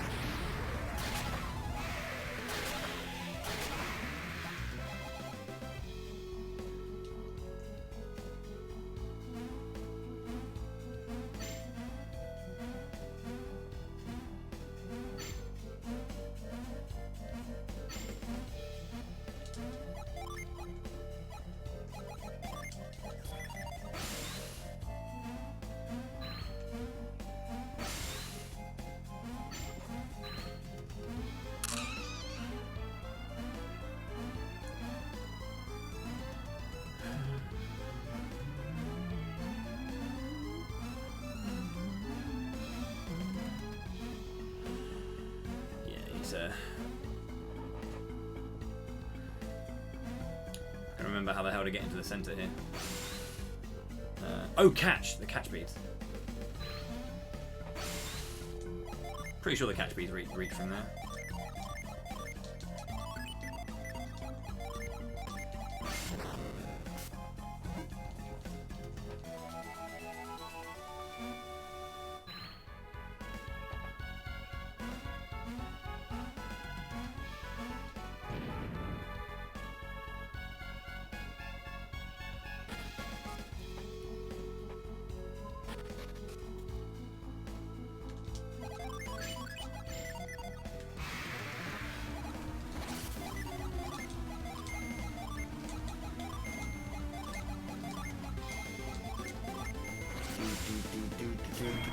Well, you can grab them, you can use them to grab nuts from the tree, so.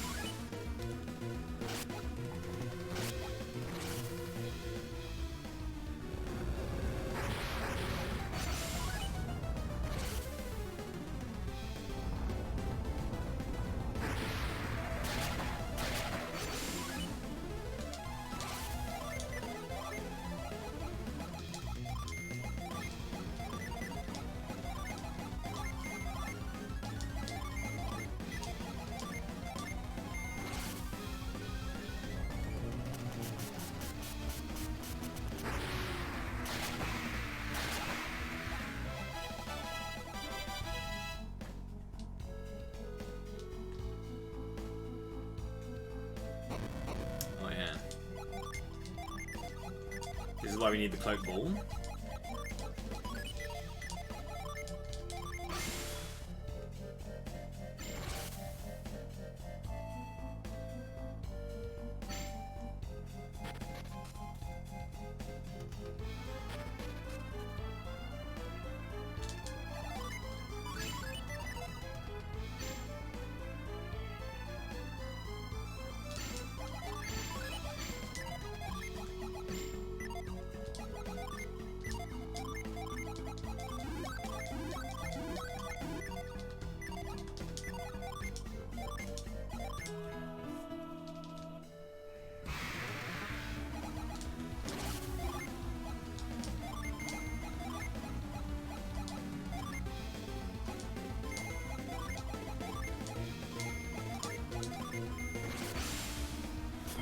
Oh yeah, you can always tell the fast, slow stairs.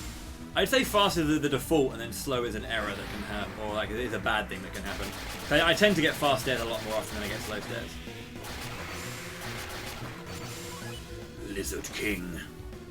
More like Lizard Dick.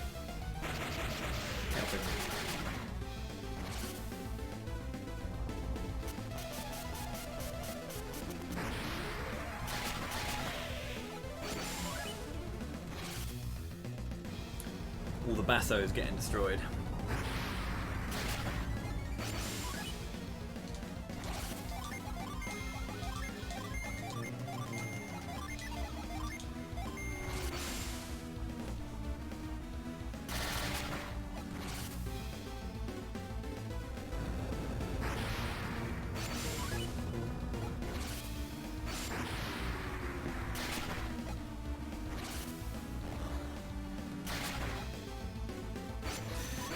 Interesting.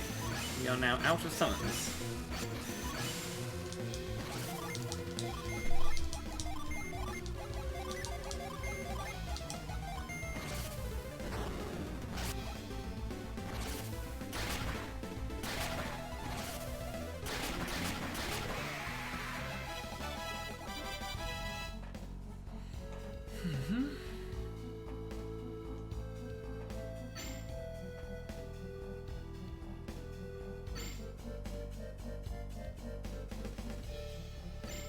Jumping along here.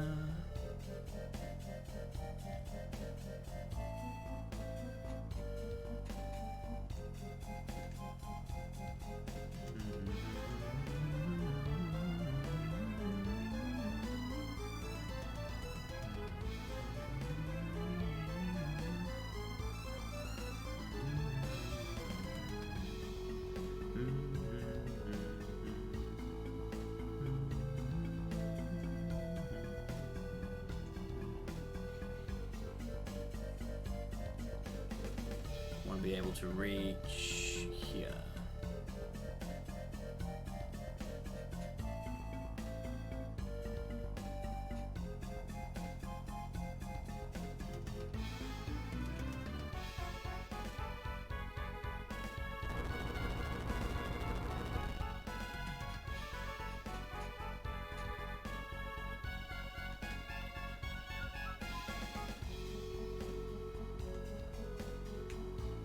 Yeah, so it's like, yeah.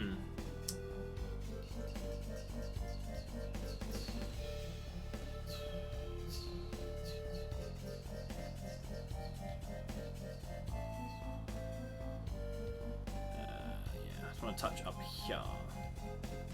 Putting that up there, that's going to connect up to there, which is also what I want.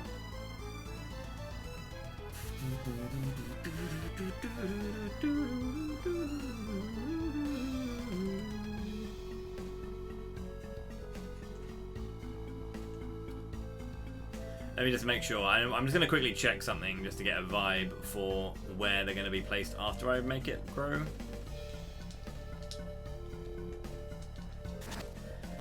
Because when they go up, they're not actually on the lines you think they are. They're a little bit higher up because of that reason. Yeah, so that's going to connect here. It's going to connect here, which is fine. But that's still not even in the right position. Okay, interesting.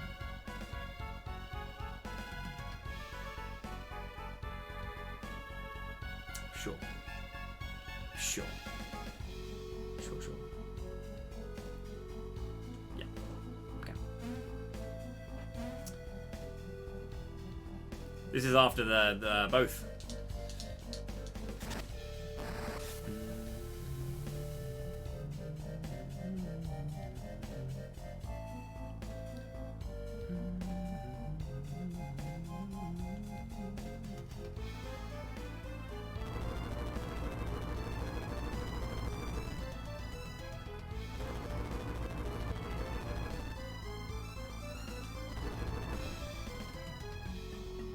So we've done the Lamakan Desert, we've done the Karagol Sea, then we've done Suhala Desert. At the end of Suhala Desert, there's a red tornado that if you jump into, takes you to Crossbone Isle.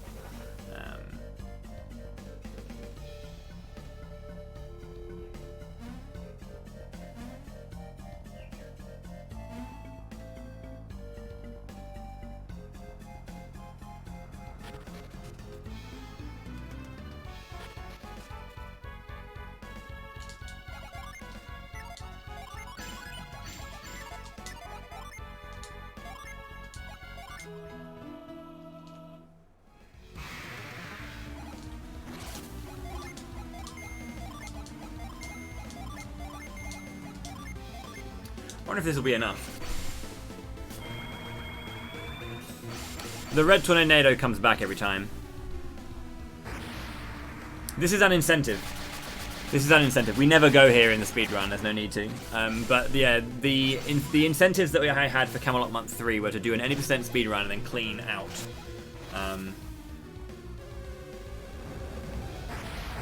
Clean out this area.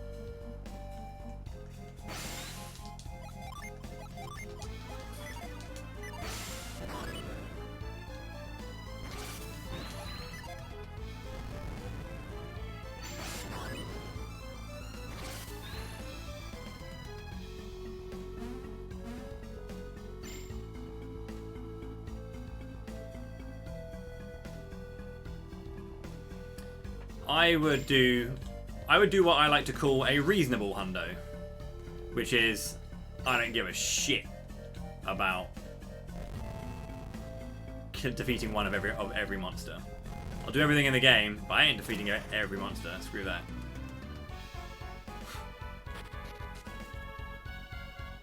Reasonable hundo.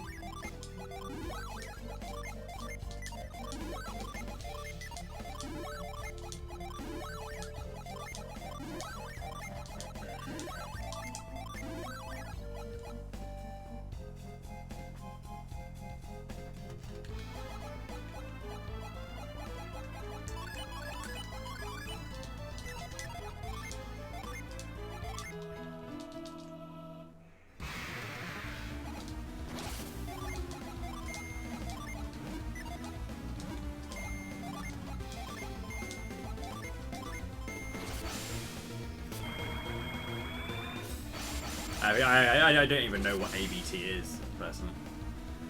But I would be happy to do a run called 100% and not do the enemies and just be like, yeah.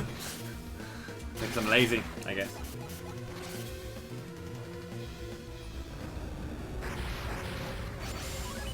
Oh, these guys are Earth, are they? Okay, cool, that's fine. Wish.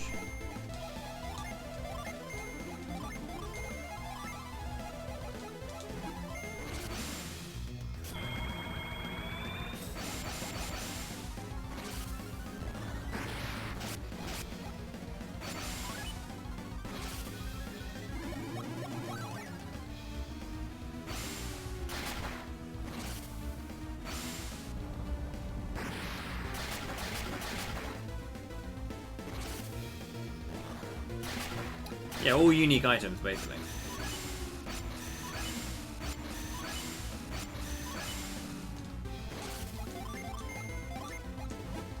This is going to take a while because these guys are obviously strong to it, so. But this is like a safe strategy that I know I'm never going to die with. Or, well, likely to not die with it. Cheers, Fishmas. Appreciate that.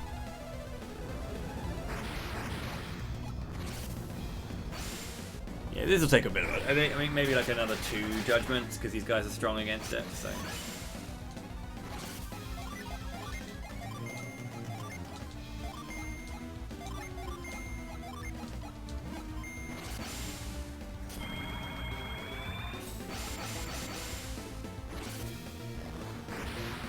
Thanks, Melly. Appreciate that, buddy.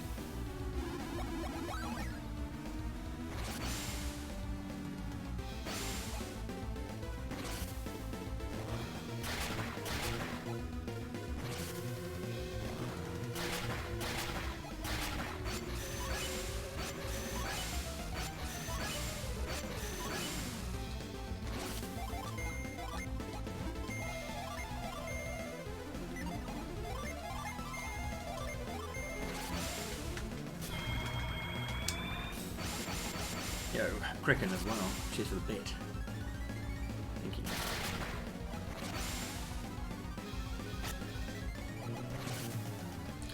Judgmental. These guys will take a while to kill. But again, this is just safe. I know that I'm going to be fine with this.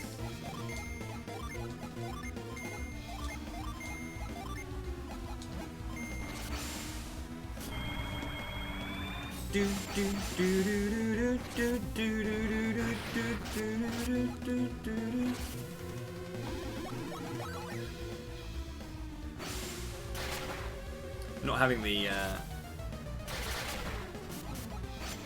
Gaia blade.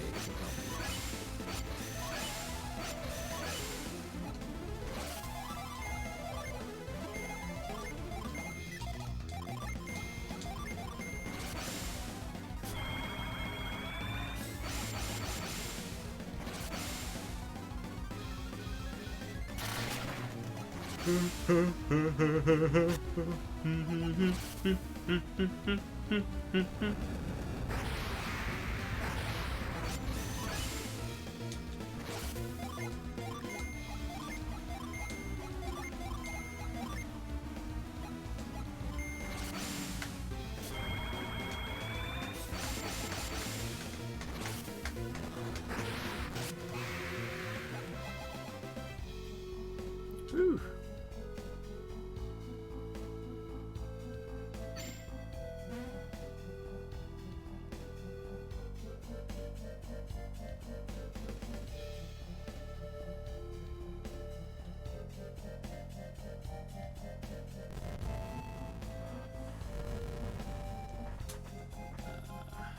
Sure, I can just jump over here.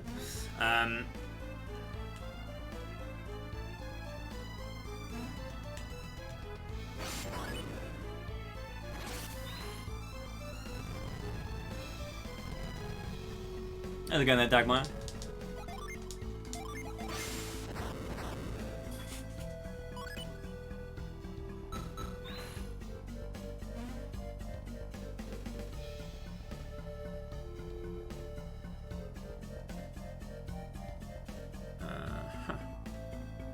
Yeah.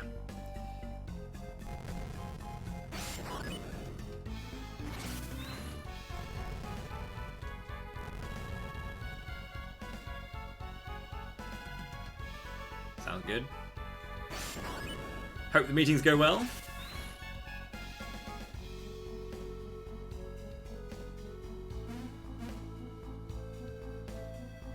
Oh shit. Oh, I could have just jumped over there. I'm missing where there's little tiny jumps sometimes just sneak past you.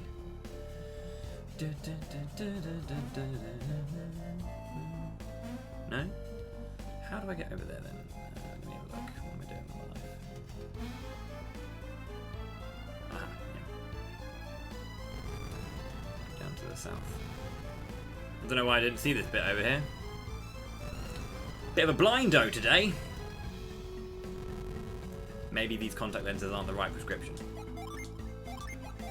Spoiler, they aren't. Excuse me.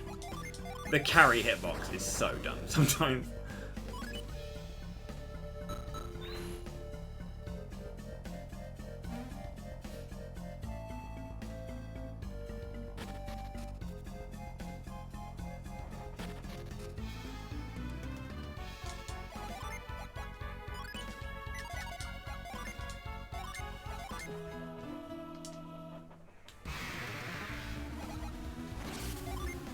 Perfect.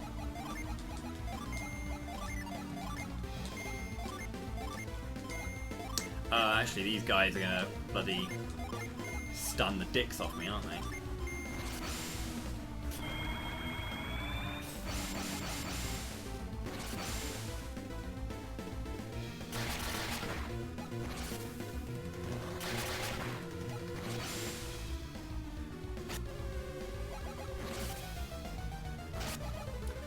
I'm dead.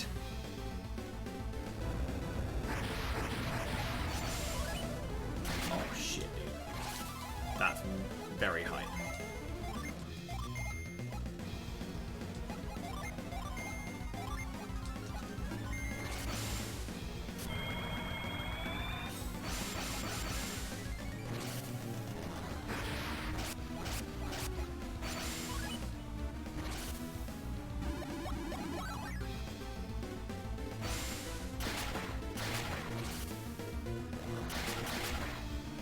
Oh shit. That's not good.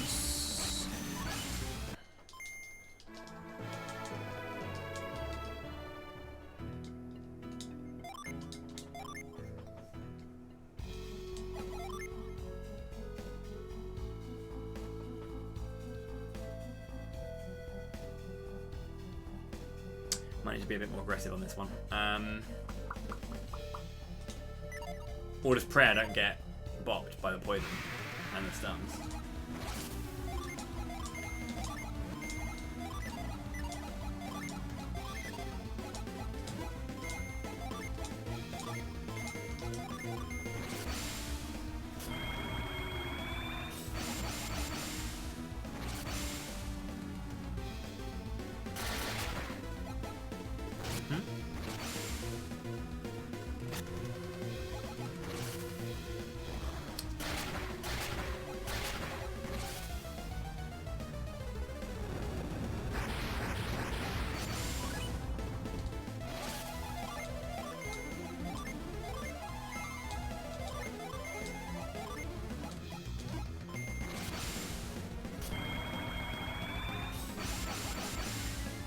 don't get anyone with the storm vessel. There we go. Double target is enough. That's good.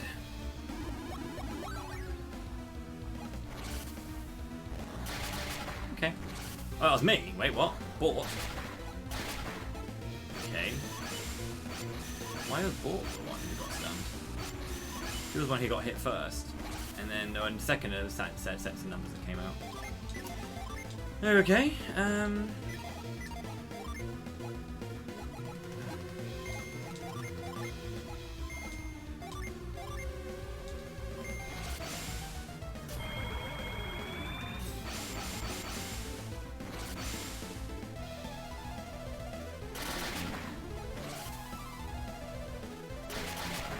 Huh.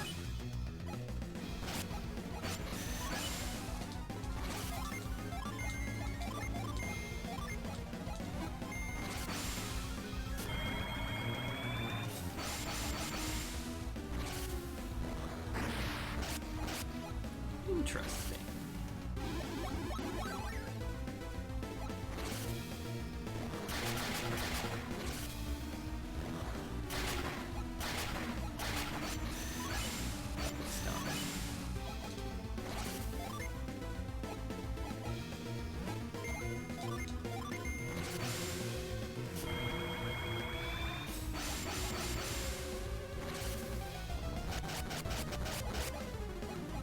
Really?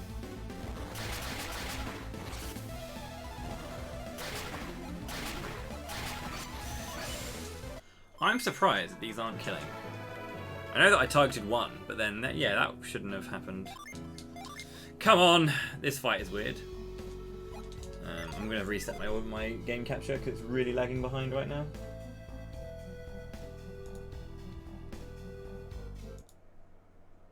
We're almost there through Crossbone Isle, though. And when we get through this, like, the rest of the game will be completely peach, it's fine. Okay, then.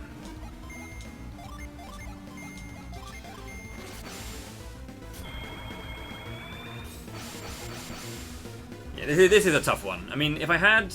I mean, to be fair, I could go the other route. If I should be able to kind of, like...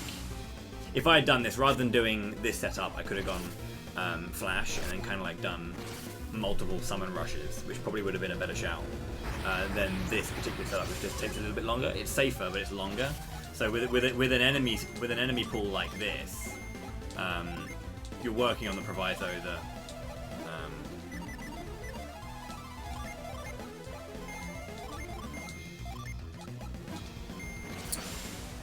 you don't get CC'd heavily, which again happened to me on the exact targets that I don't want to see getting CC'd.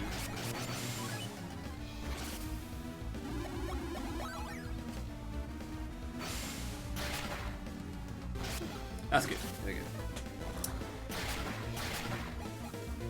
Now we're fine. And that's all I needed. But yeah, both of those first two times I didn't get that set up. So this is completely fine. Judgment in the center is going to be enough. That'll be enough to take out the other lizard at least.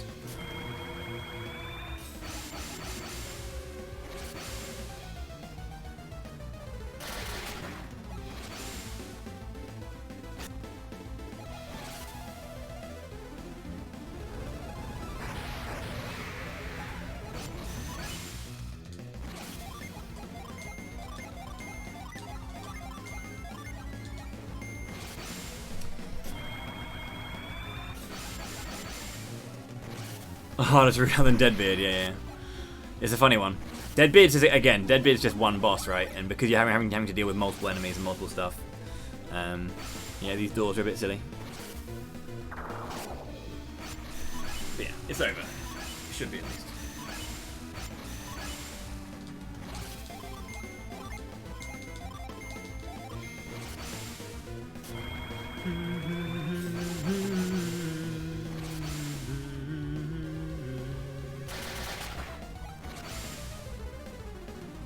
Let's go courthouse.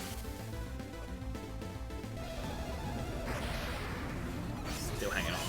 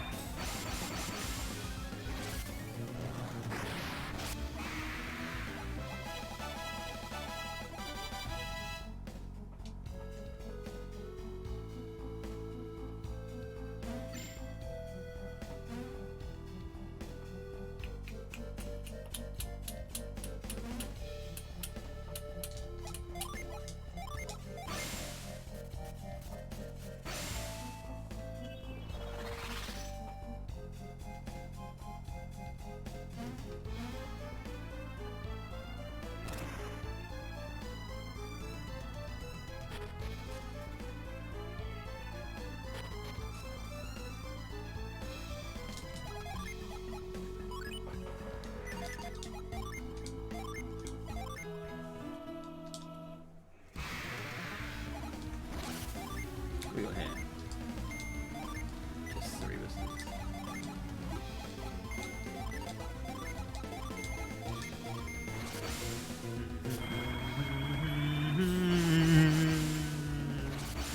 So this, as you can see, this strategy is very, very powerful when dealing with like being under-leveled. Flash is so very strong.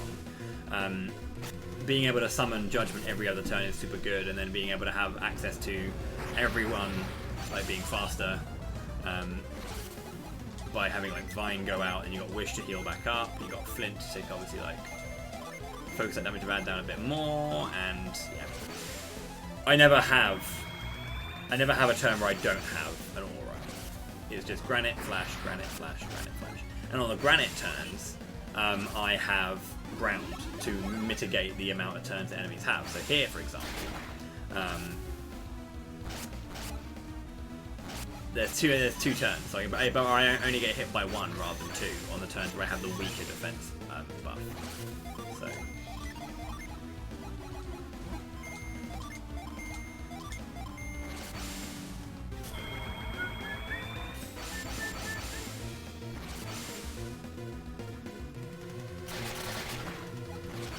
It's a very, very good setup as well, because like again, Mia has all of the, or Meow rather, has all of the Jupiter Gin on her, so she's got enough speed to outturn Isaac on the turn that we need her to outturn him.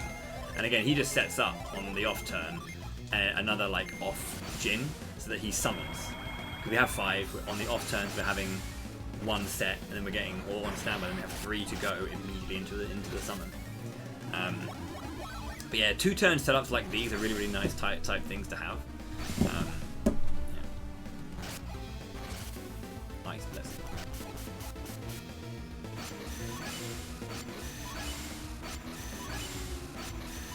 Jupiter gives her Wish. Yeah, she still has access to Wish, which is obviously super nice.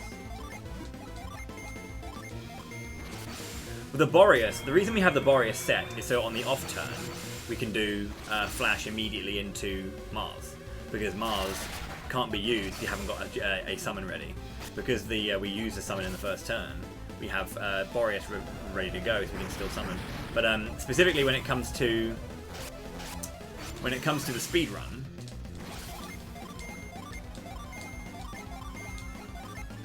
we have the Boreas ready.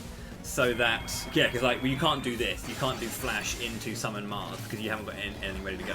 So it allows that to happen, yes, but also when we're fighting in the speed run, it allows us to skip a turn, because we'll go Judgment, boosted Judgment, Judgment. It doesn't matter if the third one's boosted or not, but we have to have at least a Judgment and a boosted Judgment and a third Judgment. Then on that off turn, rather than Mia healing, she'd use Boreas. Then you'd finish the fight with a final Judgment.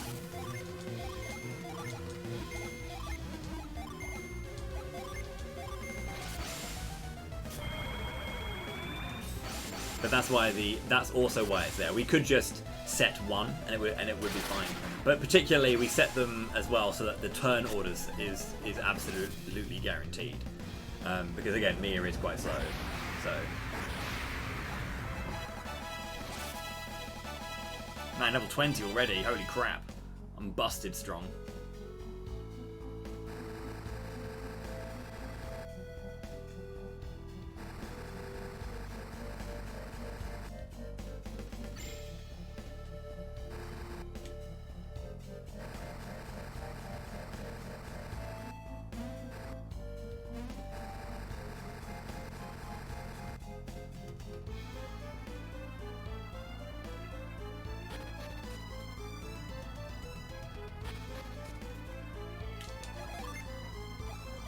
Okay, cool.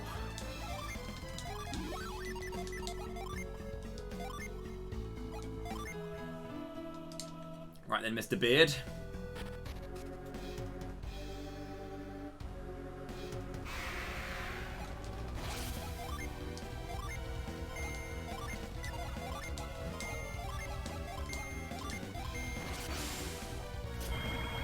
Did I save? I can't remember if I did.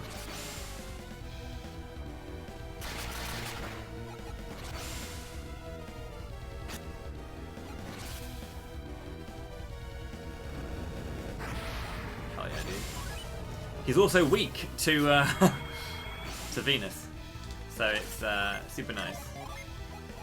Don't need to do this. I can just go. He didn't attack me, so I don't know. Impact.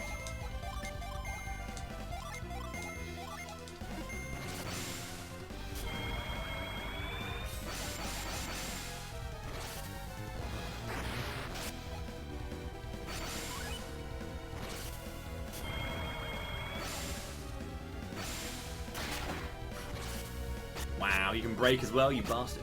So every time you see the word break like that, what that is that takes away your buff. So that's obviously not nice. So when I used Judgment and I got the plus 100 strength, that's gone.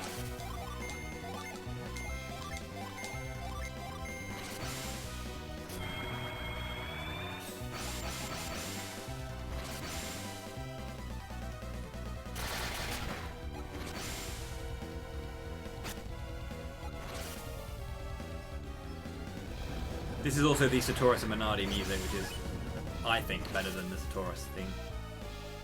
Love this track.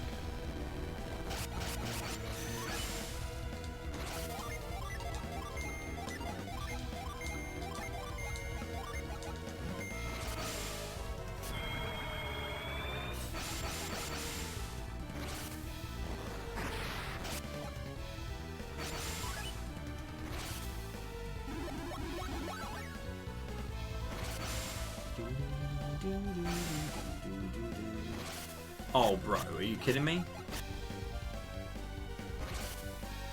Oh, what a bastard.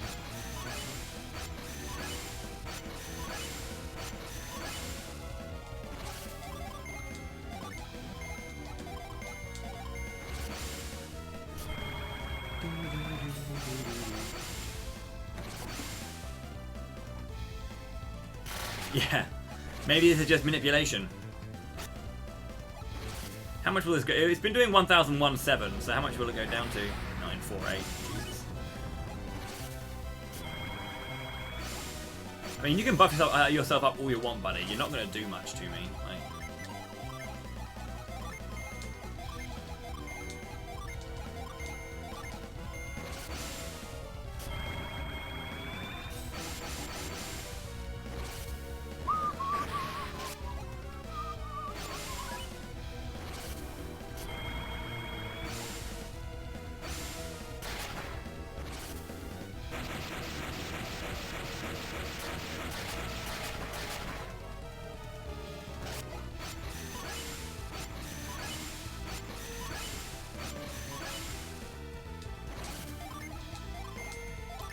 this is good now, because we're going to get a full-powered, upgraded Judgment. He has got the resist on, so it's probably going to be like 200, 300 damage less than it should be.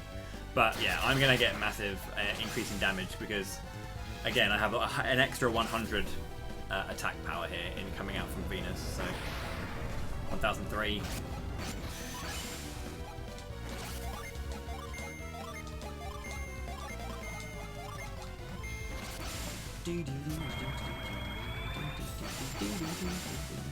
Yeah, funnily enough, I bought a Japanese version of the game this year when I went, actually. It's over there. Because I have the Japanese... I've had TLA for a while, actually, in Japanese.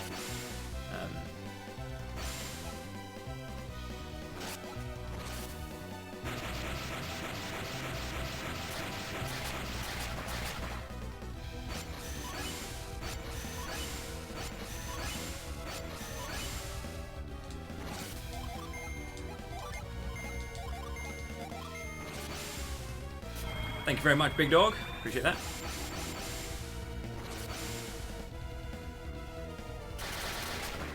This should be the last one, I think. Should be dead now. Let's go, buddy. Thanks for coming, Deadbeard. There you go.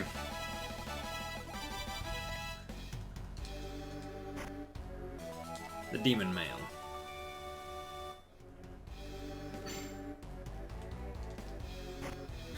Oh, the mimic. Shit.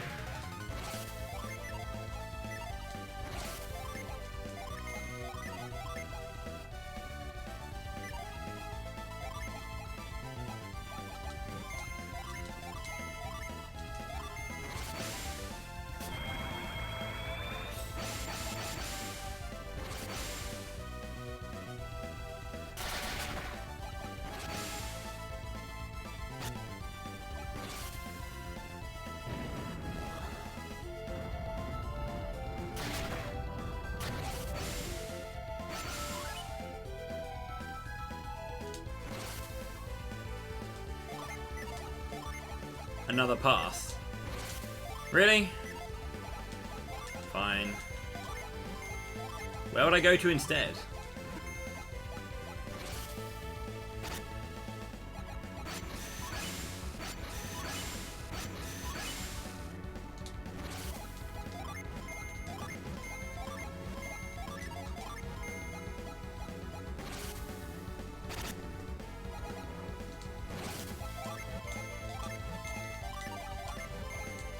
How does this guy even kill you? I mean, he doesn't kill you at all.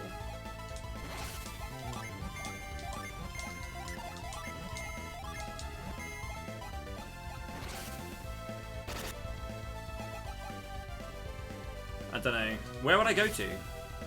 I didn't tag Lalavero, so I wouldn't go there. I'd just go back to Sahala anyway. So yeah, that wouldn't make a difference to me.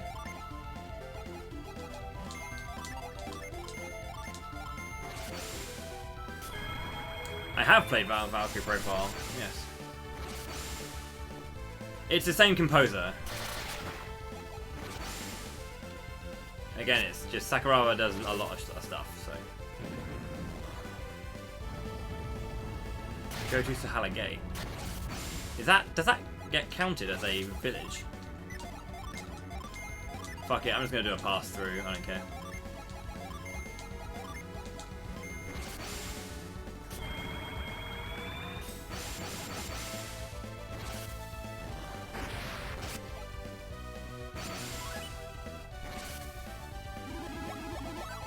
Well, this guy's just not killing me. He's not doing anything to even try and attack me, so... I can't be honest. I'll just do another run through Sahala. Okay.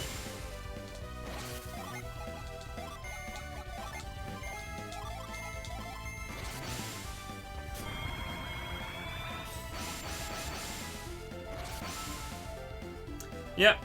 Sakuraba did Star Ocean, Tales of, Valkyrie Profile, this.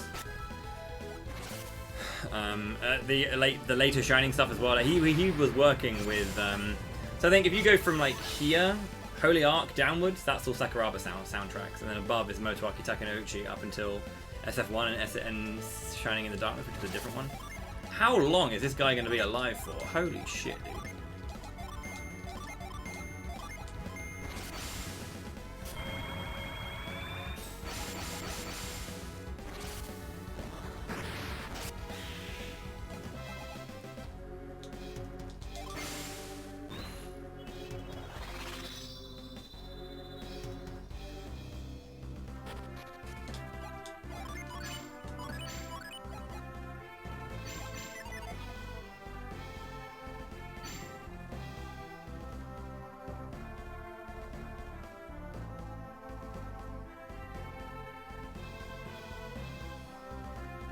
No encounters here either? Well, geez.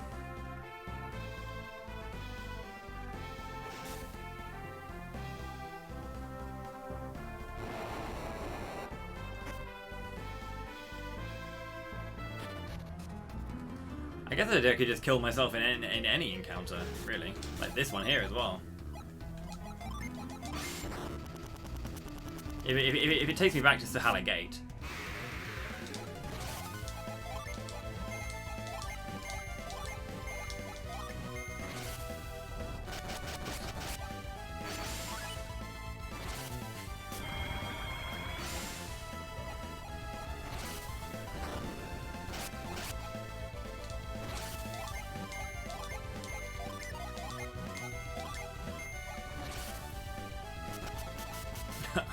They just can't kill me now. I'm too strong.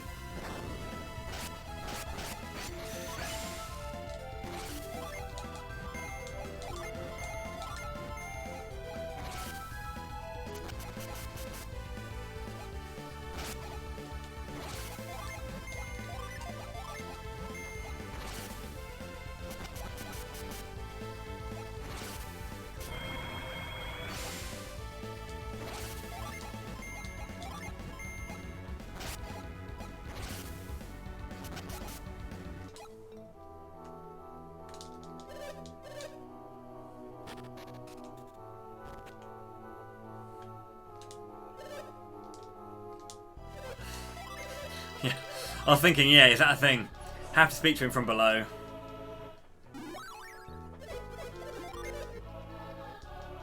He did compose the Dark Souls OST, yes.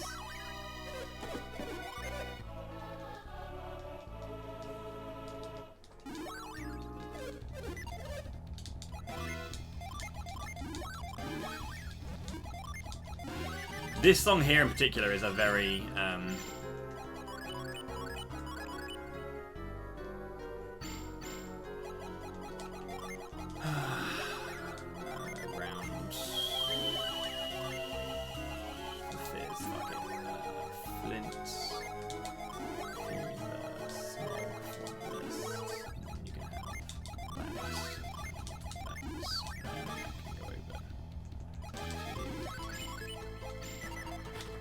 Cool. We're back on track now. We did Crossbone Isle. Took a while, but that's okay. That was the incentive you guys wanted, or asked for, or got, because I said so.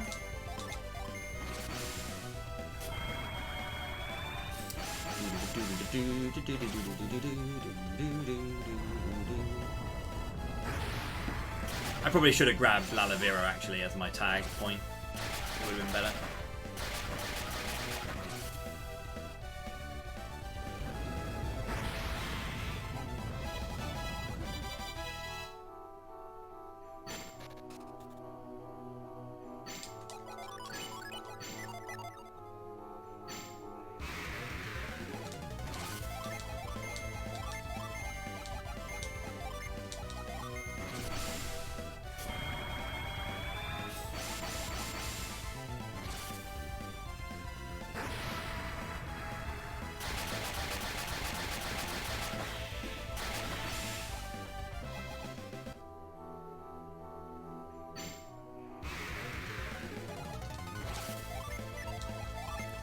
Why would I have to go through Sahala Gate?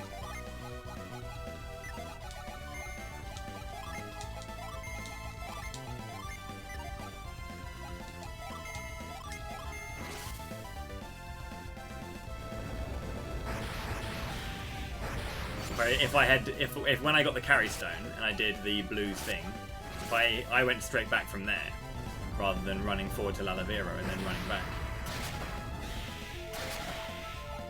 This is an extra journey through Sahala Gate.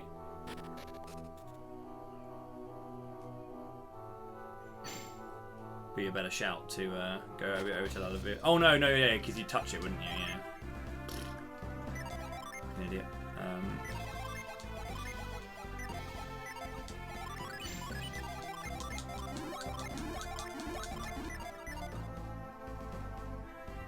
You'd cancel your tag on Lalavero. Because you touch the thingy.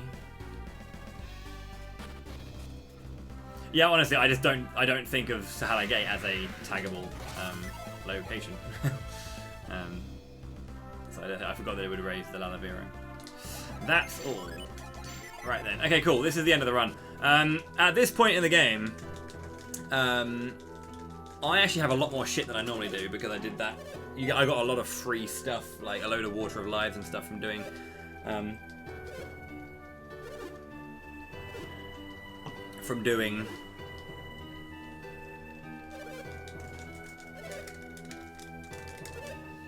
Crossbone Isle. So yeah, I don't need to go and buy anything extra, which is nice. A little bonus, at least, is I got extra levels, which will be helping me out a little bit.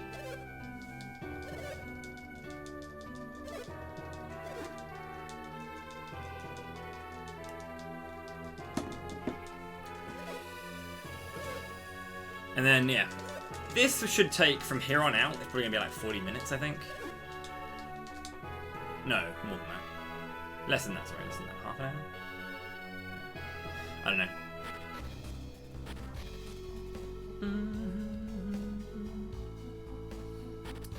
But yeah, we got a little bit to do. We're going to climb to the top of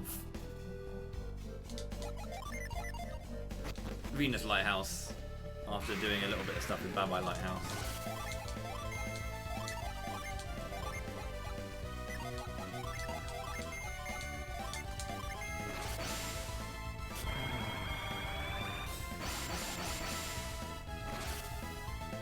Was it the lighthouse that had the one stupid puzzle where you not only needed the right magic item, etc., but also had to be facing the correct direction?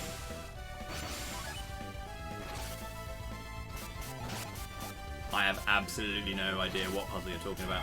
It could have been in Dark Dawn.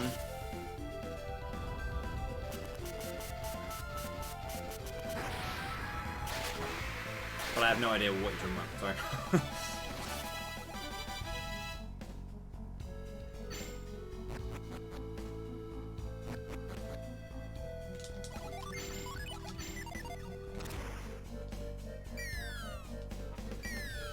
Sorry, MTI.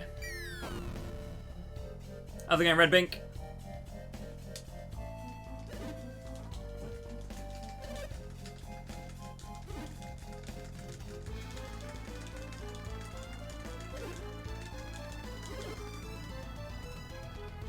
Everybody knows Breath of Fire 3 is not as good as Breath of Fire 4.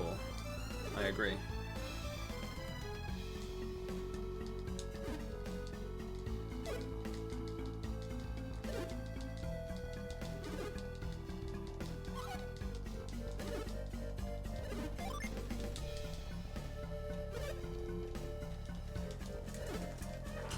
I don't know, honestly, MTI.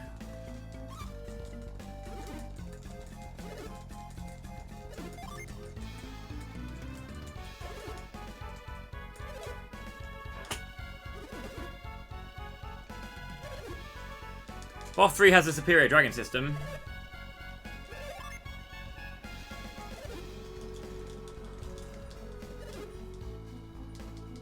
That's true. And? Funnily enough, Boss 4's dragon system actually works pretty much identically to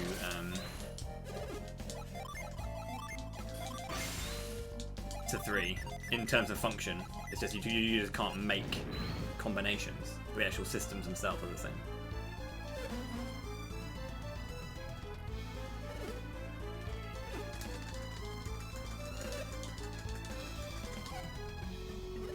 I like yellow. Dragon Quarter's sweet, yeah. I like Dragon Quarter.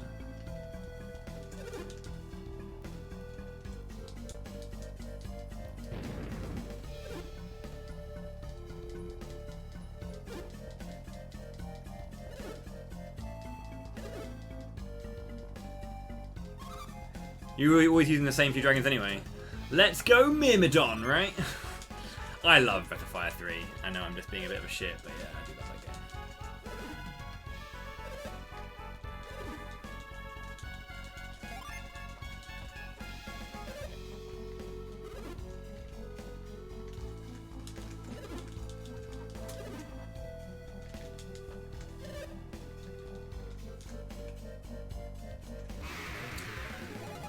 Bullshit!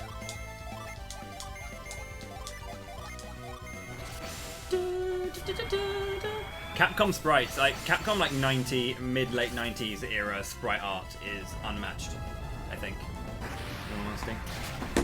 Absolutely unmatched. You look at like Breath of Fire 3, Breath of Fire 4, which are like the animation frames in Breath of Fire 4 is a joke. Then you look at like, I don't know, like Street Fighter, like Third Strike I think it is. Oh god. Juicy.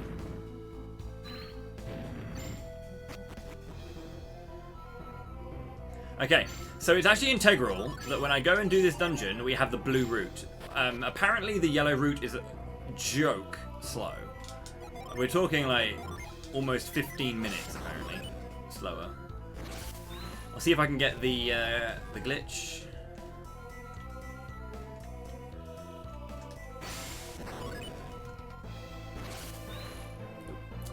You can basically pop yourself to the top of the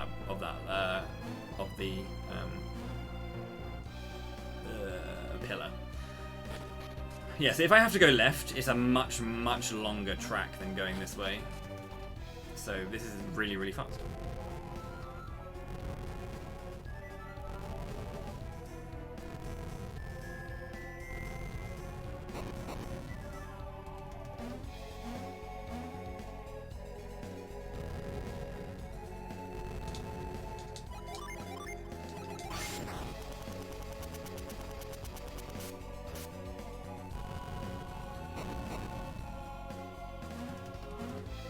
Plexa said something like 15 minutes. It's a lot more than you think just because of how those particular puzzles work. It's definitely a lot longer though.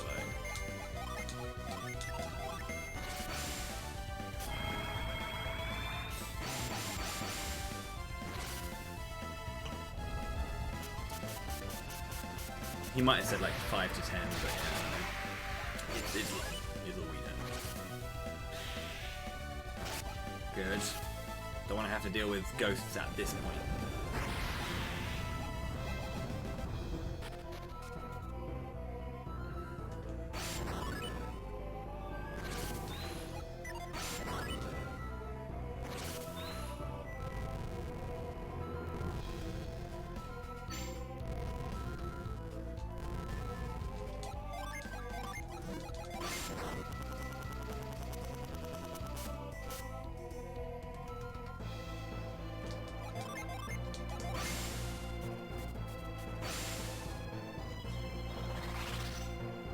Were you playing on the PC version? Because the PC version's got some weird glitches going on it. Bless it. You actually need to patch it to make it work properly. It's a real shame.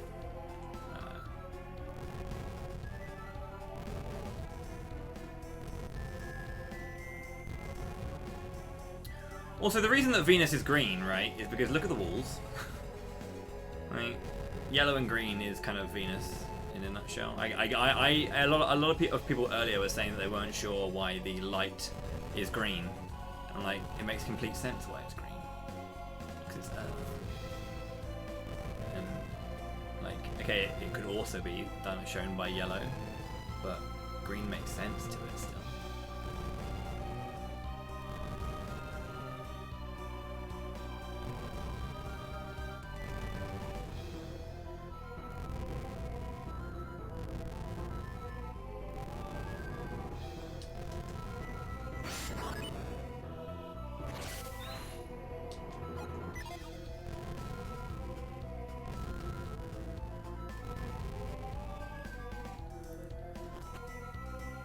Who is ready for music Craigasm?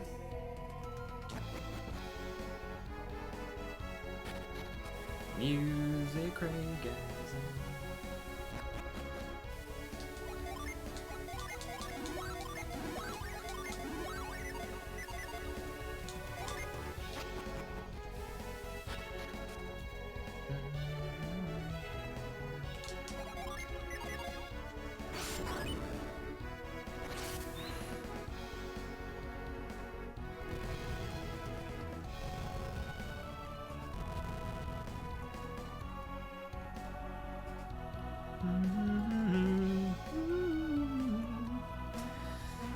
My audio might be a little, or my what you're seeing might be a little bit behind what I'm getting, so I'm sorry if I sing really weirdly.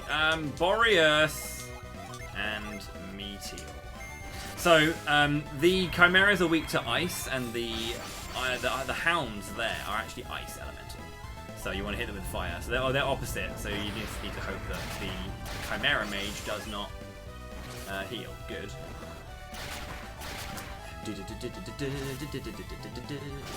Oh, for fuck's sake.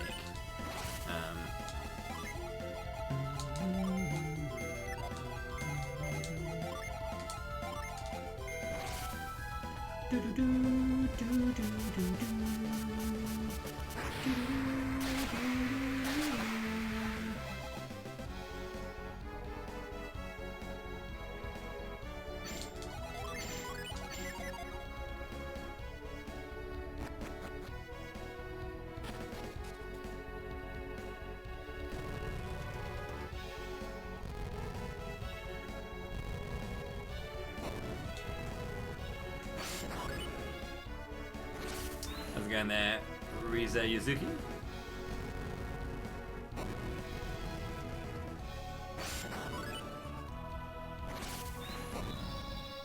How's it going, Tex? Welcome back. Oh yeah, I used the retreat glitch, by the way, to skip like the majority of the beginning of the lighthouse.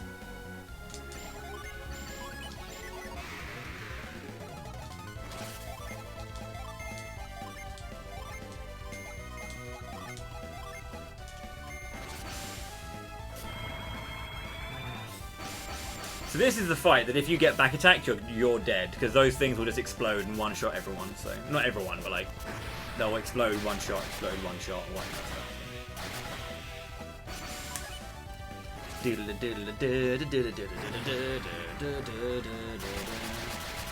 Referee! What's important to note in this dungeon, if you're kind of like getting into the run as well, and you're kind of like learning the run, and you're not quite sure what to do, and you're like, because this is like, if you're on your ass, you're dead, right? Certain areas don't get encounters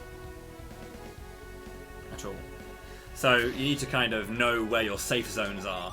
If you overuse your summons, and you're going to get like more than one encounter, or like you're not going to be able to get all of your Jin back before the next encounter comes in, you need to know where the safe spots are in order to not die.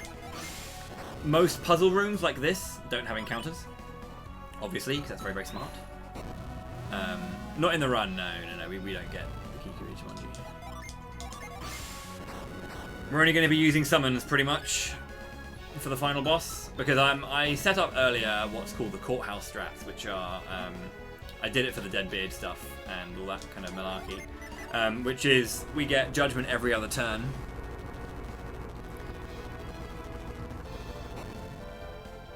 And yeah, we can use that basically to power ourselves through. Summons are pretty powerful. In casual play, using weaponry is fine because, like, you know, Soul Blade plus double impact and then, you know, proccing Jobby Bosch is still really good, you know. But for Golden Sun 1, we just don't hit a level. We just don't hit a level. Like, the Soul Blade's really good because, you know, Megiddo is a triple damage proc, like it's a 3 times multiplier, so it's just a huge increase in damage, so it's definitely helpful.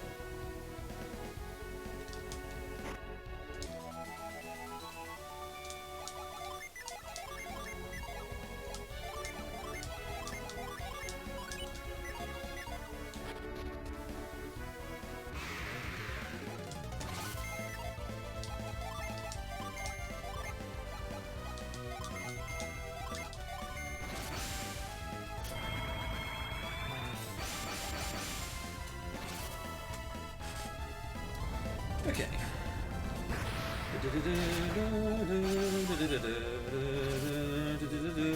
Yeah, I would have taken like 180 damage if I hadn't used Flash. It's just that powerful.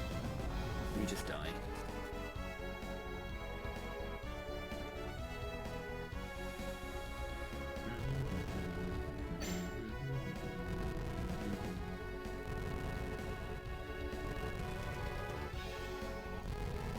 That is the best weapon in the game, yeah.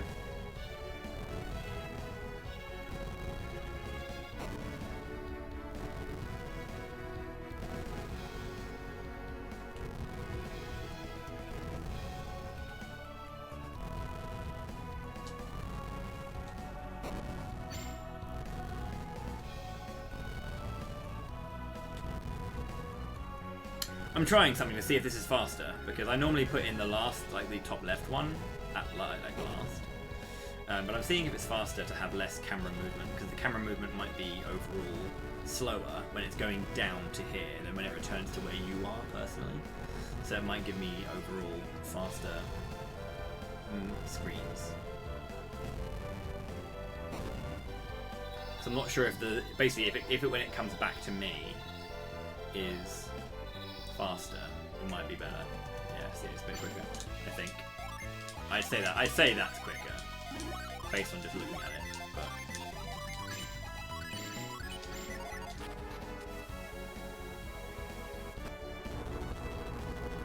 But that is the entirety of Venus Lighthouse done. Like, skipping the bottom part, because obviously we're in the lighthouse proper right now, like the top half of it, where these sand waterfalls are,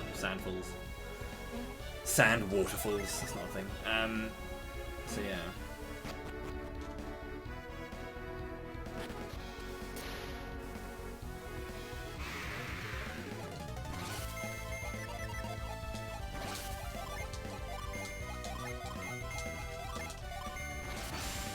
Isle of Armor? Is that the... I assume that you're talking about Pokemon DLC, maybe. I don't know. I'm not watching the Pokemon thing. Obviously, right now I'm playing this.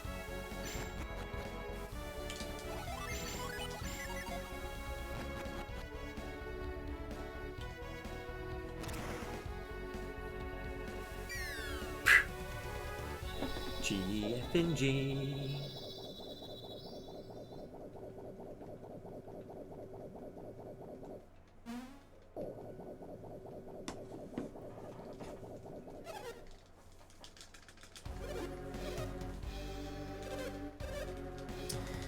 Yeah, there were rumblings of Pokemon Snap.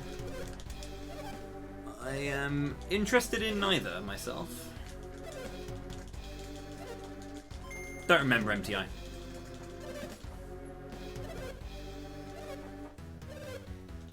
Maybe we'll find out when I do my ginless playthrough. And we'll have some real shit.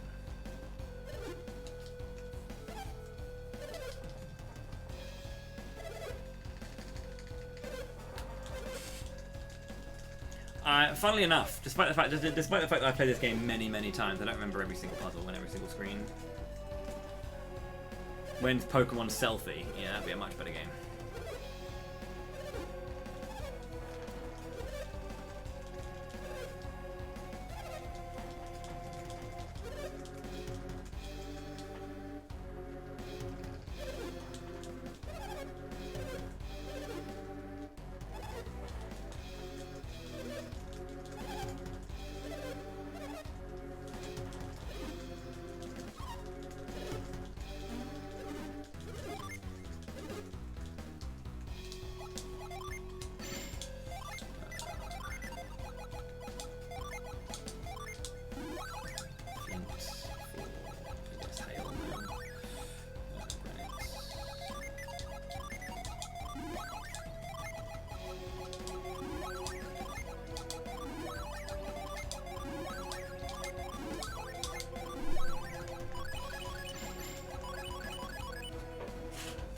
Cool.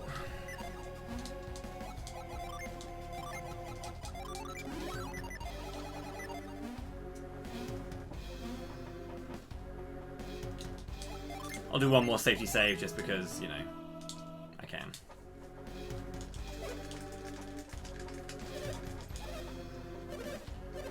Okay, this is the final fight. Well, the final two fights.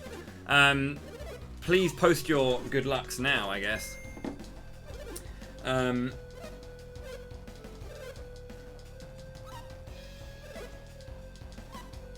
This fight is fairly safe. There are things that can go wrong.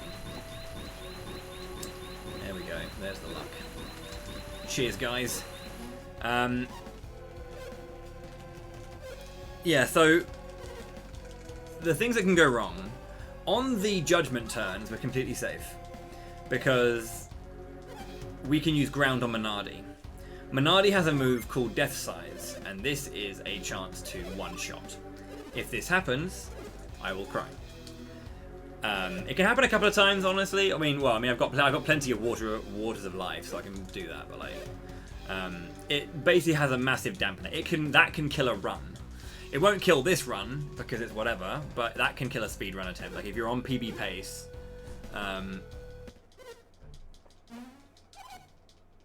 Yeah.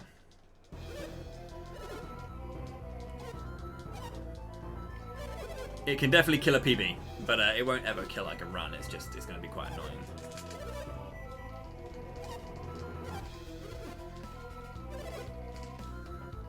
Also, please, if anyone can answer for me why and when the okay, Vine, Judgment, Ground, Granite.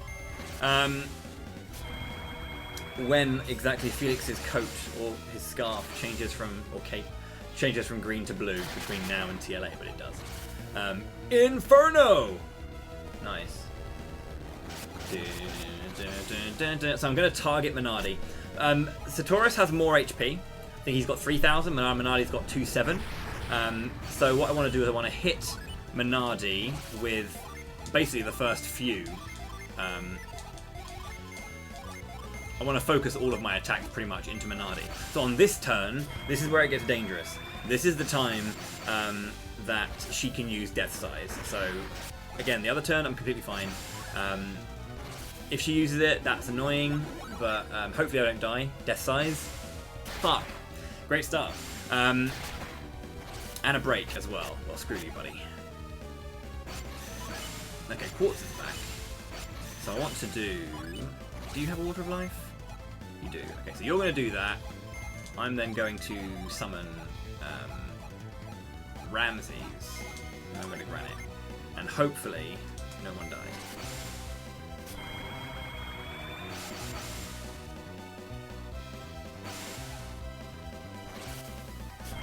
Mm-hmm.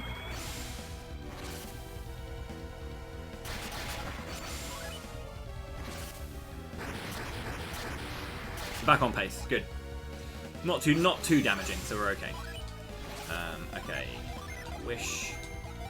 Quartz.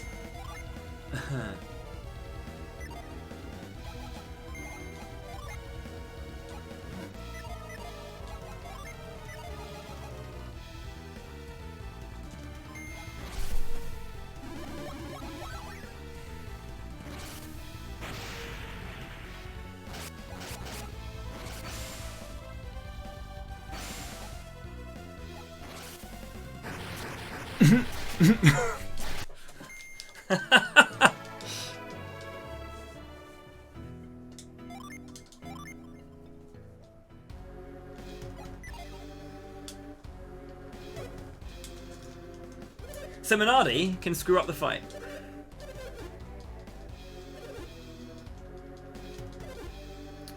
That's one Death Size 1, Bowie 0.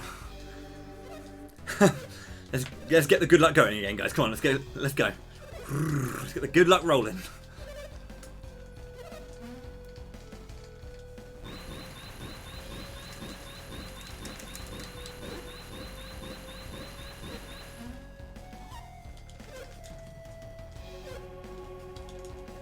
Good luck, Minardi.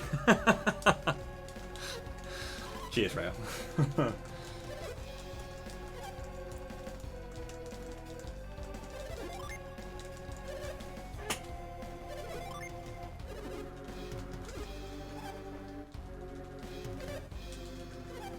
Then you will give us the rod! The rod, Desu!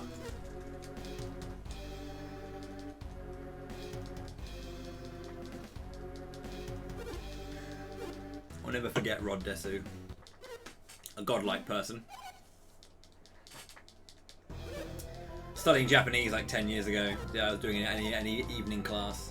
There was a guy there called Rod, and he could never get over the fact that you don't pronounce the U in certain words. So rather than being Rod Des, he was always like, Watashi wa Rod Desu? What a beast. What a beast. What is the Death Size insta-kill percent rate? If player equals Bowie, 100%.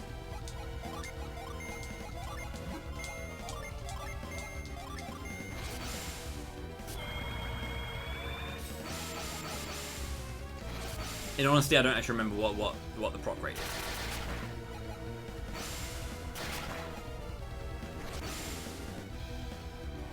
One in 3, yeah, like 33% or 25%, something like that. Luck does come into that, I do believe, if it operates similarly to other Camelot games, but.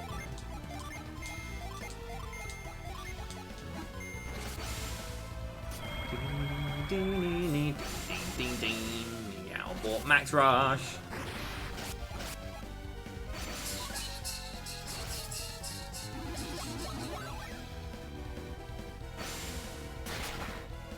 Stop using Death Size, you horrible bitch. Sorry. I've lost too many runs to it. Honestly, she's done it. She's actually like procced it like 4 or 5 times on good pace runs. My last run that was actually going to get that was on pace for like a good sub 350 actually died to Death Size. So nice, same multi. My first big purchase in video games was my first personal big purchase, like with my pocket money, with the money I earned from doing like chores and stuff, was a GBA and birthday money. Or the GBA and this game.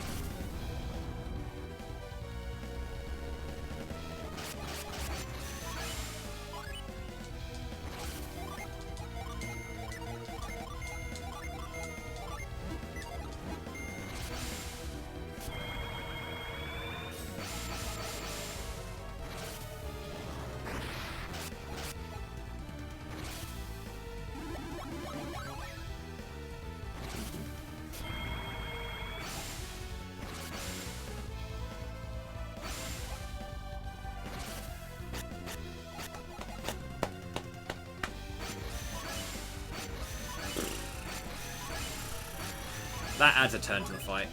Or 2, I think, actually.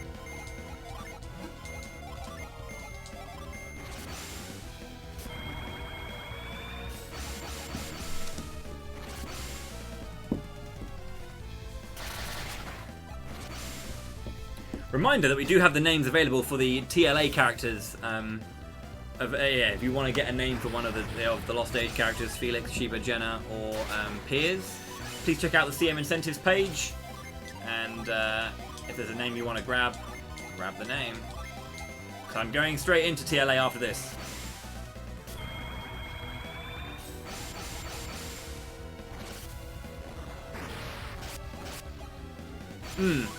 Yeah, I'm basically using the off turns where I'm healing and summoning Flash because I'm trying to get Judgment every other turn, right?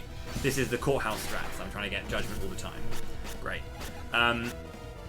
So what I'm trying to do is I'm setting up a Djinn that's ready, so that because I'm only going to be using 3 on this turn, because on this turn I use Vine, I summon Judgment, and then I use Ground and Granite. So I'm using only 3 of them, so I have to have one ready. So because Isaac has 2 Venus, I'm every other turn popping 1 ready. Yo, Plexo with a 1,000 bits. Put this towards naming Felix V/WOW. Thank you very much indeed for the $10, dude. Appreciate that.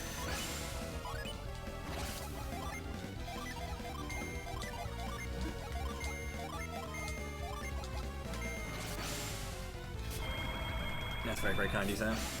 There's a reason he's doing this. And I know exactly why he's doing this. And I'd actually appreciate I'd appreciate it if that stuck.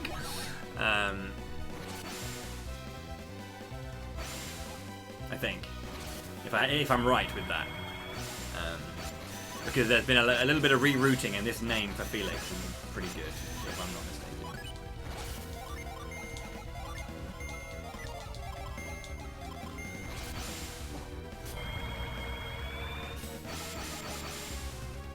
VWow.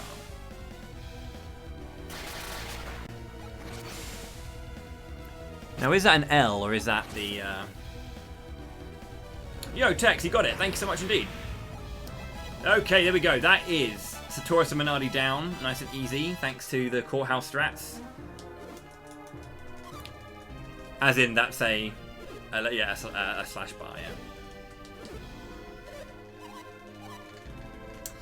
So that fight is harder, that fight can go more south quickly than Fusion Dragon. Fusion Dragon is a safer fight, I'd say, but there are more things he can do that could potentially fuck you up. But the actual, essentially, there's no one skill he can do that will end it. There's no one skill that will just be like, it's over. But there are a bunch of things that he can do that can make it very tricky, and it can get worse, basically. It can snowball, but it's not like an instant proc death done.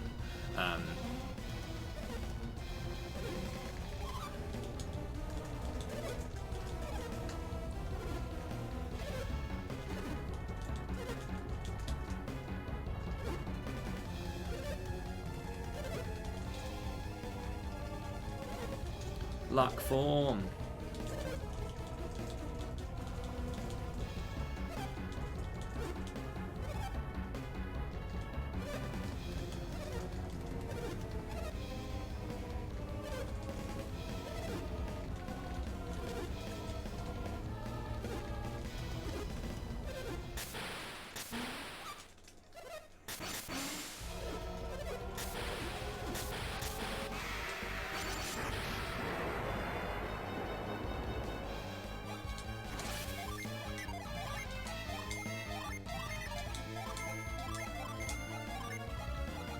So, the big things that can happen. Poison, making it harder and harder and harder for you to get through the fight.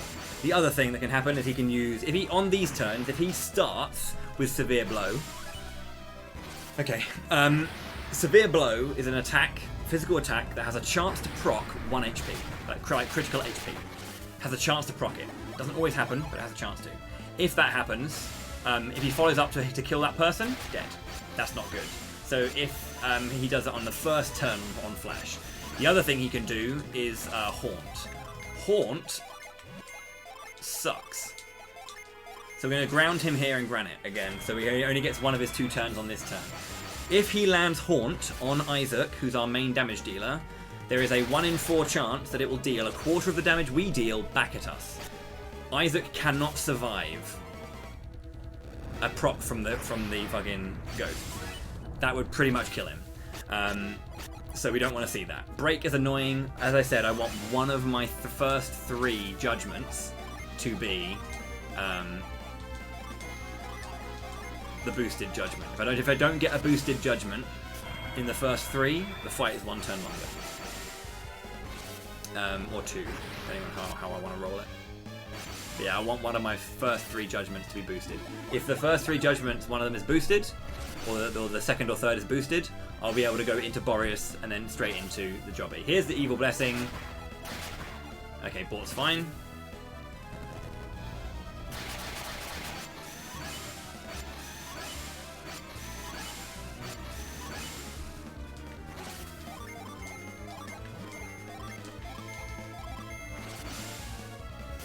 This is our second judgment, and between now and my next cast, I don't want to see break, because that would add 2 turns to the fight, and that's not ideal.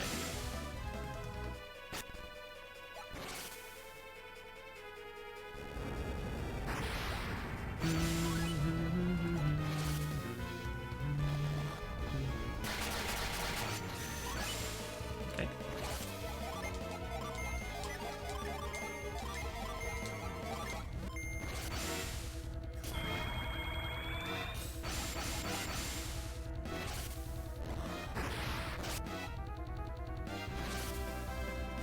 Do not use break, use poisoned. I can die. We're fine. We are fine. Actually, are we? I'll see. Because we're going to get poisoned, and I'm not going to be able to heal on the next turn. Fine. Judgment. We'll see. I might be in trouble here. I might not be able to use the Boreas, basically. And that might suck. But I'm definitely going to be able to get the... depending on what he does with his final turn. We'll see. But I'll get a max judgment out here. Break. Okay. I'm going to risk it. Fuck it. Why not? This is the true meaning of YOLO.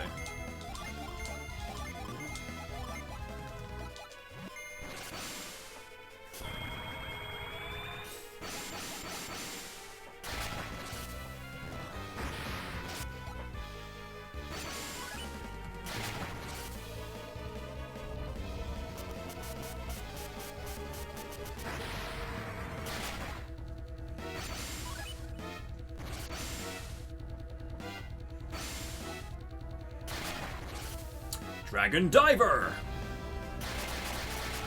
Outer space. Doing no damage because Flash is disgusting.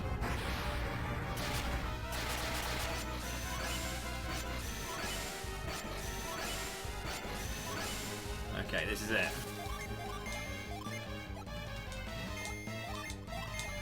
If this doesn't kill, we're in trouble, boys! It should be it, though.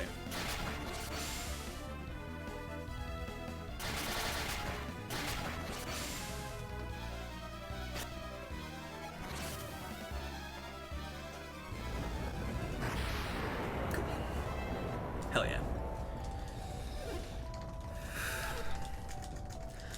That's the reason courthouse strats are so good, because you can just get the auras on both sides every time.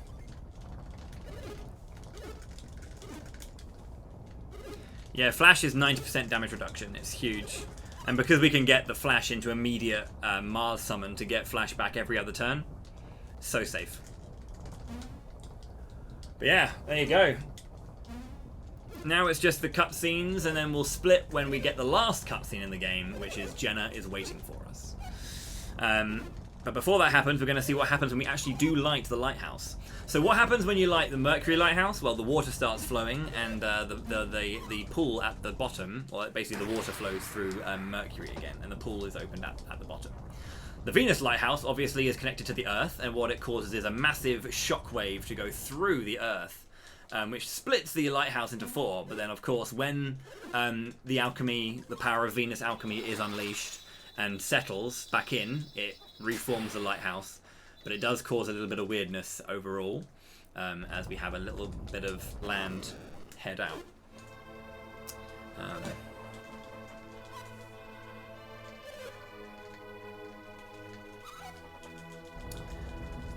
People were wondering what else other things did, obviously, like what does lighting the Jupiter lighthouse do, what does lighting the Mars lighthouse do?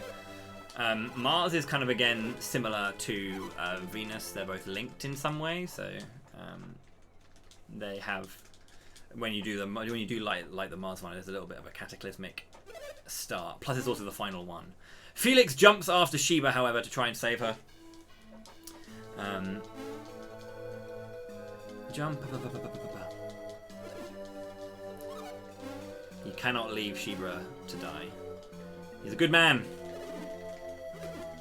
Satoris and Minardi fell into the Erie. They did manage to light it, though, so...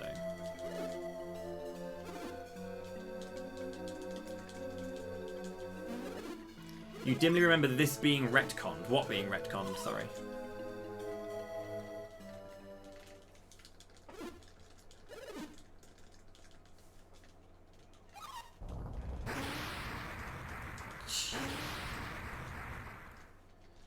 The lighthouse reforms because the alchemy's power has settled for Venus.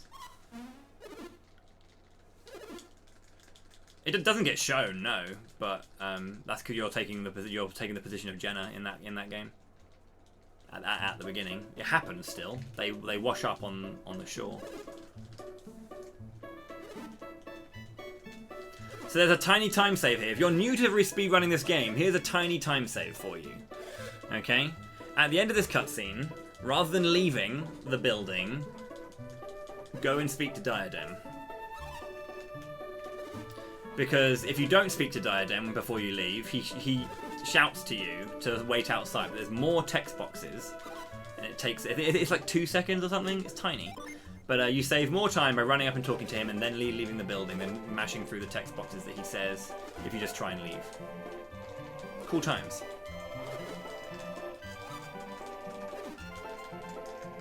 Felix's scarf gets retconned, yeah. It's green in this game, and then it becomes blue in the next game.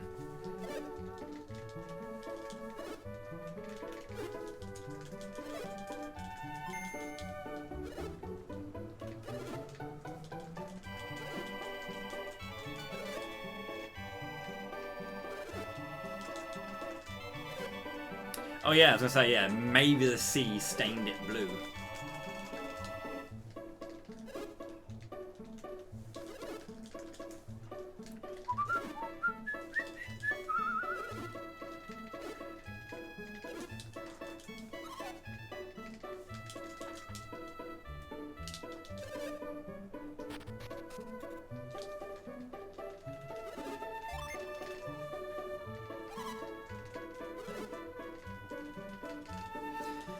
So, there's a you're going to see a few of the differences early on, but the differences between Golden Sun 1 and 2, mechanically, here and there.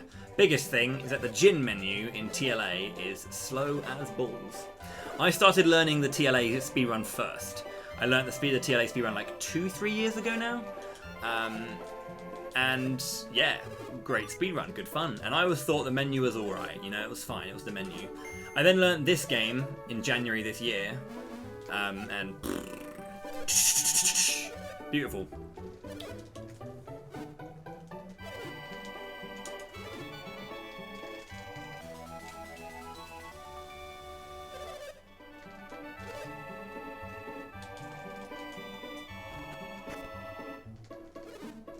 Good going, Bort. Good going, Bort. Good going, Bort.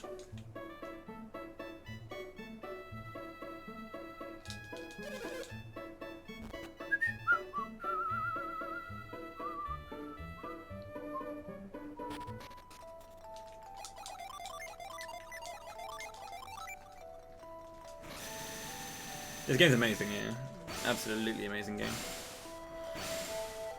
I mean, to be fair, all of these games here are just fantastic. Good boating, Jort. I need to stand up, sorry. Oh, dear. Been sitting for too long. Last couple of minutes, or last like minute or so.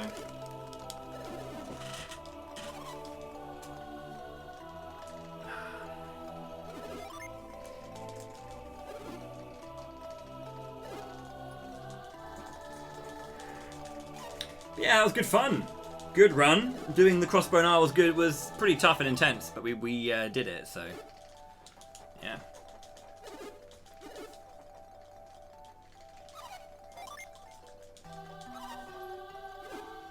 Shall we? Jenna's waiting for us. Bosh. That's Golden Sun 1. There you go.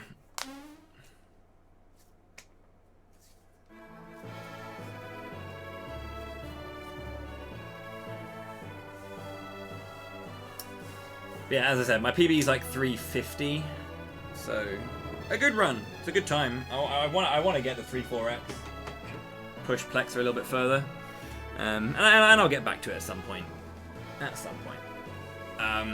A great game though, really good. This isn't the last time you're going to see it. Some people might be like, oh man, we spent loads of days on other games, and that's all Golden Sun gets. Don't worry, I'm playing Golden Sun a couple more times. So you'll have chances to, oh dear. You have chances to catch it again.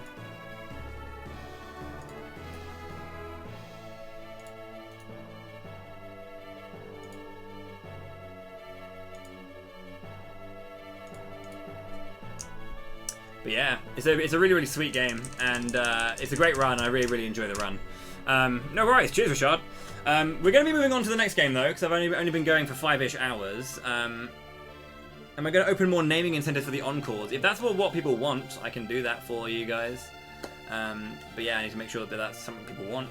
When we come to it, I'll definitely look into it. We're not there yet though. Probably when I get towards the end of the last games that we play. So yeah, that means that Golden Sun is done. Whoops, wrong button. A bit too high. And we can move our game down to Golden Sun, The Lost Age. It's okay, Chayla. I will be posting the VODs up on my YouTube. Yo, Demon Web, thank you very much for the 4 months for Twitch Prime. Well, welcome back to the fighting class. I appreciate that. I'm going to take a quick break, and then, yeah, well, maybe a little bit more than like a quick normal break. But I'll be back to start off TLA.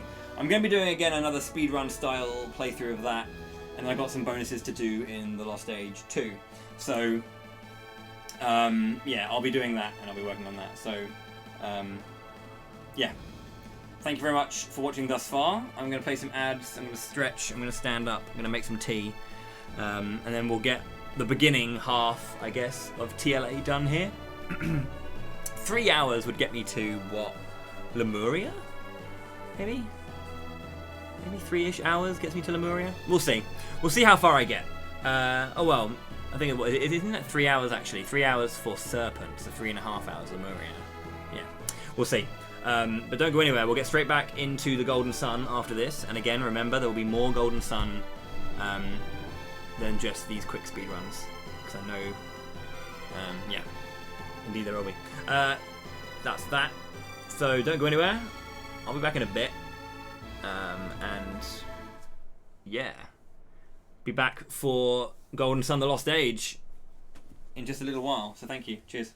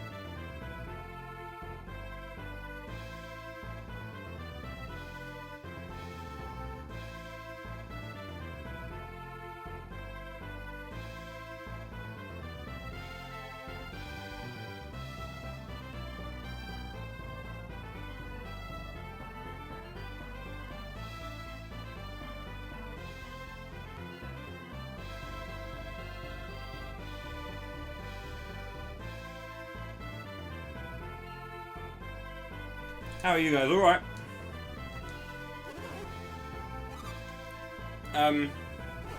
Right. Sorry for. I'm gonna need a little bit longer for a break because I just did 5 hours straight. So I need a little break. So in Golden Sun 1, there are 4 characters. There's Garrett. There's Isaac. There's Ivan. And there's Mia. Now, 3 of those characters are characters. Then there's Garrett. Now in Shining Force The Lost Age, in Golden Sun The Lost Age, there's 4 characters. There's Felix, there's Jenna, there's Sheba, and there's Piers. Wait, what? FS!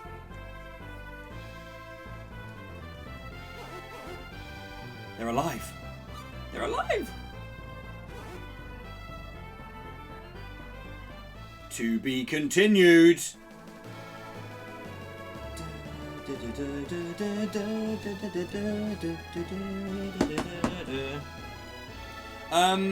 And in Golden Sun The Lost Age, there are actually 4 characters and not 3. The best character in Golden Sun The Lost Age, and I think we can agree in the entirety of the first saga, is Jenna. Right? I think we can agree on that.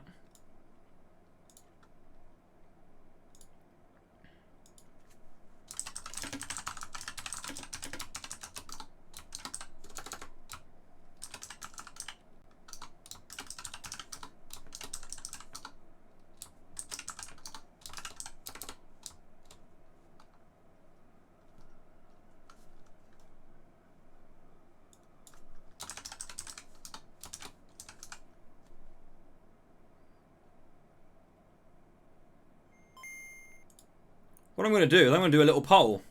A 5-minute poll. I can only have 5, so I can't do all 8. So we're going to say sorry, Garrett. And we're going to say sorry, Ivan and Piers. I love you guys. But really, who's the best character in Golden Sun? Now, I know what the answer is. And maybe you do too.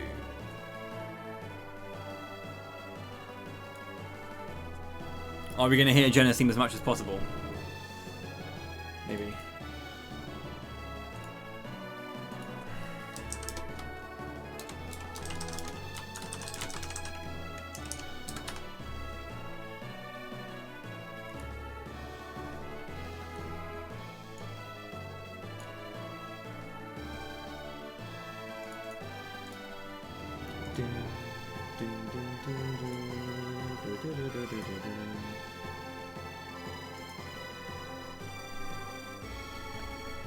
Ivan missing. Ivan is missing. I wanted to have Ivan in there instead of Sheba. But yeah. I know that obviously my face is not here right now. And I get that.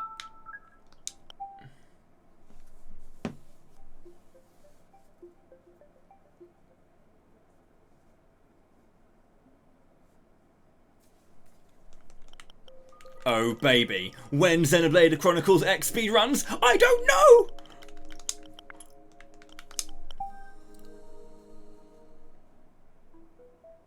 Released in Europe 2003, but it was 2002 in Japan, I believe.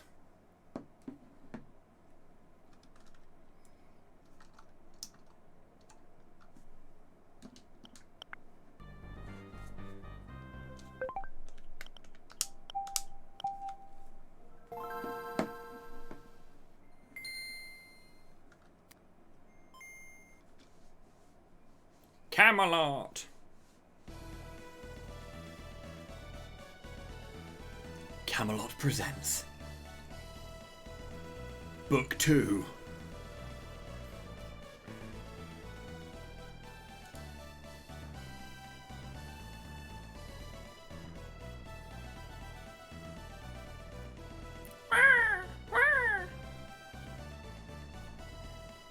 Lost Age. It's a good-ass video game. We're going to get underway with the run of this game very shortly. I'll give you guys a few more minutes. I just need to go and grab some, like, food. Just a little bit of food. Yeah, they did Mario Tennis Aces. Was their most recent release.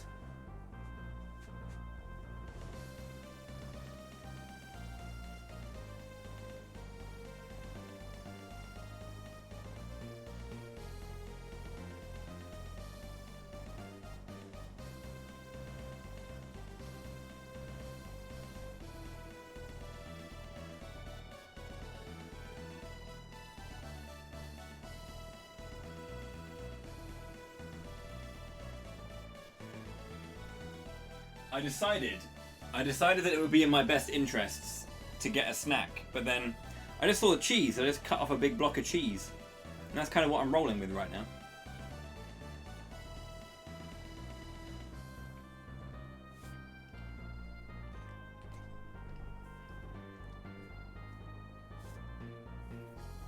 But yeah, sorry for the delay. I will be back in a little bit. Gonna get some tea in that mug.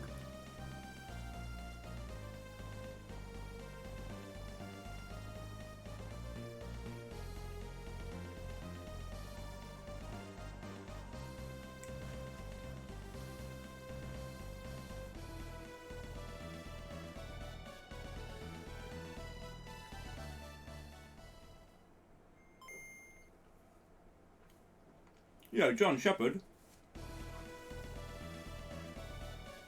Thank you very much for the $6.69. I appreciate that.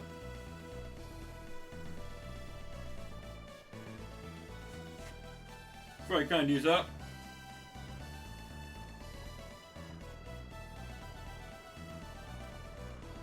Right, tea, and then I'll go. Let's go.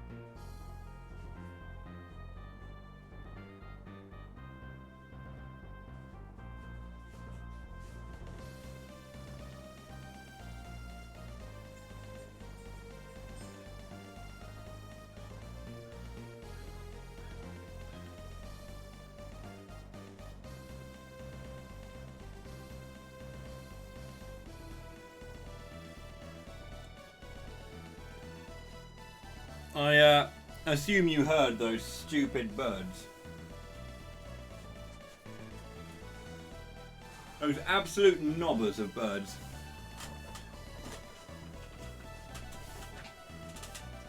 Running around and being like, "Meow, meow." I get that we're near the sea, mate, but chill the fuck out, alright?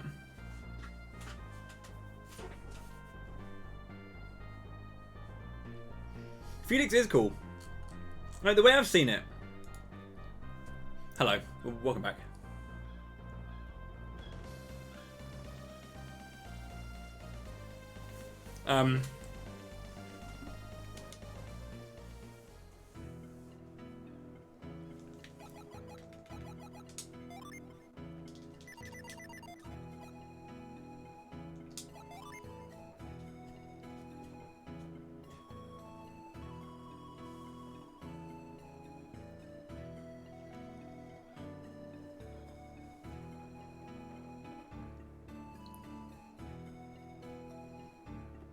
One thing I just need to confirm with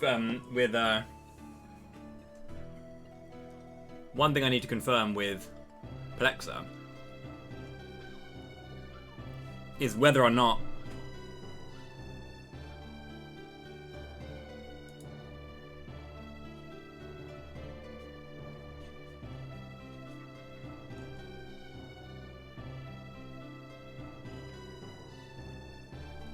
if the notes that I usually use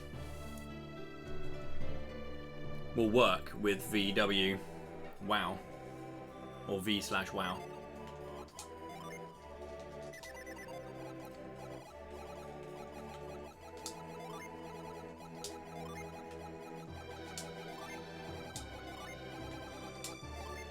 Wow.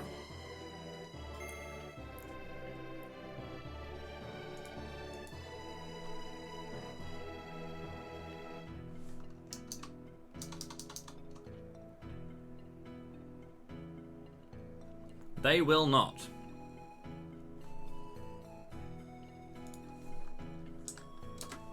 At which point will they not?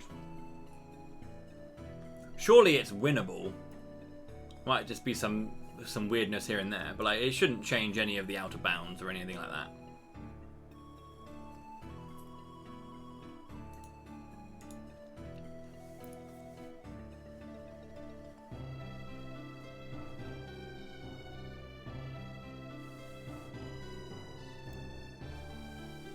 Kibombo Gaia Trial Row will be different.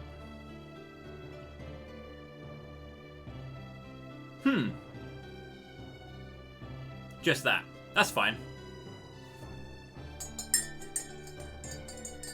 I assume you have a do you either have updated notes or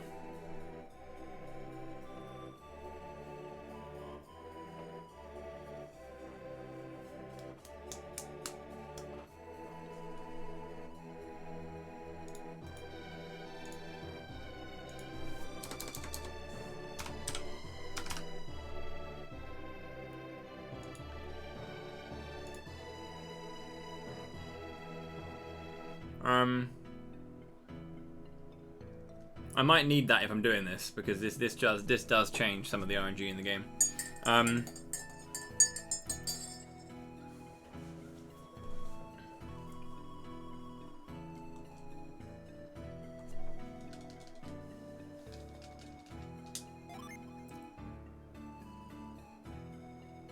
Oh, actually, you know what I can do? Sorry, let's do this.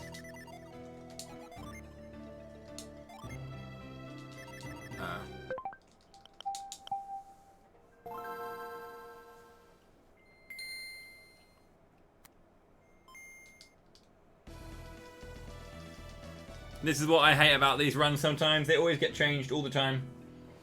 Okay, let's lock in those names then.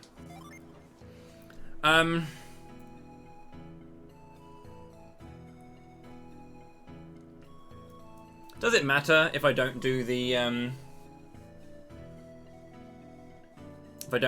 name clears?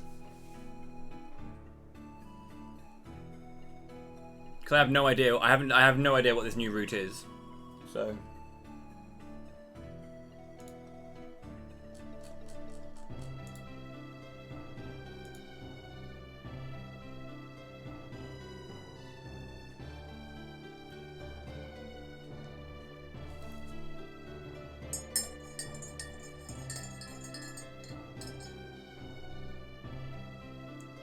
I assume I get another. I can just replace Flash with any other.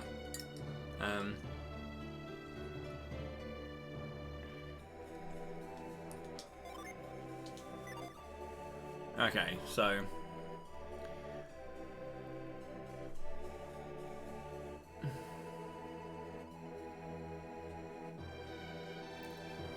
Oh, I need to start from a. I need to start from a fresh file. I can't have any files here. So the Golden Sun, the Lost Age speedrun is very, very different in its rule sets. Not rule sets, but like how I have to deal with things. Okay, so regular name clears. Okay, cool.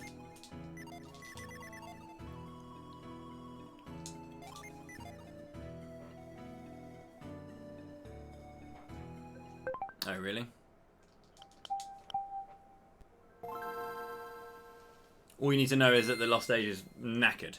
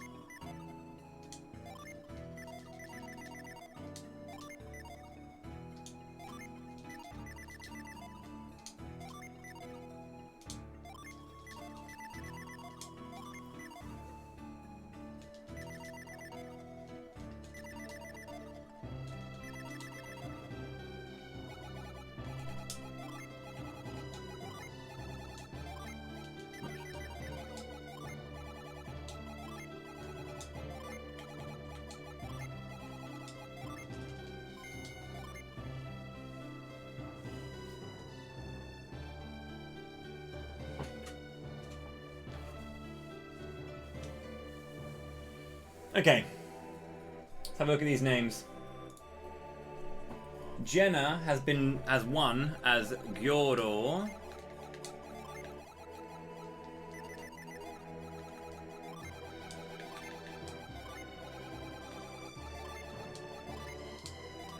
Sheba has won as Ururun.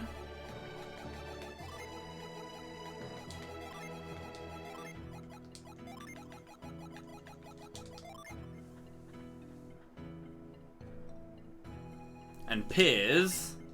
This is a funny one, boys and girls. Do you like jokes? Thank you very much for the... I don't remember the exact name it was.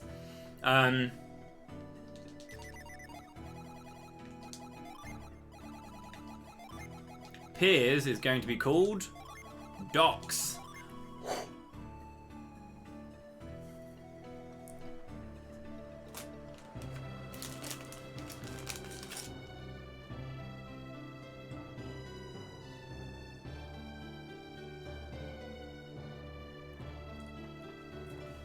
Mm-hmm.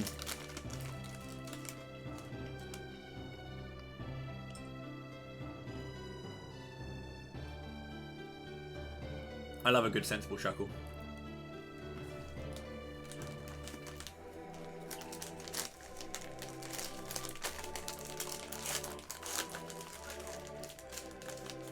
Okay.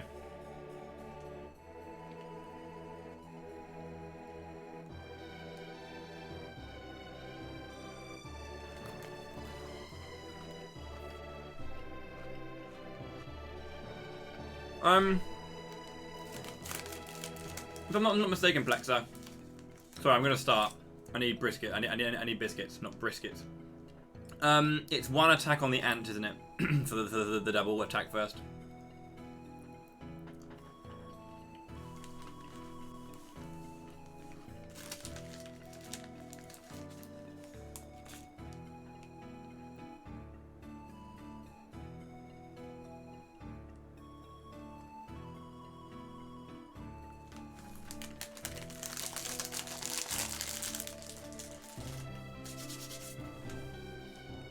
We won't get through the whole thing today. Or maybe be able to do like a couple of hours. We'll see how it goes. Then I'll finish it off tomorrow. And yeah, I'm getting summons. Getting the summons for this one.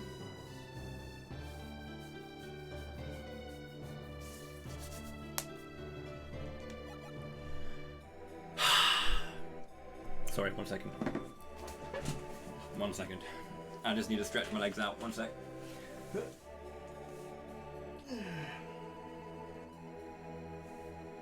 Oh, fuck. Okay. Okay. You boys needed that, didn't you? Okay. Don't get old, kids. Don't get old. You end up doing this thing where you go to pick up a sock or a shoe or anything off the floor, and you make noise when you go down and when you come back up. That's when I knew I was getting older, because rather than just going, I'd be like, oh, oh. Or even a subtle one, which is one of these. The really subtle one is the. It seems like it could be an intake of breath, but it's not. That's you having to just like, oh, okay, got that one.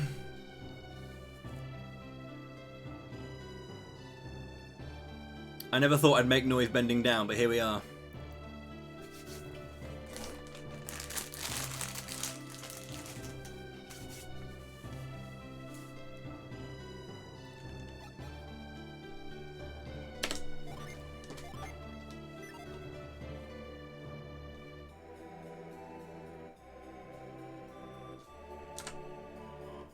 I think I fucked everything up.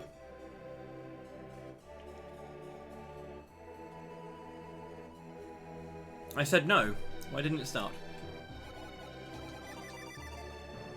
I don't know why that happened. Sorry, I have to reset again.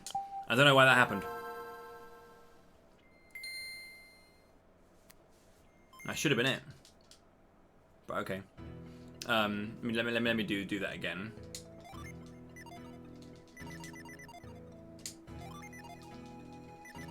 Two Felixes, 4 Isaacs.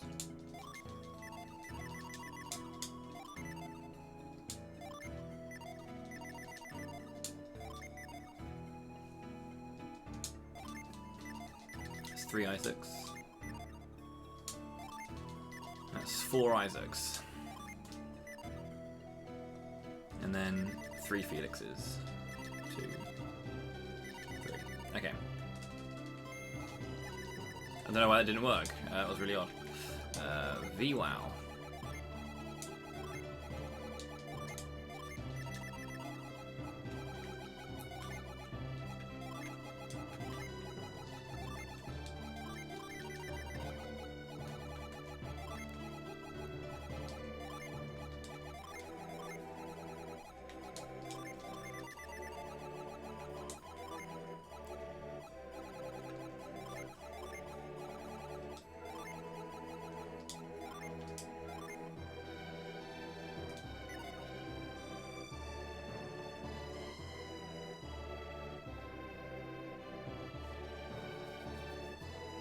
I'm just gonna hit the game start the timer when I know it started. Right.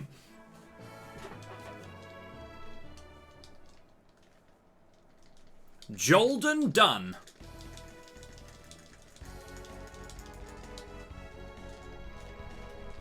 He's now got a blue cape. I think they think it's more aesthetically pleasing. They're probably right.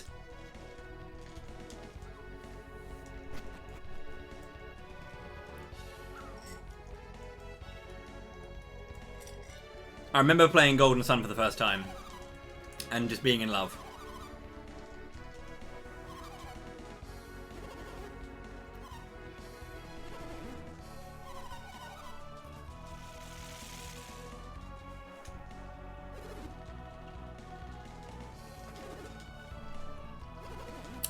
All summons that can be obtained through a no S&Q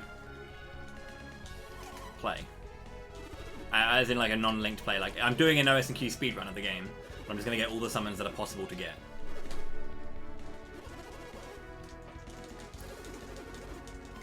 If you're worried about Iris, don't worry about Iris.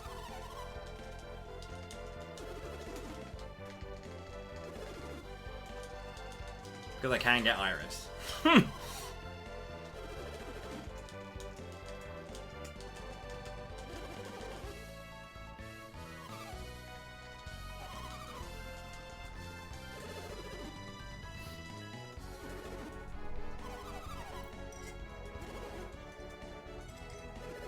There are obviously some things that I cannot get because I haven't got the right items for them.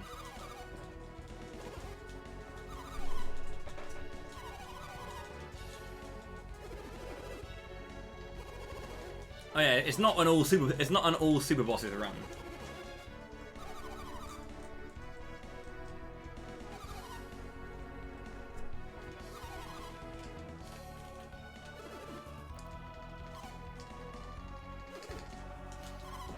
Yeah, this is a great game. Yeah, I remember playing Golden Sun 1 for the first time and falling in love with it because it was amazing. But I remember playing this game for the first time and just being blown away by how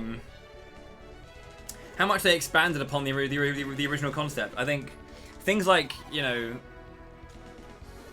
Shining Force 2 and Golden Sun: The Lost Age and all these kinds of things are the reasons that I actually prefer sequels to original games. Like, most people are always a big fan of the originals, but I love sequels. Or like the continuation of a concept, be it visually. Again, I like Breath of Fire 4 over Breath of Fire 3. You know, in terms of like there are some many similarities between those two games, of course. And yeah, I always like sequels. I don't know why.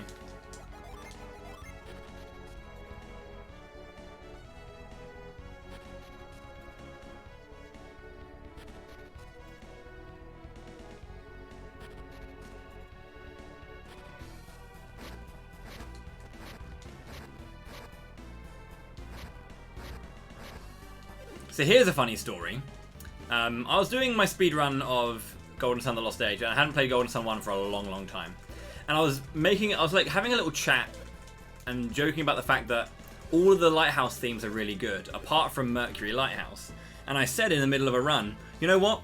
I can't even remember what the Mercury Lighthouse music is.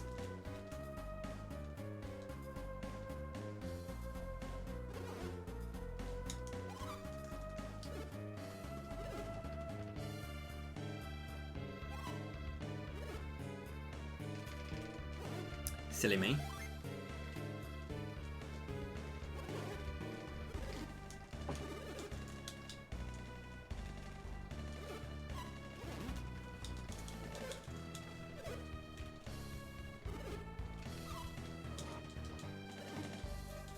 Those of you who know will probably get that joke, or get why I was stupid. But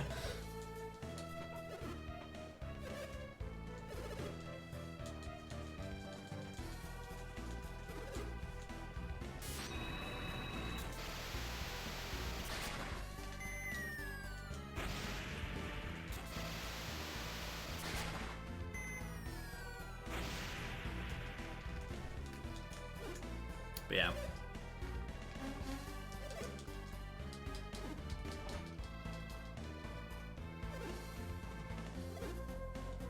What's really good about this game... Yo, Reese!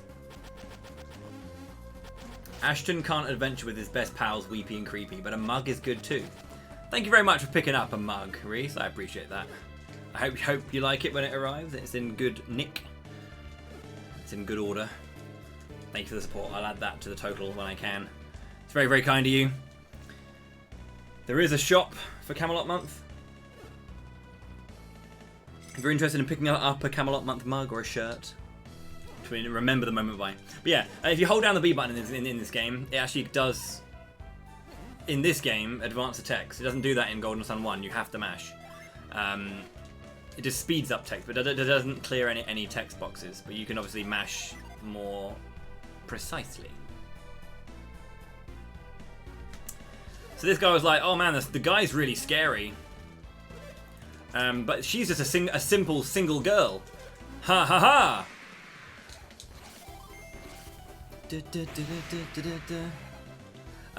Jenna's theme is also really, really good. We like Jenna's theme. So please enjoy Jenna's theme when we can hear it. We only hear it... Well, what's really cool is you can actually adjust the music in this game. It's pretty sweet.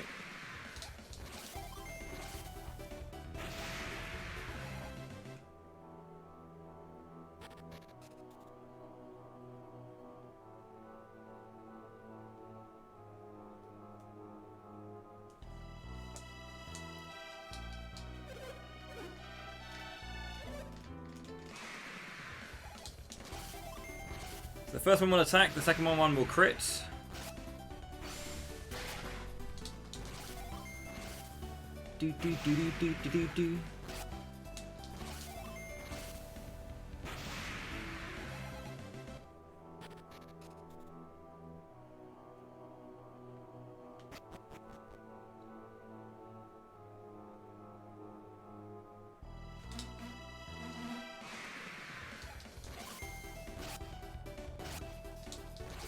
That is actually intentional. Now, it is a no S&Q speedrun, so we don't do any RNG manipulation. However, we do set up some things, like the naming stuff before is setting up very particular parts of the RNG before the run begins. And that particular thing I did there, I attacked the ant rather than going straight off for the fume, because the fume would have killed him. But we attack with the ant, we attack the ant and then use fume to kill it, because that sets up 2 attack firsts at the beginning of the game. So when we get Felix back and we do our first few fights, they will both be double attack first. We can just flee from the first 2 fights. Very small. There's a bit in Plex's 100% run where you hear Jenna's theme. Good. So what's really cool about this game, if you haven't played it before, there's a section where like the 2 parties from both Golden Sun 1 and Golden Sun 2 come together. There's a very nice little thing that they've done in the game that if you take out particular characters, you'll get different themes. So there are 3 themes that can play in regular battle, and that's Felix's theme, best one, Isaac's theme, and then Jenna's, and that's the priority. So if you have those 3 party members in, Felix's is the one that takes priority. If you take Felix out but have Isaac in, Isaac's theme will play. If you take both Felix and Isaac out and have Jenna in, Jenna's theme will play.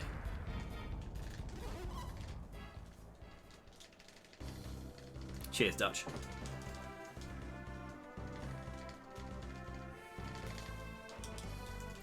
Yes, you can do. Yeah, you can either do it via the link cables, easiest way, or you can input a code. You only need to do a bronze code to get like all the I think you get the items and the gin that you had from GS1. And then silver, I think, is levels. And then gold is like levels, items, gin, and money as well.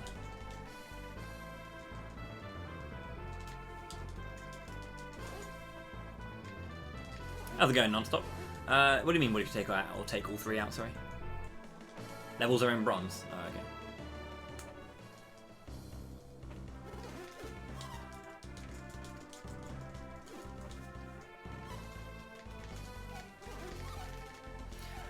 Do you want to see... wow, I just need to change that. One sec. Do you want to see me and Plexa, or Plexa and I, rather? Do you want to see Plexa and I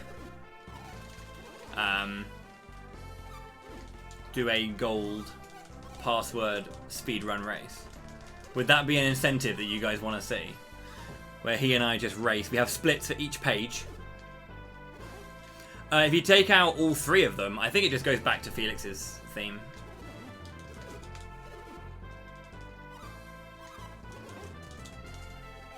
We wouldn't do a race of the game. Like literally, it's just a race of inputting the gold password.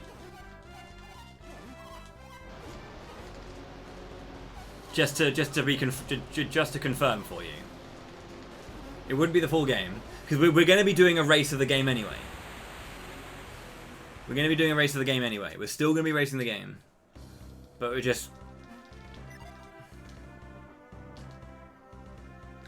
Also, do you want to know what's really, really funny about this game as well?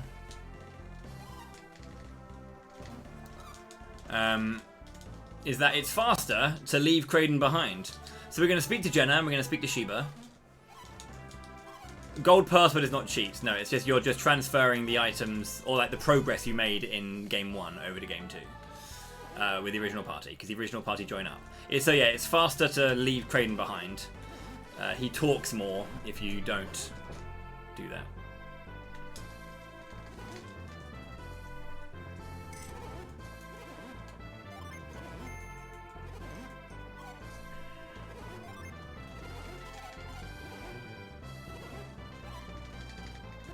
So yeah, there's a few little cool things in this game, like a few little Easter eggs. Like if you say nothing but no to Kraden's questions the entire time, if you just always disagree with him and just say no, no, no, no, no, he gets super mad at you when you get to Lemuria, and it goes off, he goes off on like a massive rant at you. It's really funny.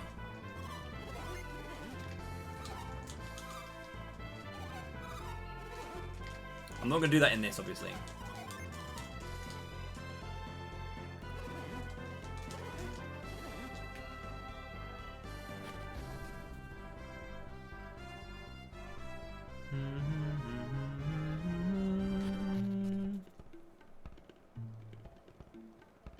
I didn't do it. I didn't do it. I'm so proud of me.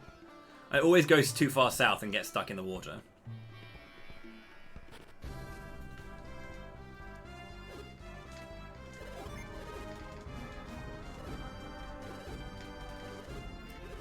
So this is Echo, and he's really cool.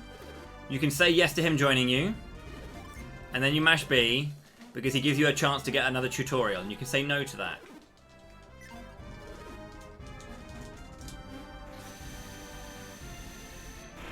Or no all game until Lemuria.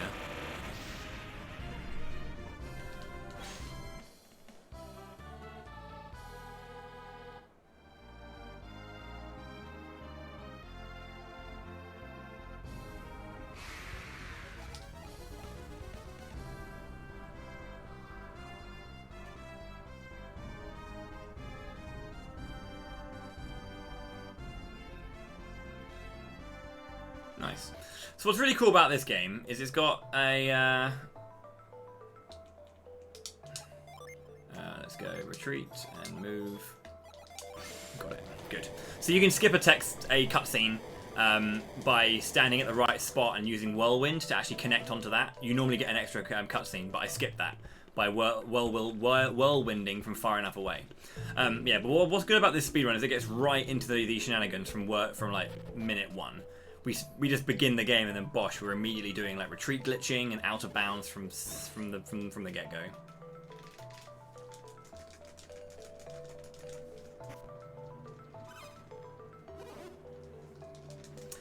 Well, no, when you do that, it's not that you lose the Ginny. When you do like the transfer, everything comes over. If you don't do a transfer, there are Jinn that don't immediately join the party, but there are others, like there are Golden Sun 1 Jinn that get placed around the world for you to pick up. We actually grabbed one, I believe, or did grab one. Oh yeah, we do. Yeah, we grab. So there's one in the house that Felix stayed in Prox is a water Jinn, a water Jinny, and yeah, that one is one of the Golden Sun 1 Jinn. But that's only when you don't do a transfer. The guys will bring over like 4. Yeah, the guys will bring over like 4, and then there's like a few that you can pick up. Oh yeah, they'll bring over 4 each, and then there's 1 per element that they get placed around the world.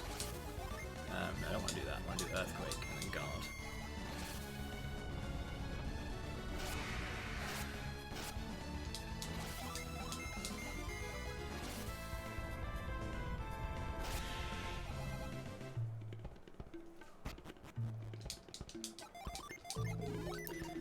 Six, 8, 6, 4.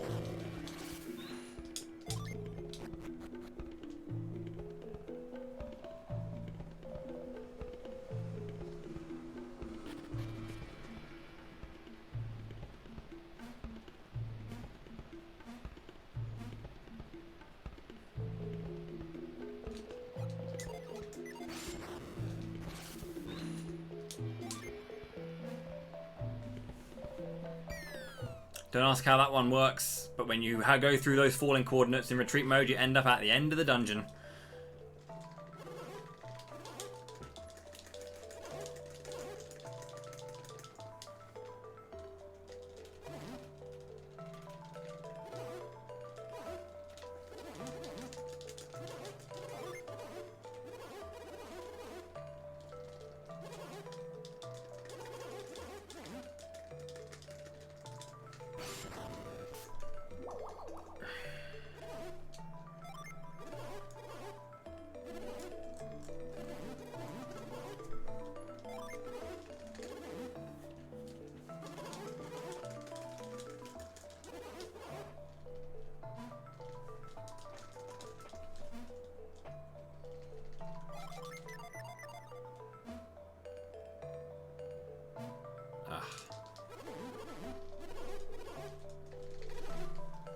So now we've got Lash.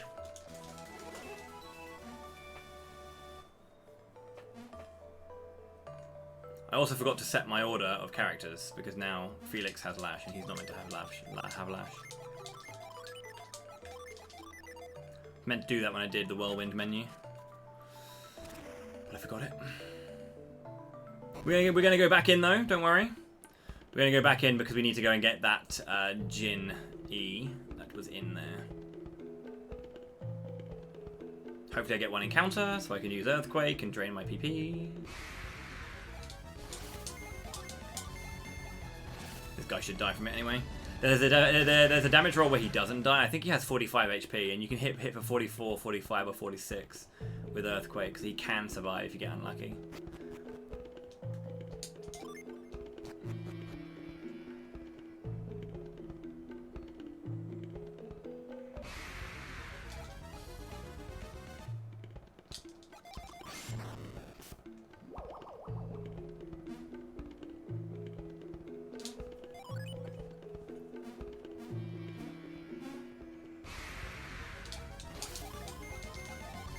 Fume defend Ray, fume defend defend.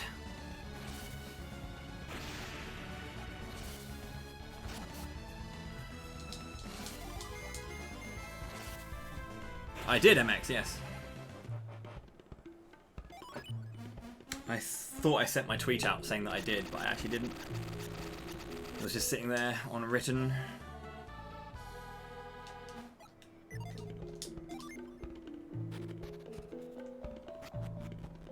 Oh no, I want to do that again. I want to go back again, do another retreat. Yeah. There we go.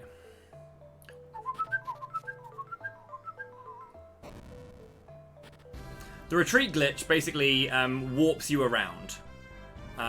So when you use retreat from the shortcut menu, but you haven't got enough PP, it will say, do you want to use the retreat spell? And you say yes, but it says, oh no, you can't, you haven't got enough.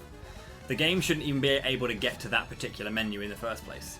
So when you say yes, the game goes, oh, you haven't got enough PP. But then the game, because it is already in that menu, when you say yes, does do it in its memory. So when you go through a door, you actually go. It does, so the game's memory actually takes you back to the first screen you entered the screen in. So that there is where I entered this room, right? So when I use retreat glitch and I'm in a different screen, it thinks I'm in this screen. If I use retreat glitch in another screen in this dungeon, I should specify, just in case that wasn't clear. It'll think I'm at this screen of this dungeon. So when I go through a door that's numbered or connects in a certain way, I'm not going through the door I think I am. I'm going through a door on this screen with this number. So you basically warp around and connect to other doors based on that. There's less like massive. There's like one massive retreat glitch in Golden Sun 1 or 2 massive ones, which skips the entirety of Mercury Lighthouse, and one that skips the rest of all Altin mines.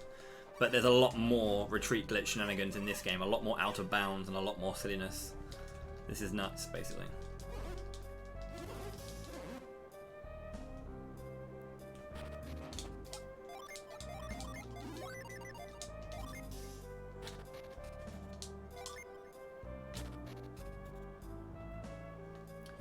I want to have it in line with, yeah, I want to have it in line with this. We want to go up.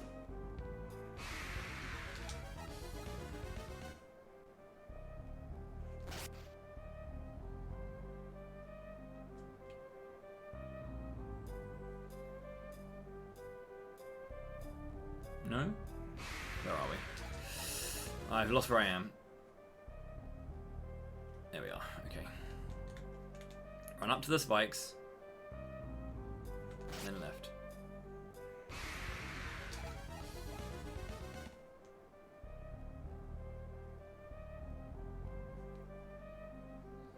No? No stairs? No stairs. Oh man, I always have trouble with this one. I don't know why, but I always have trouble with this one in particular. It's always the this one, but yeah, up to the spikes and then just turn left. That's what it should be.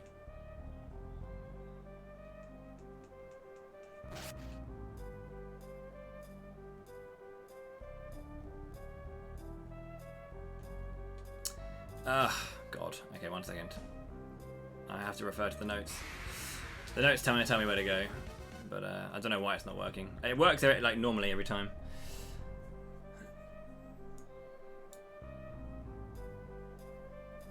And then do the out of bounds instructions here. There are no instructions there. It doesn't say anything. It just has a picture of the line. Just run up left, I guess.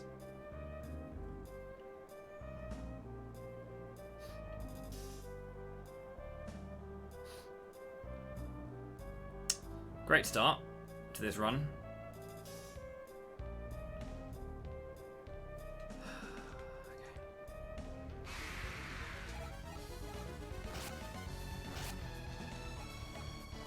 I wonder what's causing this.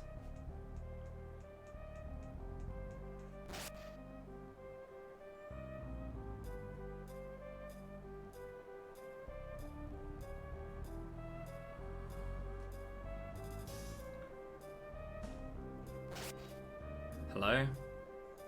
Seriously, where is this door? Why can't I find it? It's up to the spikes and left, dude! That's the wrong one. That's the wrong one.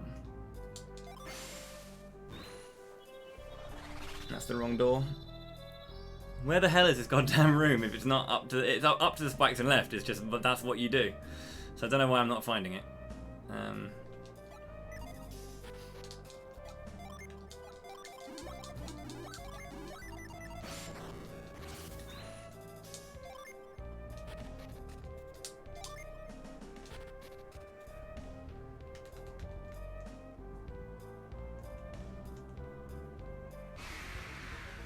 I wonder if I'm getting different height maps because of these fights.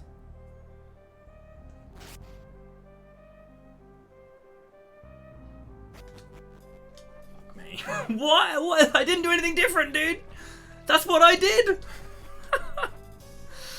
This game's got a lot of weirdness to it in this kind of regard. So I was talking about height maps, right?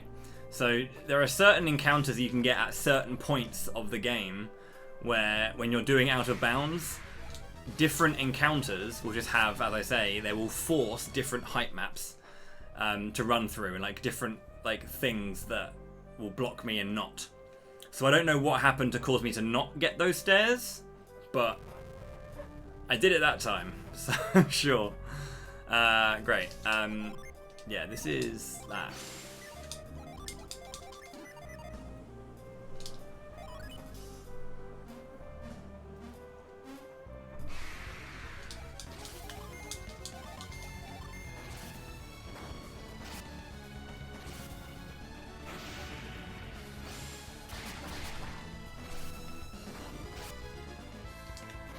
Yeah, it's really weird.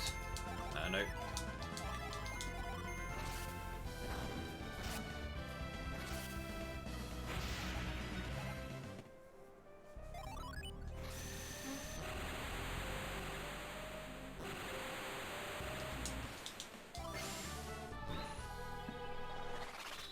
Yeah, I mean, I will keep doing this until I know exactly why certain things, or like what to look out for. Because usually the fights that we get in bad encounters, quote unquote, the ones that create bad height maps, are not really necessary to worry about until we get to Ayers Rock. So I personally struggle with the Shrine of the Sea God out of bounds. I don't know why I do, but I do. You can see that I was getting it a bunch of times, but then there are loads of times when I don't get it, and I don't know why I don't get it. Because there's no real notes anywhere. Like, the notes themselves here just say, retreat through the following doors, and then do the OOB instructions here. It's just an image. Like, there's no actual instructions, but I know from the image what it's meant to be, you know? Because I've done the run before. Anyway, regardless of that, we're done. So, the chest that you just saw outside here, by the way, I ran up some stairs and I ran past some chests. Those are cool chests. That is a cool chest, in general. We like that chest a lot. However, we're not going to grab that chest. What's in it, we need, and we're going to get the item inside it. Oh, yeah.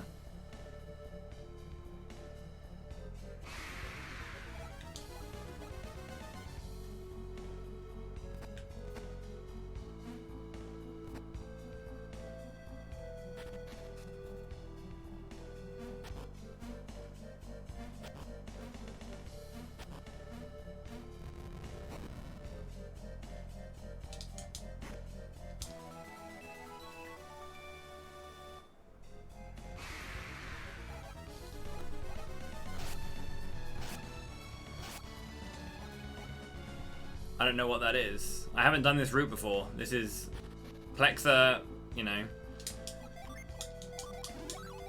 Plexa donated for this name to be this name, and I don't know what's going on, so that's fine. Let's get this mint. Let's get this iron chest. This the full metal vest as well. Haha. Retreat mode also allows us to remotely access chests.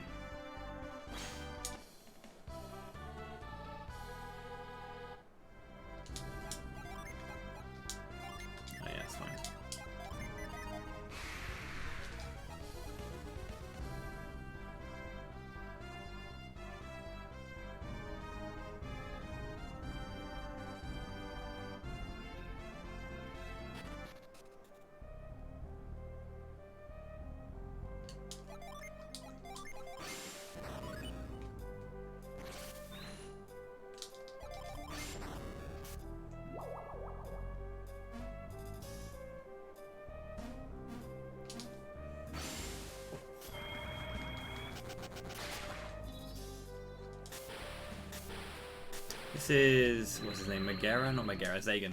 Megara is the cool one that I like, which is Jupiter and Mars. Zagan sucks. So what this game introduced as well is a ton more summons. You can get summons that go beyond just 4 Jinn needed. You can get loads more summons. And mixed elemental summons as well, which is super nice.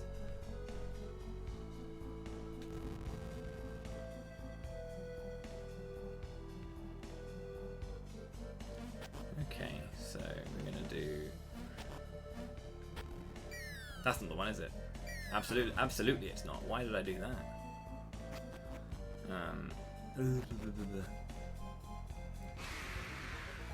I knew that was the right one. That was the wrong one when I went to go and do that.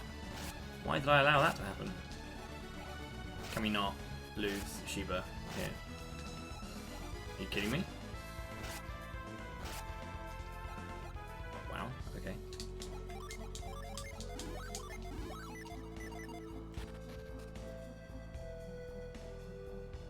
Where the hell's the door out here? I never fall down here, so I don't actually know where I'm going anymore. There we go.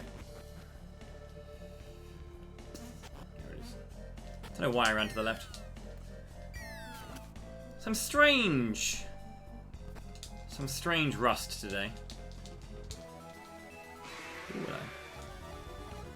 can we not spend a bit in years trying to flee? Oh my god.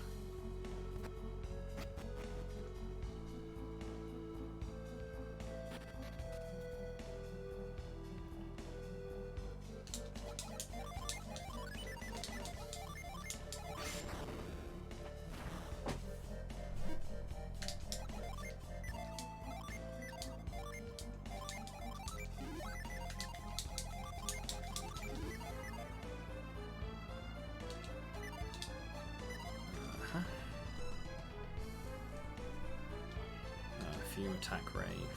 No. Fume attack echo ray. Yeah.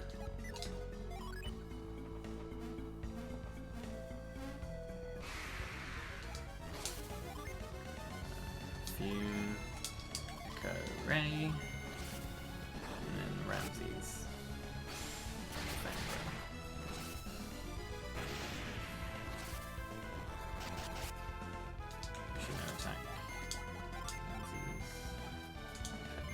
do on the left side. Ramses!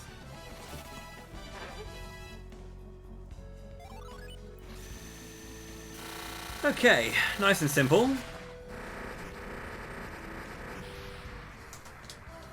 Right, we want to get our we want to get the PP we had back. I just want to see if I can push myself up to 6 quickly.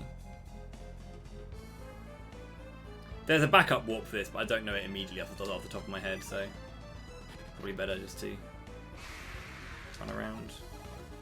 5. 5.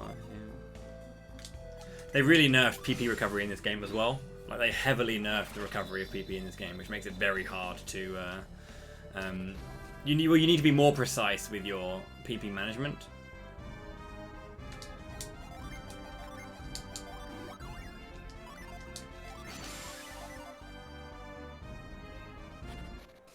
Do that for an encounter reset.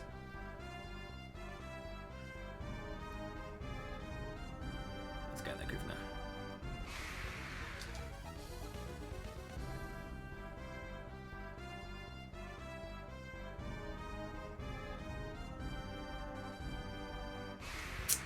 You kidding me?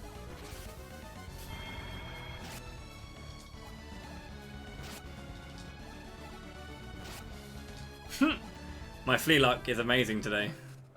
Let's go. Right, then this is Madra. We need to do a couple of things here. We need to push forward the story and then set up for some stuff later on.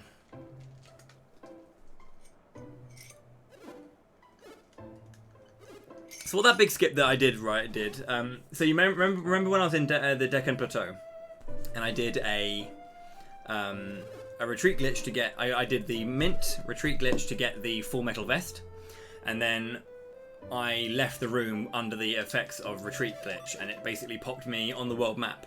That is a safe door that is just coded into the game. But at some places where we do the retreat glitch, just pops us there. Like, loads of places do it. It's just a way of getting. I think it just prevents the game from hard locking at certain times or soft locking at certain times. It's just a safe door that's there, which is pretty sweet. We utilise that in the speedrun to basically warp ourselves from where we are to get back to here early or quickly. Like, Madra is the central kind of point of a lot of story progression here and there, so we want to get back to Madra quickly. A lot, I think like 3 times or so.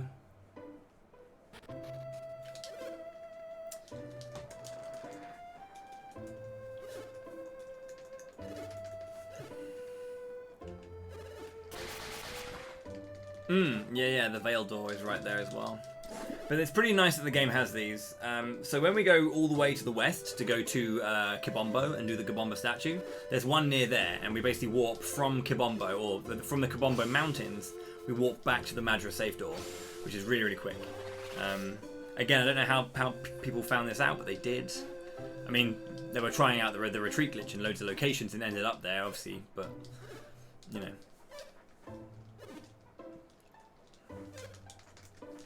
Everyone's scared of docks.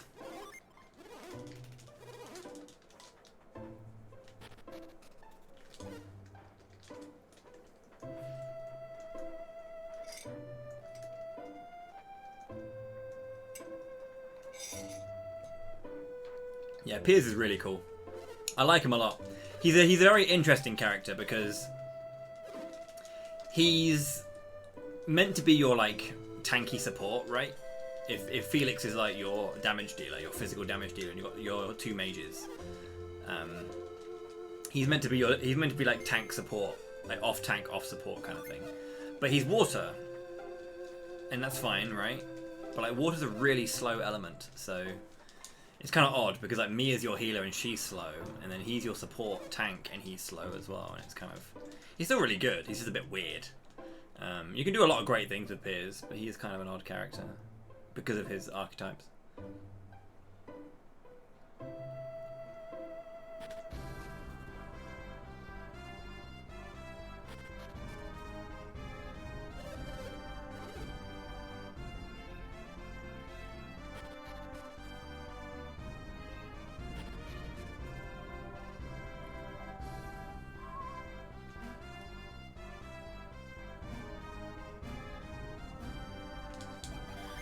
Jenna needs to have Iron Fog, Echo Cannon, Breath.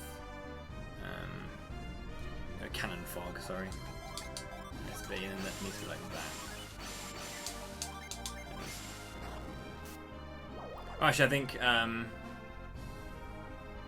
also think it needs to be like this as well, yeah. We get the Pirate Sword to sell, we don't actually use it, which is a shame, because Dreamtide is obviously very, very nice. We like Dreamtide. It's a cool move.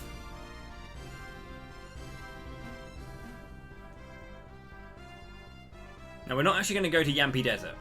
You're meant to kind of go through Yampi and, you know, do all that kind of shenanigans and blah-de-blah.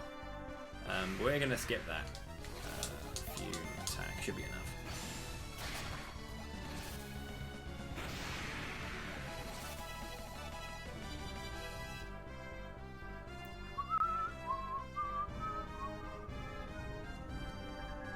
So yeah, we could go east and into Yampi Desert. I mean, you can if you wanted to grab. There's an item you can grab if you wanted to, which is the Guardian Ring, which is an increased HP, which is very, very nice.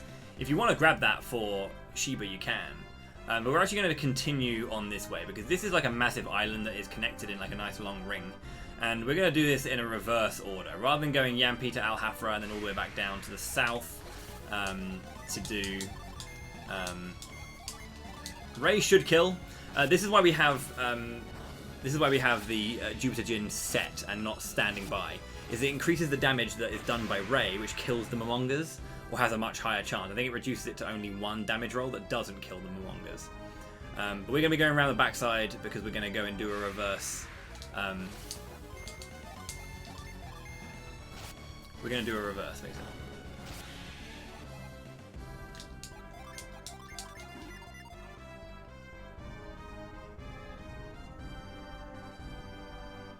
Reverse continent, as I said. Morning, Rays. How's it going? Morning? Afternoon.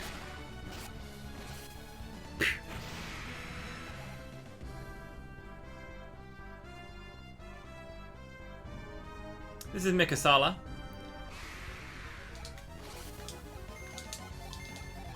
And in Mikasala, we're going to grab a few things. We're going to grab some items to sell again and buy some weapons to increase our damage. And also some armor, because we need it.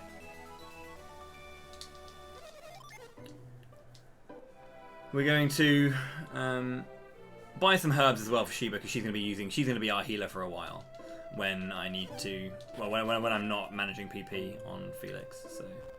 So let's sell some stuff. We're going to sell the pepper. We're going to sell the pirate sword. We're going to buy a broad axe.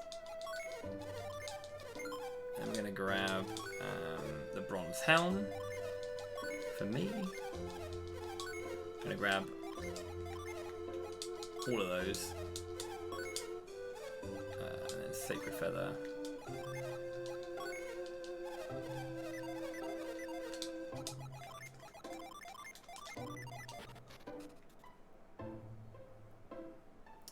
Also the nurse cap.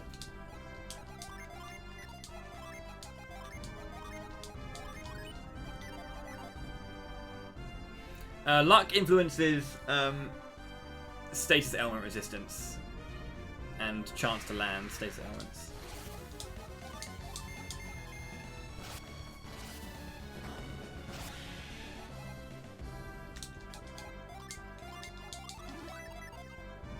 Right, we're going to grab Sour here.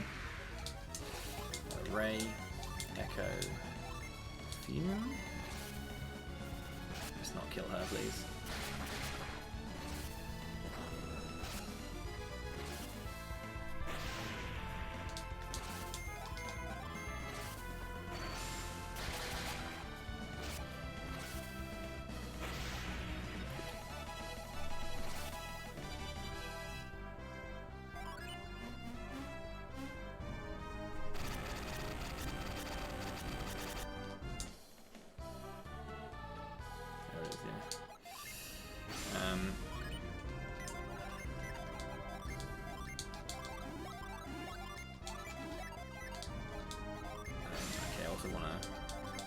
start using that PP. I'm going to go grab Megara as well if I can. I'm not sure what I need to actually grab her, but... do I need Scoop for this? Yeah, I need Scoop. Okay, cool. I'll come back here when I have Scoop.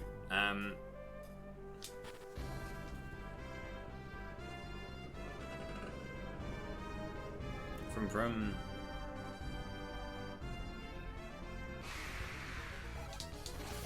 Ray, attack the center, I think? No, I want to do that. So yeah, this is important. I need to keep a specific amount of PP available on Sheba, because Sheba needs to do a lot of casting in Ayers Rock. We're going to go and do Ayers Rock now, and there's a very, very big reason why we do Ayers Rock. I'm not going to mention it just now, because I think it's one of those nice, if you haven't seen the run before, it's a nice shock factor thing that's pretty cool, and yeah, it's really fun to do, so hope you enjoy it.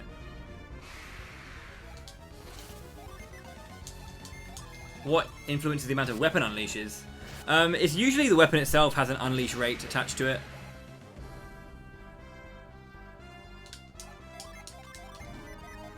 I'm also going to be healing with Felix a bunch as well, because I need to get his PP low enough so I can do another out of bounds, like off-screen thing, which hopefully I'll get right, because it's one of those ones that I normally get, you know, mostly right, but then there's one tiny bit that fucks me up.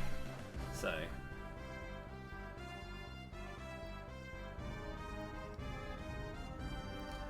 Don't give me one more encounter. Good. So there's no encounters on the desert. When you touch the desert, you don't get any more encounters. And then into Ayers Rock.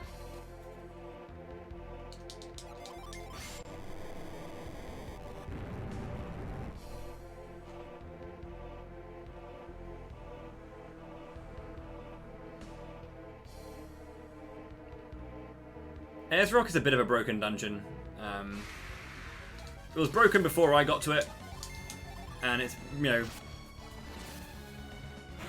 broken even more when I showed something to, or like the speedrun community saw me playing the game and saw something that I did, and they were like, huh, and I was like, yeah.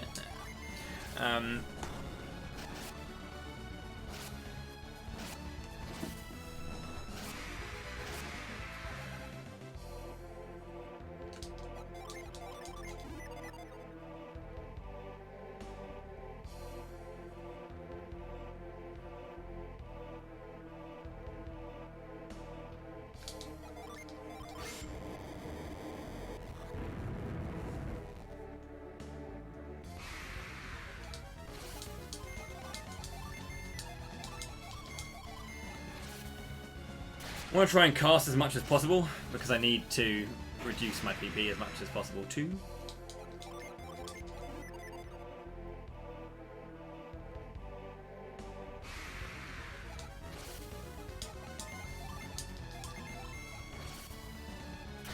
Probably wondering why I'm doing that. Don't worry, I have an idea.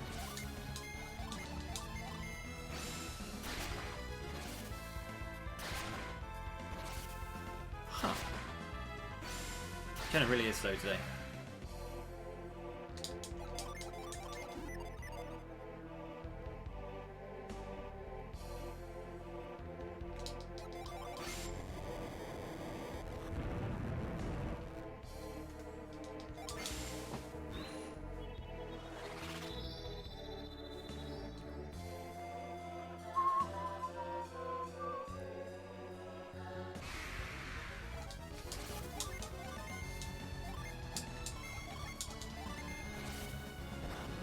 Yeah, PP management is incredibly important for this run, and I still make many errors with it.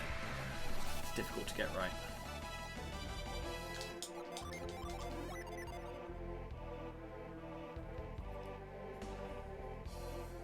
So yeah, we're going to run around here and do this, and we're going to, again, retreat once more in order to get back to the start.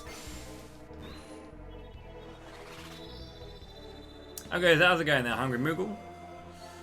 It's going really well, thank you. We just finished Golden Sun 1, we're on to Golden Sun 2. Ray, attack.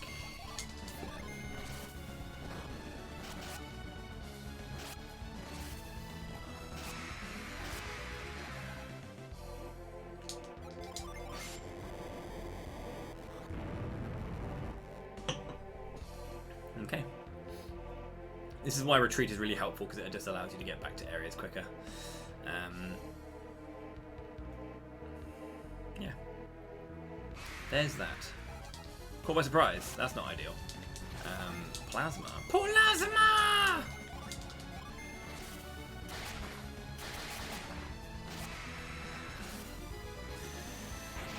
No, it was a speed run. Golden Sun one was. This is also a speed run, although I'm going to break it into 2 segments because I'm not going to be able to do it all today. But I wasn't going to leave a stream at 5 hours. Not during Camelot month. It's 8 to 10 hours every day during Camelot month. Make sure all these games have as much love showered upon them by myself and the audience who are watching. Do you love Camelot month? Or at least the games? You may hate this event, but as long as you love the games, that's all that matters.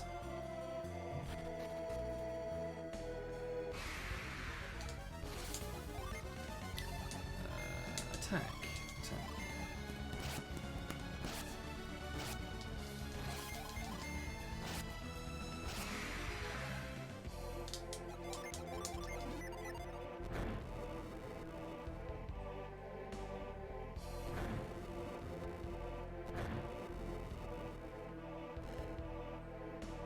Definitely going the wrong way because I'm an idiot. I want to go to the left there.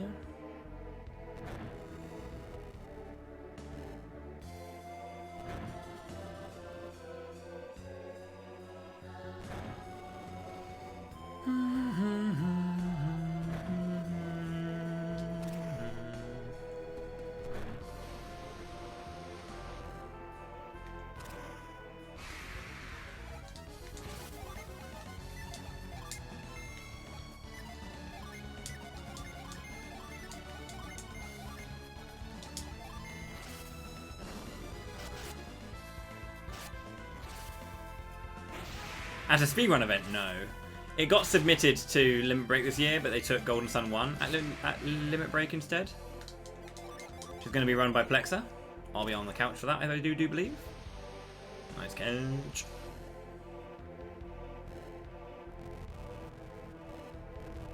The Kaiser Crab wants a word with me. He probably does.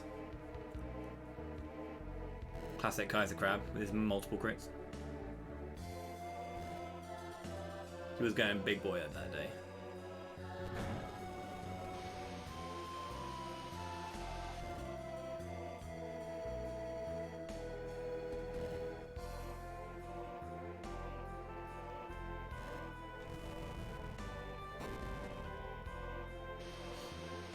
Okay, so again, I want to make sure that I'm as close to 5 PP as possible, so I don't have to do too much move spamming. But again, I'm going to do a retreat glitch. Now, the retreat glitch has... You've seen it have a multiple bunch of uses, like allowing us to go out of bounds and allowing us to, like, delete certain bits and pieces of the map and all that kind of stuff. Well, it has a bit of a different effect when it comes to ladders. And it doesn't really play a part too much in the Golden Sun 1 speedrun, but it does in the Lost Age. And the first example of this is here in Ayers Rock. When we get to the top of Ayers Rock, or when we get closer here, you're meant to go to the right-hand side here and do this whole like puzzle on the right here. It's meant to be a big thing that you do until you get up there. But I'm not going to do that. I'm going to go from here till the, and then I'm going to enter. I'm just going to enter Ayers Rock from here. Okay? We cool? What it does is, it gets rid of loading zones. Loading zone, okay.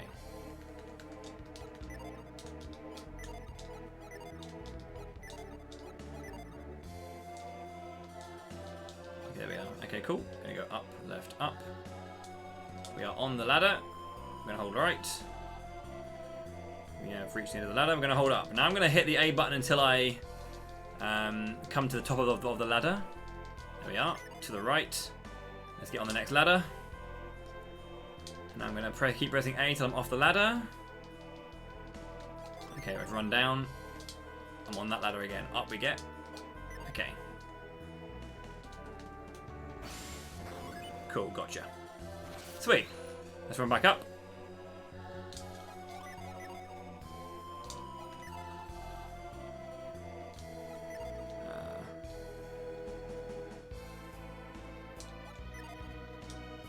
Okay, we're on the ladder. We're off the ladder. Okay, let's get an encounter.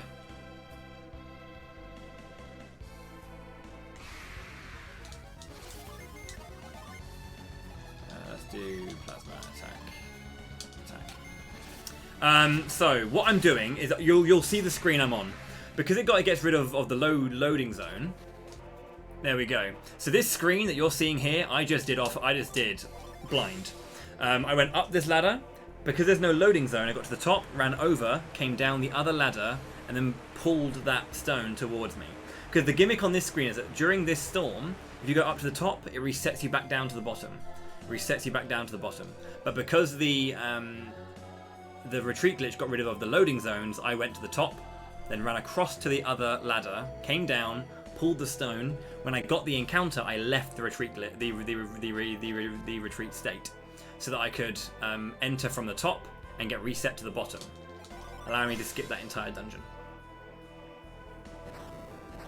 Or that entire outside puzzle. But now we're in. So yeah, that's cool. I also really like that Synergy Stone. I love that Synergy Stone. And that's my favourite Synergy Stone in all of Golden Sun. It's a really good Synergy Stone.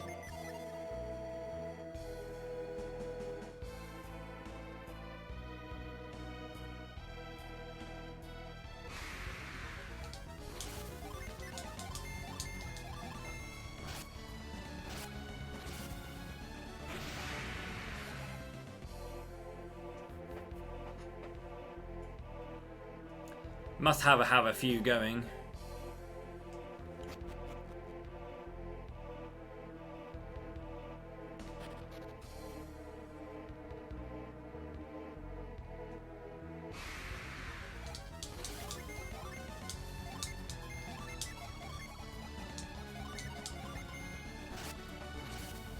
I need to use Earthquake just to keep my PP low again because I need to use a bunch of attacks coming up, so.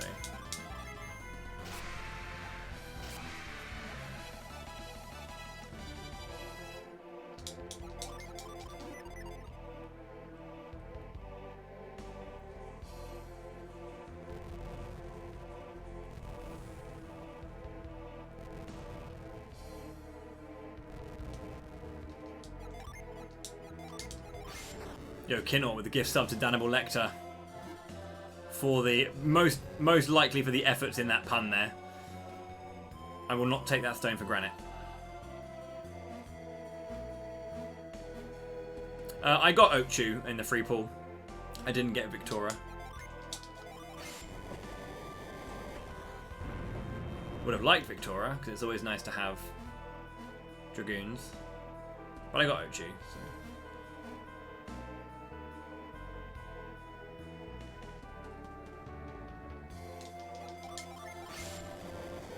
MR spheres. I did some extra pulls, but I didn't get anything. I'm out of. I think this is the first time I'm down to like 2,000 Visior. This is the first time that I have had a banner and I had nothing to actually pull on, or nothing to kind of get shards for, apart from certain elemental dailies. But yeah, other than that, we're pretty Gucci. You got Lilith? Lilith is which one? I'm trying to remember. Sorry.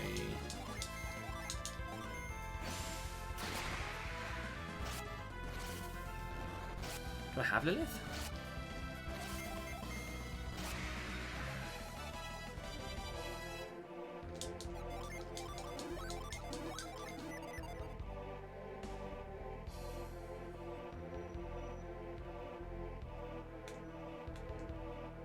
Oh right, yeah. Don't you have her? Don't you have her from the start? I don't think I ever had to do a pull for her. I just had her, but I started when the game released, so there weren't many characters to get back then. But yeah, I've had Lilith since the beginning. Forgot which one she was. I actually got her vision card as well, actually, in my pulls today.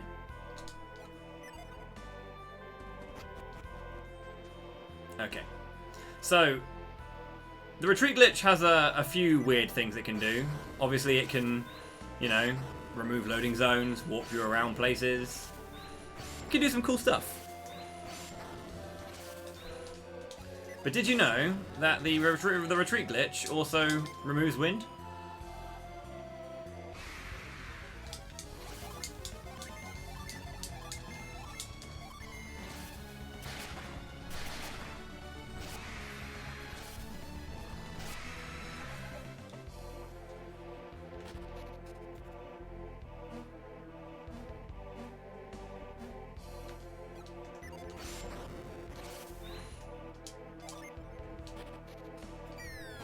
Cool. And that brings us all the way down to the bottom. So when you do the retreat glitch there, it again causes some weirdness. Now, I was talking about how the retreat glitch only does certain things for you based on the entry point to the dungeon. Now, we came in from the top side. What I'm going to do right now is very, very important, and this is what I contributed to the run, is this door here. This door here counts as a new entry point into the dungeon because the outside and the inside of Ayers Rock are separate two different dungeons. So by doing this, that then changes where I retreat to when I cast the retreat spell. So I go to there rather than to the top. And that changes everything. Everything.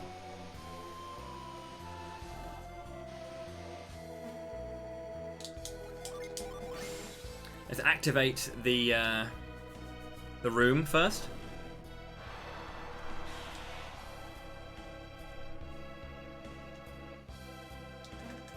Very important to push the pillars before we go into retreat mode, by the way. Because retreat mode does kind of cause some things to lock up as well. So you want to make sure that you can get out of the situation you're in if you are in one like that.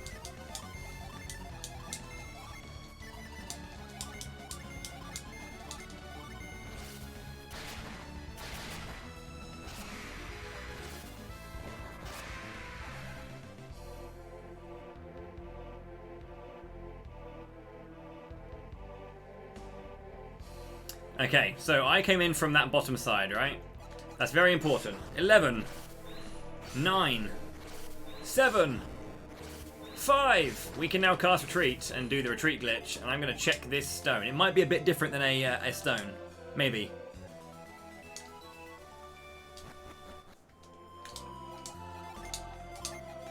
That's the soul blade. Yes, indeed. Okay.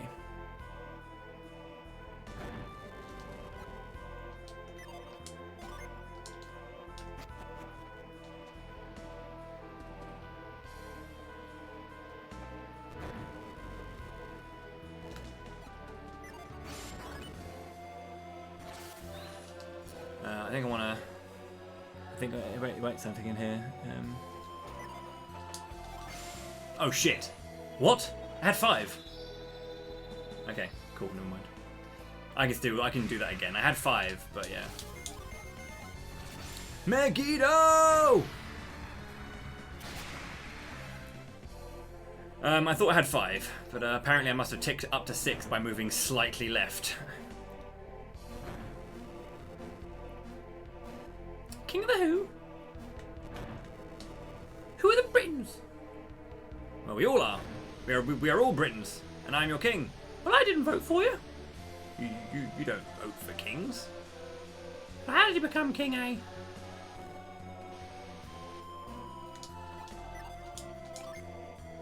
Let me do this again, because I seem to have pissed up everything. I thought I was on 5, but I guess that like slight movement ticked me up to 6, causing me to actually cast retreat. But yeah, the retreat glitch is very powerful. The second slot. Okay, so you know I was talking about how like different enemies and different well, the enemies I get matters for the height map that I get. It's very important that I keep an eye on what enemy is in the second slot. So right now in the second slot is an emu. And that means I have to do a very, very specific bit of movement in order to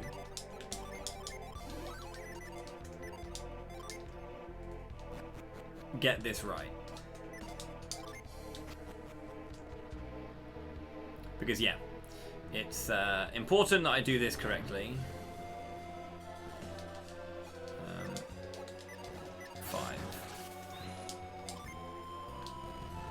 Haha! Out of bounds. LOL!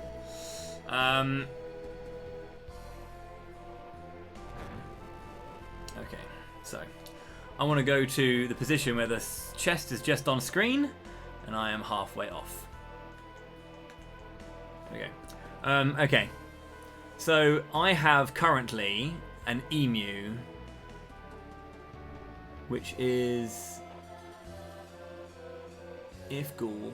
I think this is fine.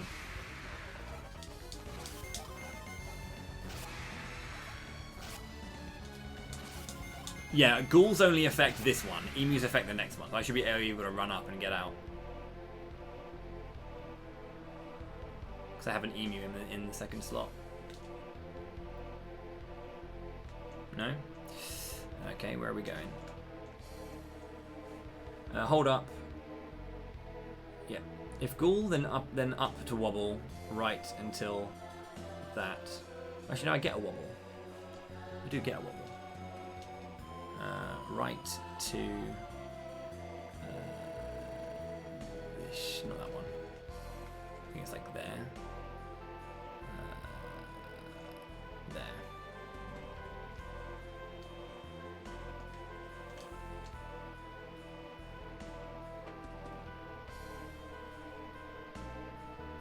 Oh, please, out of bounds.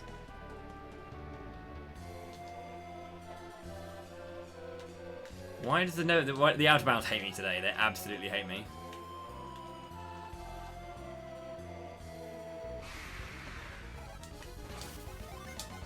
Okay.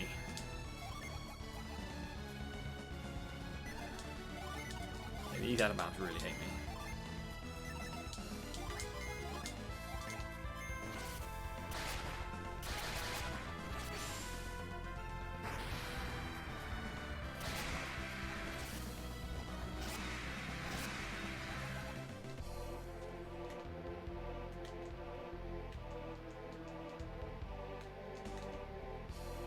Where is it?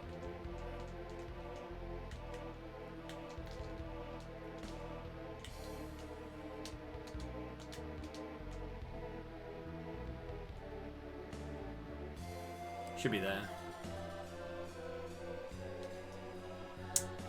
My out of bounds are not being kind. They're not being kind at all. These notes feel different to me. I don't know why. If they navigate to the position below, which is where I am, which is fine.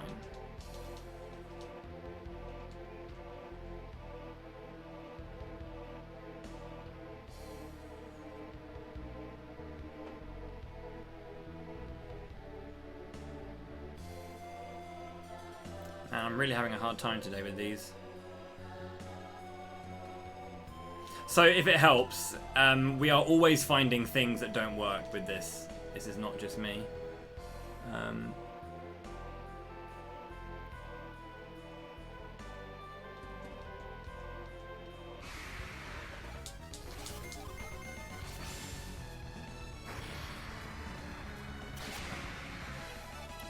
mean, if you're quoting something, Dan, yeah, sure, go ahead. I don't have to worry about that.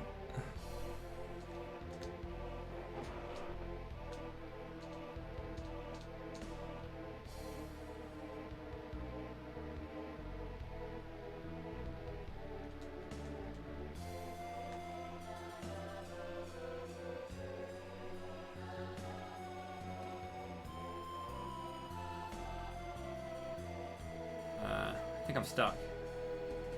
I don't know where I am.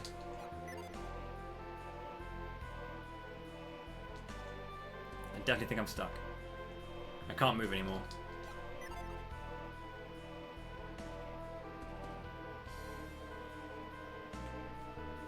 Dang, dude. I think I'm stuck. What is going on with these out of bounds today?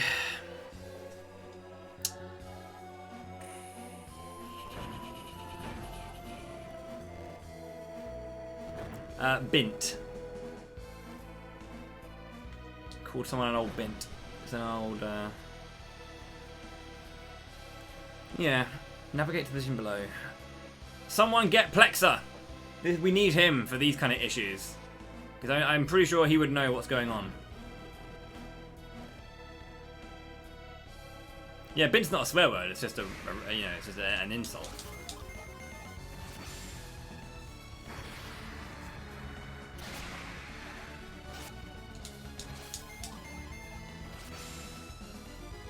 None of the out of bounds segments are working. Holding up doesn't work, and then doing the up to wobble right, up, left, up isn't working either.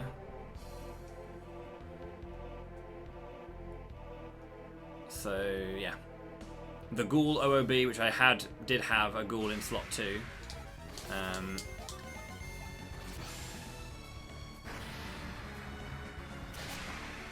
So it's been really good today that none of this is working out. I really hate when this happens because it really like destroys the momentum of the stream. Oh well, not much I can do about it.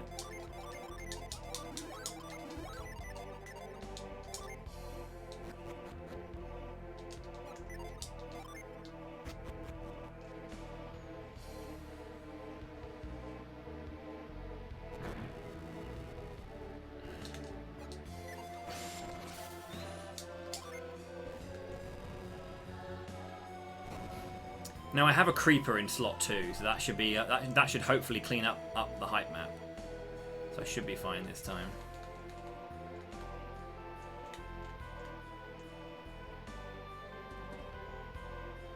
But the creeper in slot 2 still gets the wobble.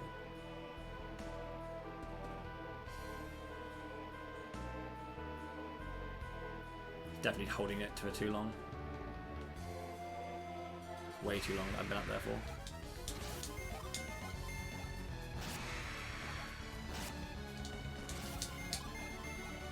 But yeah, the enemies in slot 2 basically create some weirdness in the game's code, so it's we have a bunch of things that we have to work out. Let's try this again.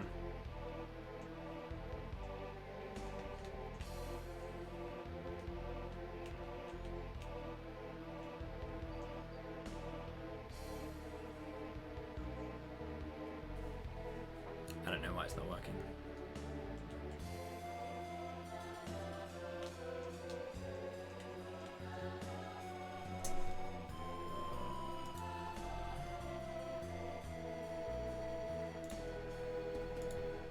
I have an emu in slot 2. I never had a mini goblin.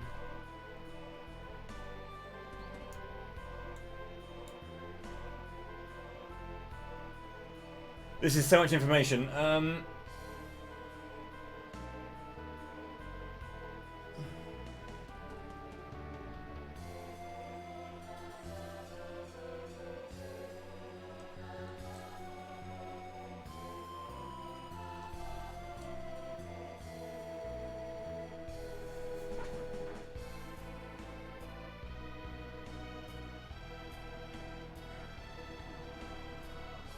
What do I need to have a look at here?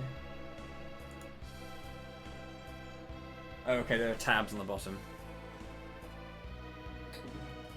Align here as usual. Hold up for 3 seconds, you'll hit a wall. Move right to get the chest just off screen. Hold up for 1 second, you'll hit a wall. Move left to get the chest back on screen with the same alignment above. Hold up to skip. I have an emu though. I don't have a mini goblin. Oh well.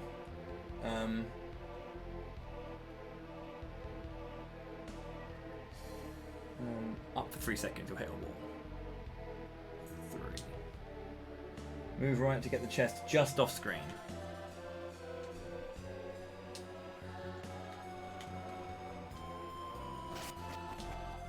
Fuck it. Sure. Sure. Okay, cool. Thank you, Plexo. When was that posted? I've never seen that before. Reverse Yampy logic, maybe. I have never seen that document before. Okay. So, we're always learning new things about this game. There we go.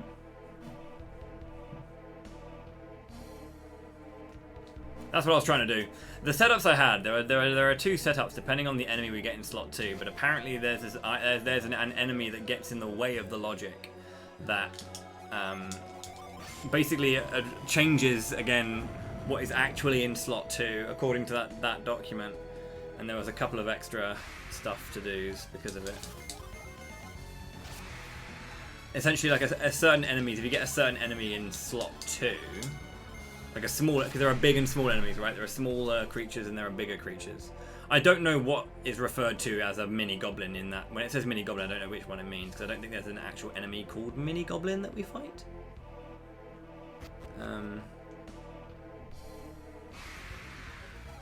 But yeah.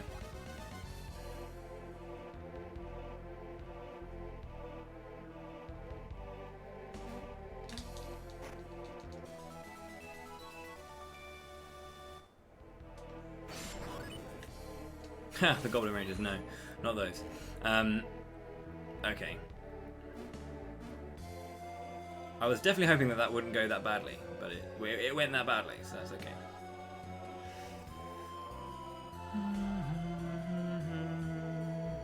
That's not even the hard one. The hard one is reverse Yampy. I think I need to actually. Okay, get rid of this. Where's my notes again?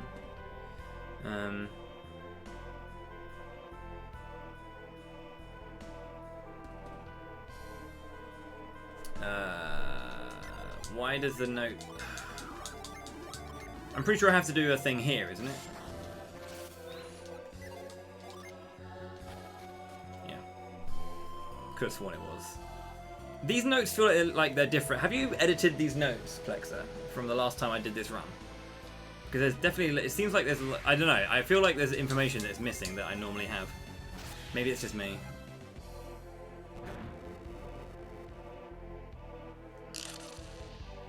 It's fine if you have, they're your notes.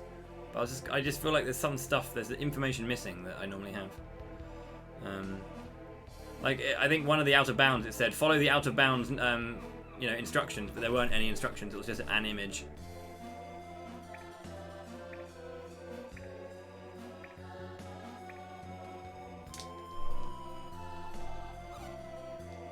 I haven't run this in a while. I'm not saying it's not that. I'm just saying that there's just specific bits of information, like the notes for Ayers Rock end after that out of bounds. And I could have sworn there was like, I just seem to recall there was like one extra thing about a retreat glitch that I was missing. But yeah, odd. Odd. Okay, that is the end of the dungeon though, so we can go back to normal. This is the hard one now, so the difficult one is reverse Yampy, so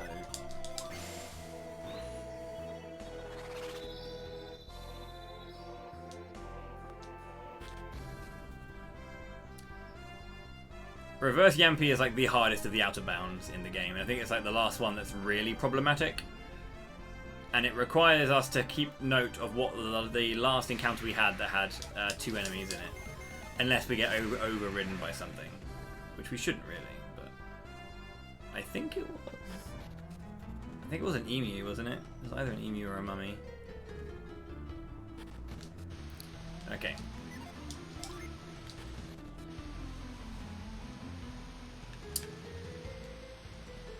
This alignment here. No mini goblin. He's been erased, mini goblin. Last encounter is, I think it was a mummy ghoul.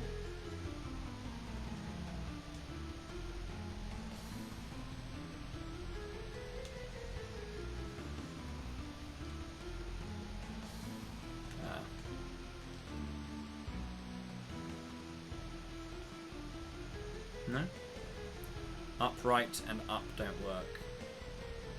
Oh no, we're definitely locked somewhere. Hello, there we go. So...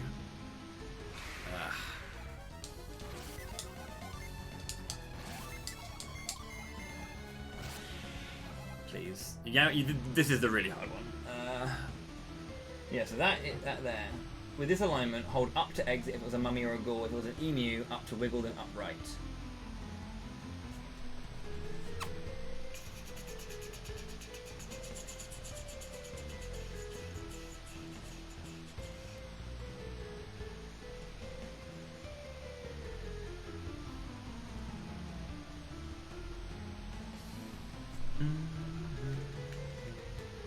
gonna try the shit hits the fan thingy.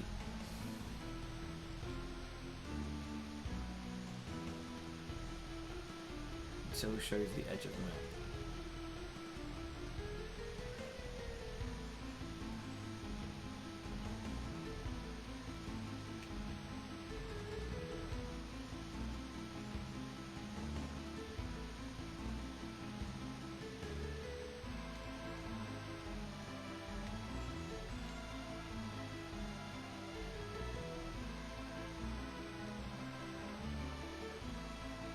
That wasn't it. It was not the shit hits the fan strat. You move a little bit less if you do that one. Yampy, why are you like this?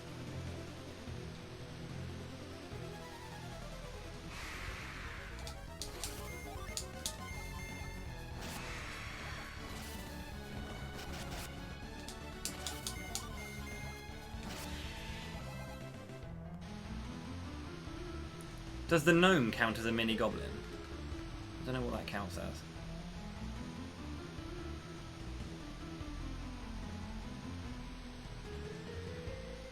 There's a door. Basically, there's a door at the back which we're trying to get to, and it causes us to skip Yampy out the back side of Yampy to get to Alhafra, basically. But we're struggling to get there because this is a very, very hard out of bounds. I don't know why I'm struggling here.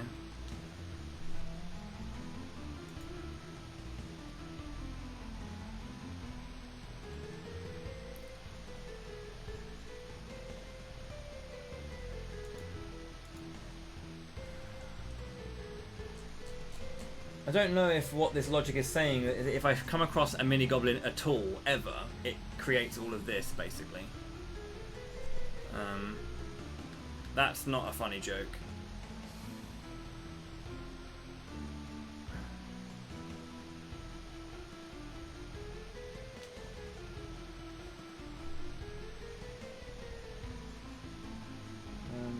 Up from this position until screen level, up right until things stop moving.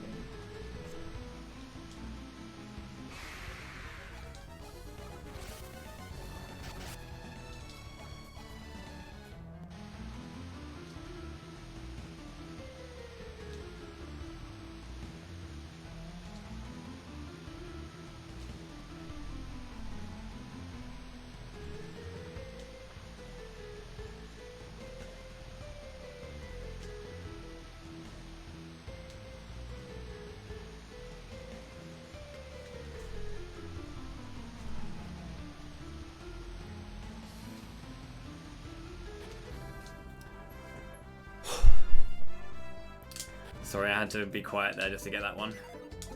We got it. That's a hard skip, dude. Okay. That took some time. There are... I guess then what that means is the logic is saying that if I find a mini goblin at all... Not even if I get another enemy in slot 2, it normally clears the previous enemy. But if you get a mini goblin, apparently this like cuts it in half, so it creates this massive thing. I've never seen this document before. This is pretty sweet. There are 7 different setups to that particular skip based on whether or not you had a mini goblin, if the last encounter after a mini goblin was a mummy, an emu, a harpy, or a ghoul. So there are 7 setups to that. So I was just trying all those setups. Ah, God. What's really funny is my gold split for the Yampy. So the reverse Yampy skip is a split in itself. My fastest is like 54 seconds. I think my PB is 6 minutes. Because you either get it or you don't. You need to be very keenly aware of what enemies you had before, but I didn't know that mini goblins affected it that badly. I thought that the enemy that was last in slot 2 overwrites it. Because I had like an emu, a mummy, and a ghoul, like always override it, but it seems to not actually affect it. Learning!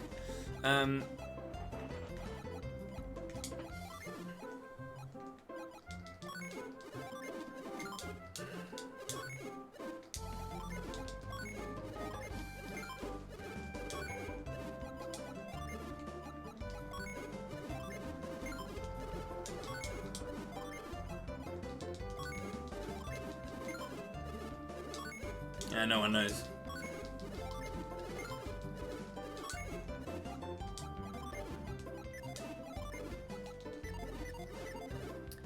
Yeah, Plexa knows a lot of stuff about this game and how to figure it out. But yeah, it's basically there's like there's a bunch of like old stuff that we knew beforehand, but they're not viable anymore, kind of thing. Breath for fog, iron for cannon, and then Shiba 2 Mercury.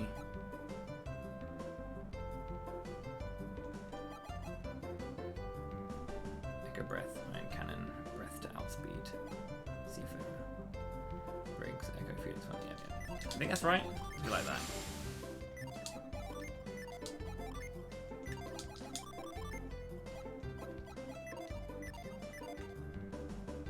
Yeah,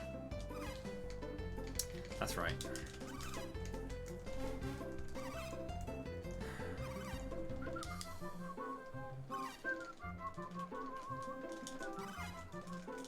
Oh no! Breath needs to be on Felix. Echo breath, iron cannon.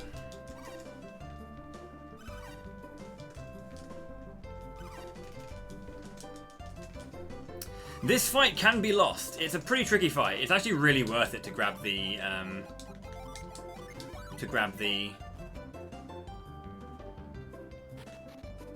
armor, because this fight is really tenuous, I want to say. Basically, we're going to be fighting Briggs and his crewmates. He can summon only 4, because there are only 4 due to who he comes with. So every time we kill one, that's 1 less. The thing to take note of is that these guys will start using items. They'll go smoke. They'll use a smoke bomb, then a herb. After they've used both those items, they only have oil drops left. So I need to body the seafarers and Briggs ASAP. If I get like 1 proc of Megiddo, the fight should be over, but ideally we go Echo onto the Seafarer to kill it, and then we go Megiddo on Briggs and he's dead, whilst we damage down the last one. So it's very tricky to see how that one goes, but yeah, we'll figure that one out as we go. That may not happen, but it's just tricky when Briggs and co start throwing out oil drops because the girls can't survive. So we're going to go Impact onto you, we're going to go Echo to kill the Seafarer, and then we're going to Iron to begin with, buff up our defense. Signal Whistle comes out first, we can't really stop that. Echo, he's dead, that one's down. Now the girls will be sitting there doing their casting and all that kind of stuff to try and be cool. So you're going to go Impact once again, attack, and then we're going to Ramses. Signal Whistle! Oh nice. Megiddo! Yes, yes, yes. Right, that takes a lot of pressure off. Smoke bomb as well, so no damage just yet, but it is scary, as I said. That is scary, because I don't know what's going to happen afterwards. Plasma, attack, and then, I guess, flare wall. Defending, that's not good. No crit. Her being used. Ah! That's scary, so's Echo Cut! Echo Cut hurts. Herb on you. We're going to go Echo on the center. Iron. Defending. Oh my god, he's being a bastard. He's dead though. Good. Smoke Bomb. Echo Cut. Ugh!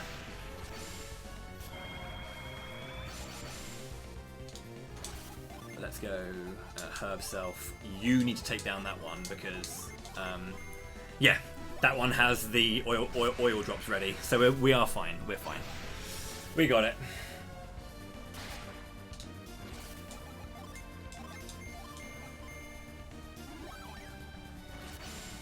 Whew.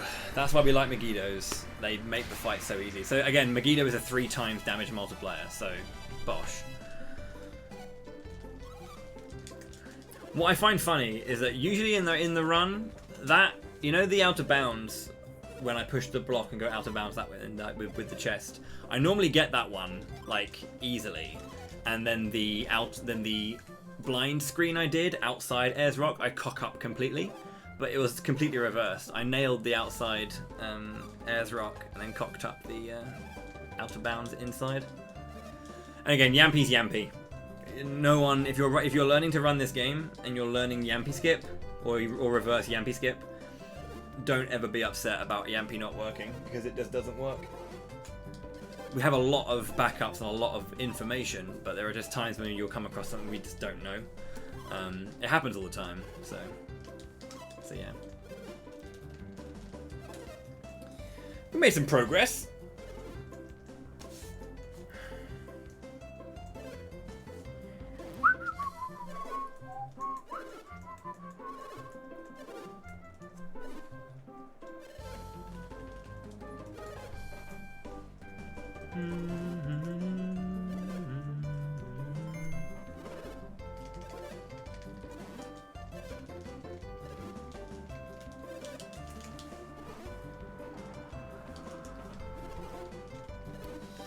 Yeah, a slower way you can do that, but a more consistent way you can do that fight as well, is rather than going straight for Briggs with the Megiddos and hoping for it, is you can focus down the Seafarers and just clean them out, so that they can't use their items and they can't use Echo Cut.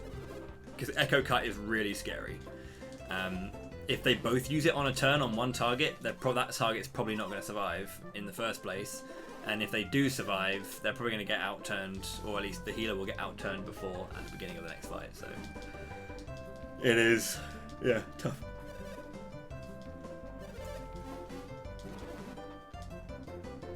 It's a tough fight.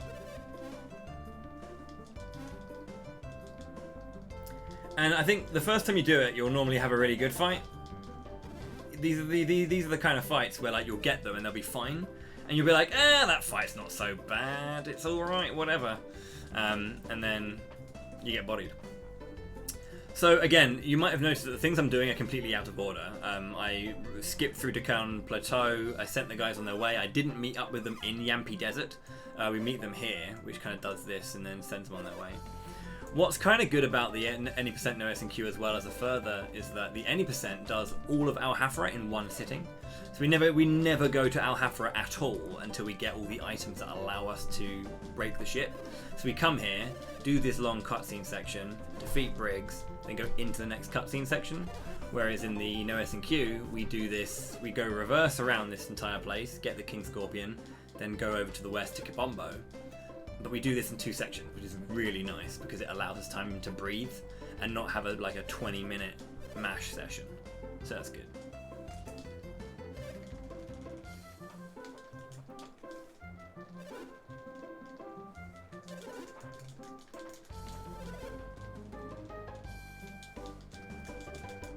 It could be garbage.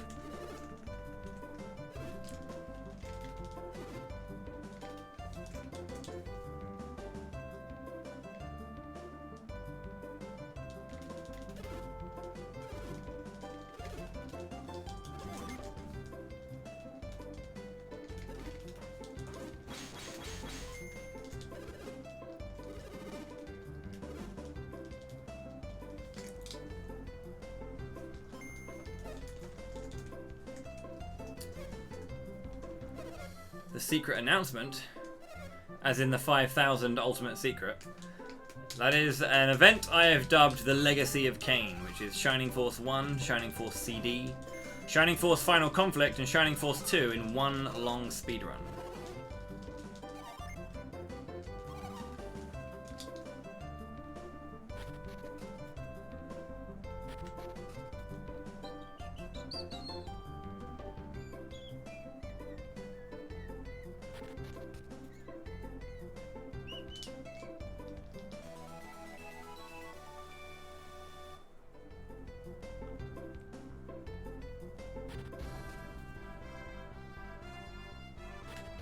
No?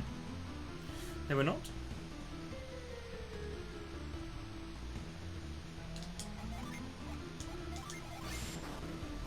I'm doing a bunch of bonus stuff for Camelot month, but doing all of it in one sitting is a 25-hour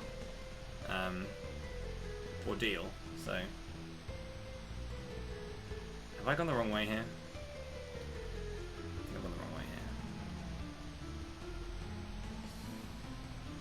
God, why am I screwing up this bit?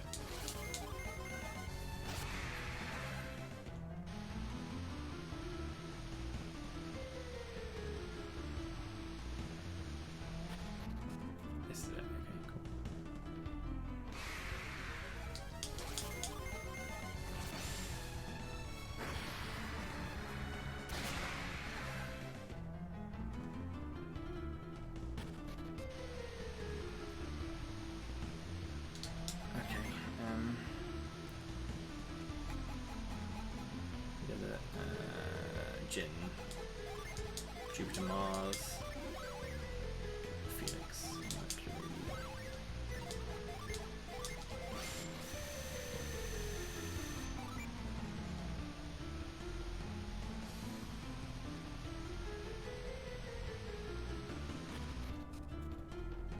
Yeah, it's not going to be easy by any stretch. It's going to be very, very hard to do all those games in one sitting.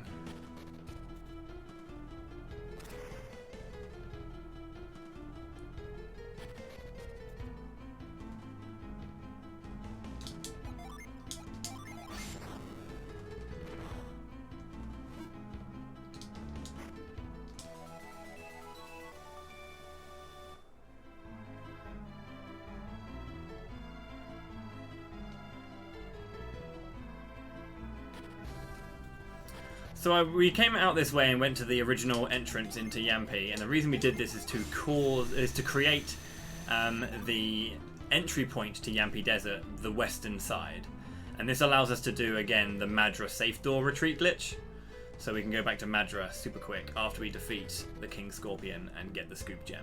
Now the Scoop Gem is going to help me get to Megara. I'll probably go and grab Megara a little bit later, like when maybe even when I have access to teleport. In all honesty, but yeah. I need access to that one. That's the one.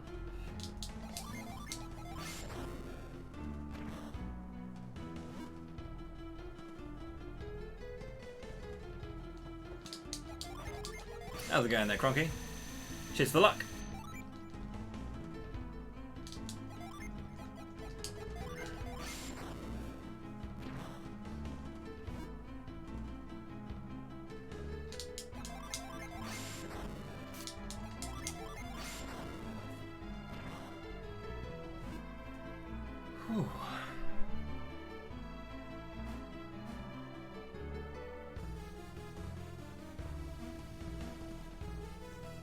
Quite the mystery box there.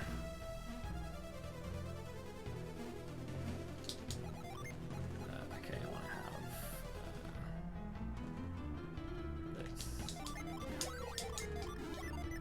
That increases the attack power enough that Echo is going to kill this guy.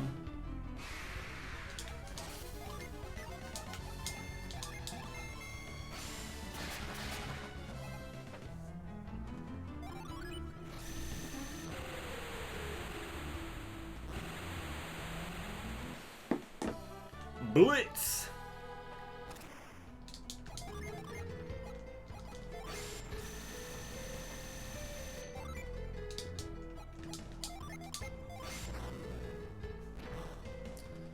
Okay.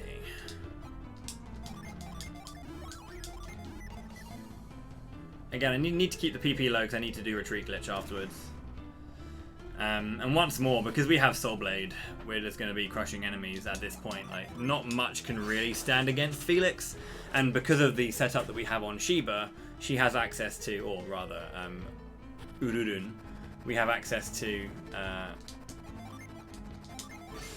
Impact. And Impact means attack up. And you can stack this twice. And again, single target stack is large, so it's pretty nice to see.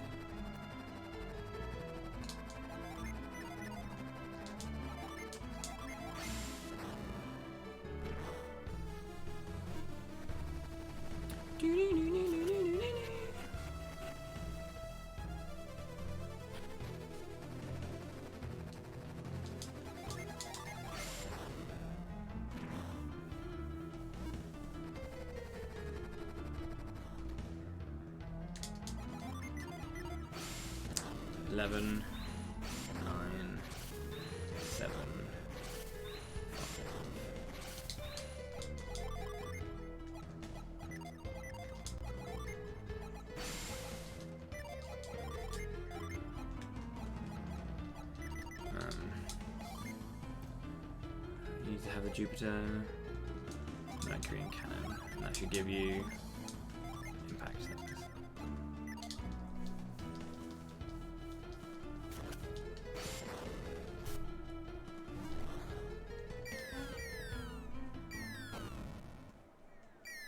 Okay, King Scorpion. This is it. We're going to attack and hope that we get Megiddos. That's not a Megiddo, and that's upsetting.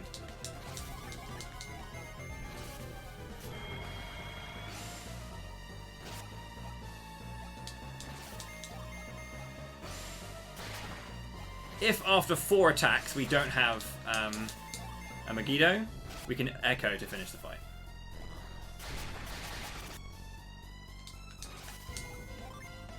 We can't. I've used it.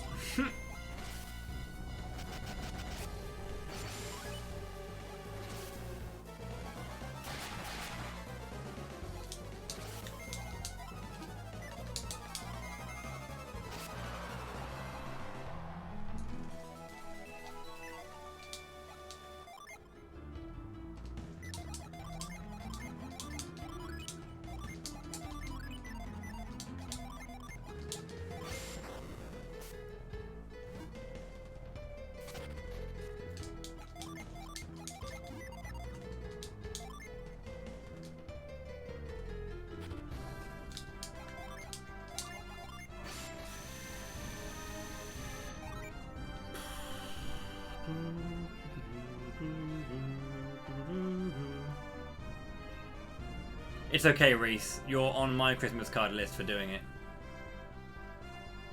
Because Creepy and Weepy are cool characters, and honestly, Creepy and Weepy deserve to be celebrated. They're you know, fun and silly friends of Ashton. And if you're an Ashton fan, I think you'll also appreciate, you know, his good buddies, Creepy and Weepy. You know, if you're a fan of Ashton, of course.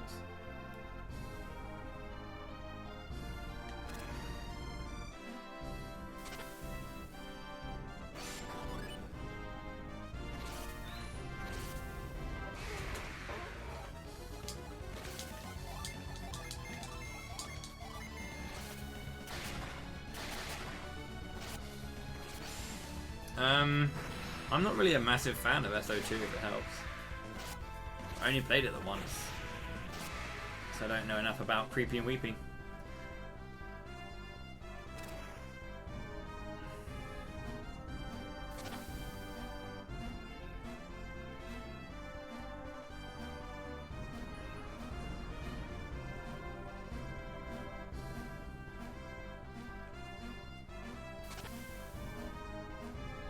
I don't even know what you mean when you say. I don't know what archetype Ashton is off the top of my head.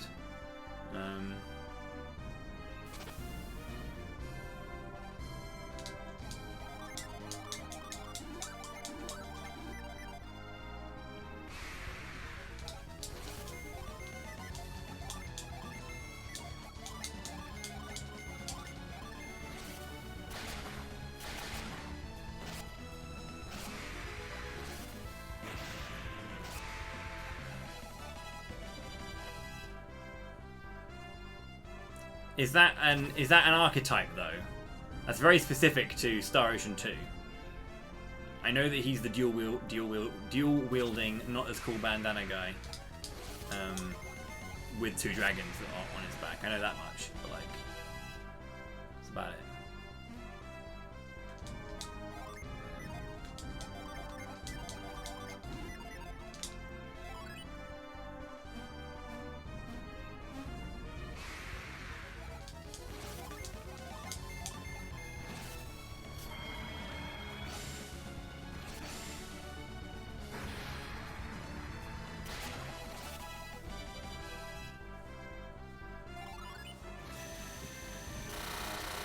Pure physical powerhouse.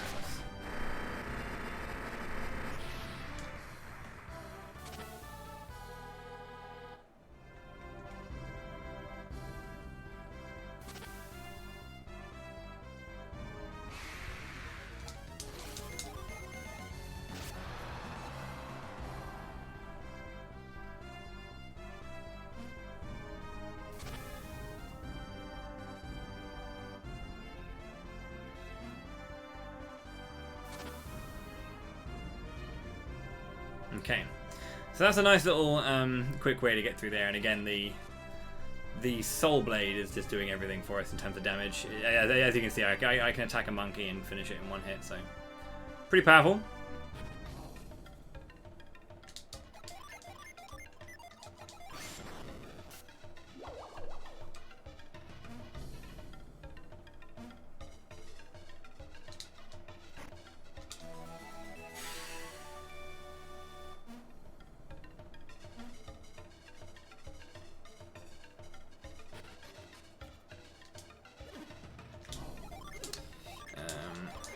I want to sell the vials.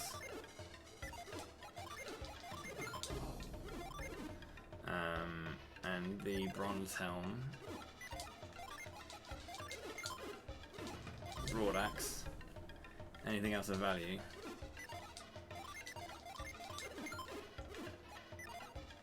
I think that's it. And then buy. Oh no, Sheba wants adept clothes.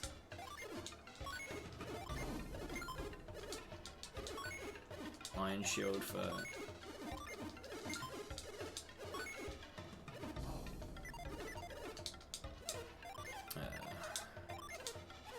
Synergy rod.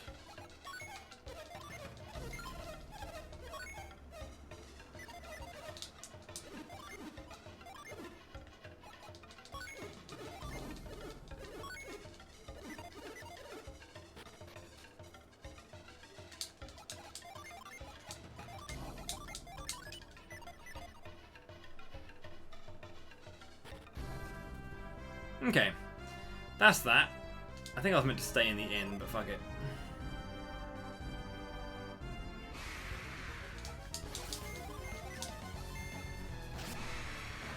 So much damage, we are really strong.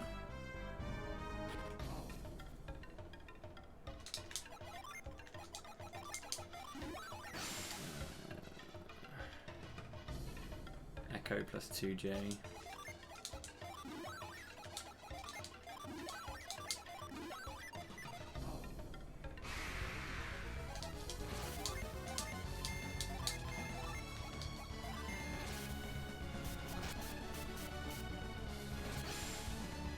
The only opinion that truly matters is mine. Everyone's opinion matters. I am not the only one here who matters. You also matter.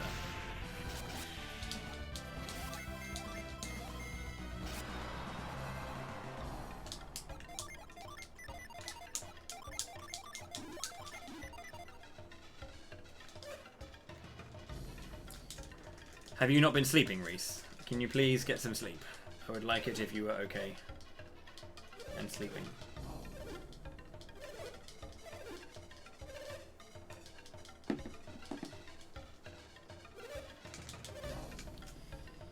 Okay.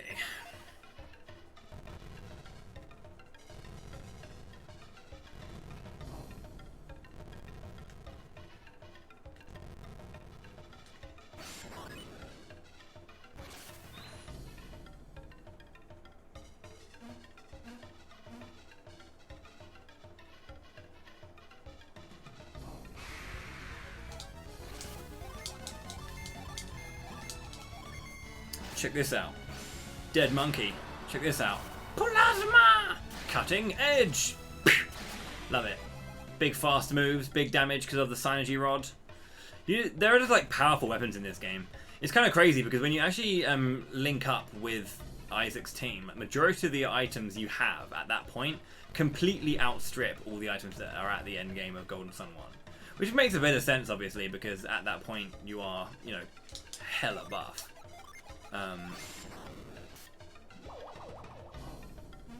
In this game you are, you are. Probably a high level, and yeah, the gear is just fantastic. Alright then. One of my favourite block puzzles in the game. And bonus points if we manage to catch the dog underneath the pillar.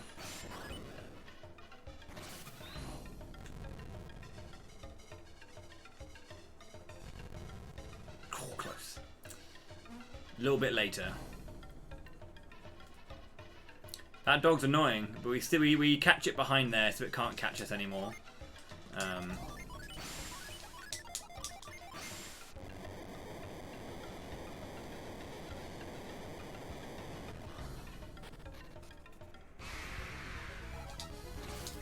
That's actually worth it.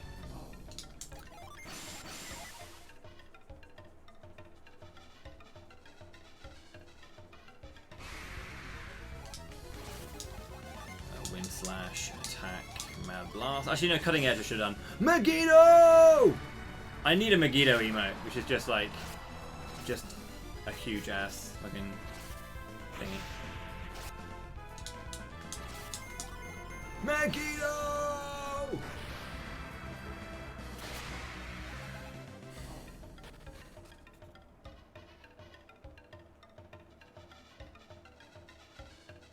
Maybe.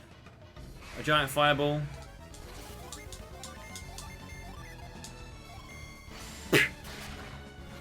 Bind. Don't worry about binding me. I've got Megiddo! Yay, Shep. Shep. I've heard the word Shep a lot today. I'm confused. How's it going there, Choo Choo Texan man of lucky love? It's a name and a half right there.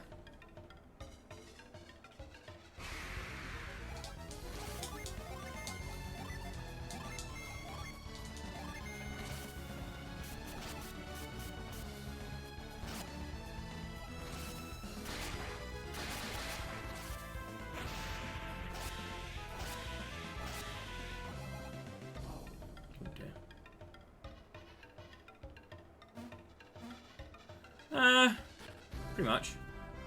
How's it going, Wandering Mind? When it goes dark. There we go. No more encounters when it goes dark.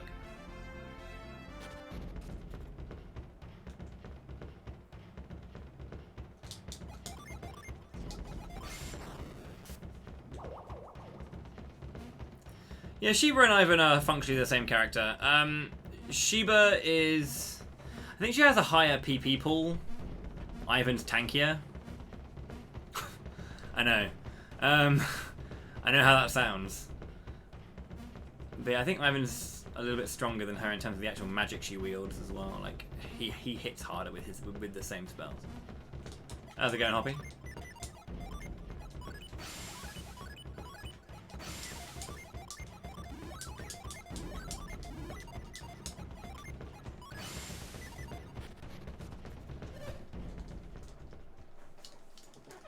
They did, yeah. It's a really good soundtrack. The reason the soundtrack is so good is because that Sakuraba managed to make it sound really, really good for the sound chip that it uses, and I think that's really the impressive thing about it.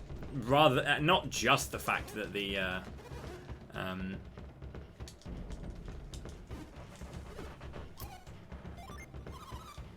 that the compositions themselves are fantastic. But yeah, it makes the sound chip sound good. Yeah, he's 2 players instead of 1. Which is really weird. Like, I might need to double check that, but I'm pretty sure that, yeah, he's tankier than her. And I'm not sure if that's just because, like, the equipment's better in this game, like when you get it and stuff.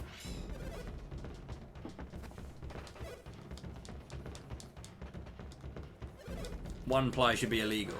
It really should. I really find it very weird when you go to like a hotel and it's just like 1 ply. You're like, are you serious? It's disintegrating just by being in the air. It's falling apart. I look at it funny and it just falls apart. Hey, Piers. Sorry, Docs. Yo, Docs.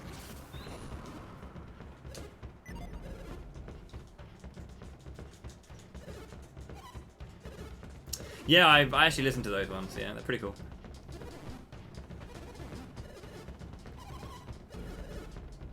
And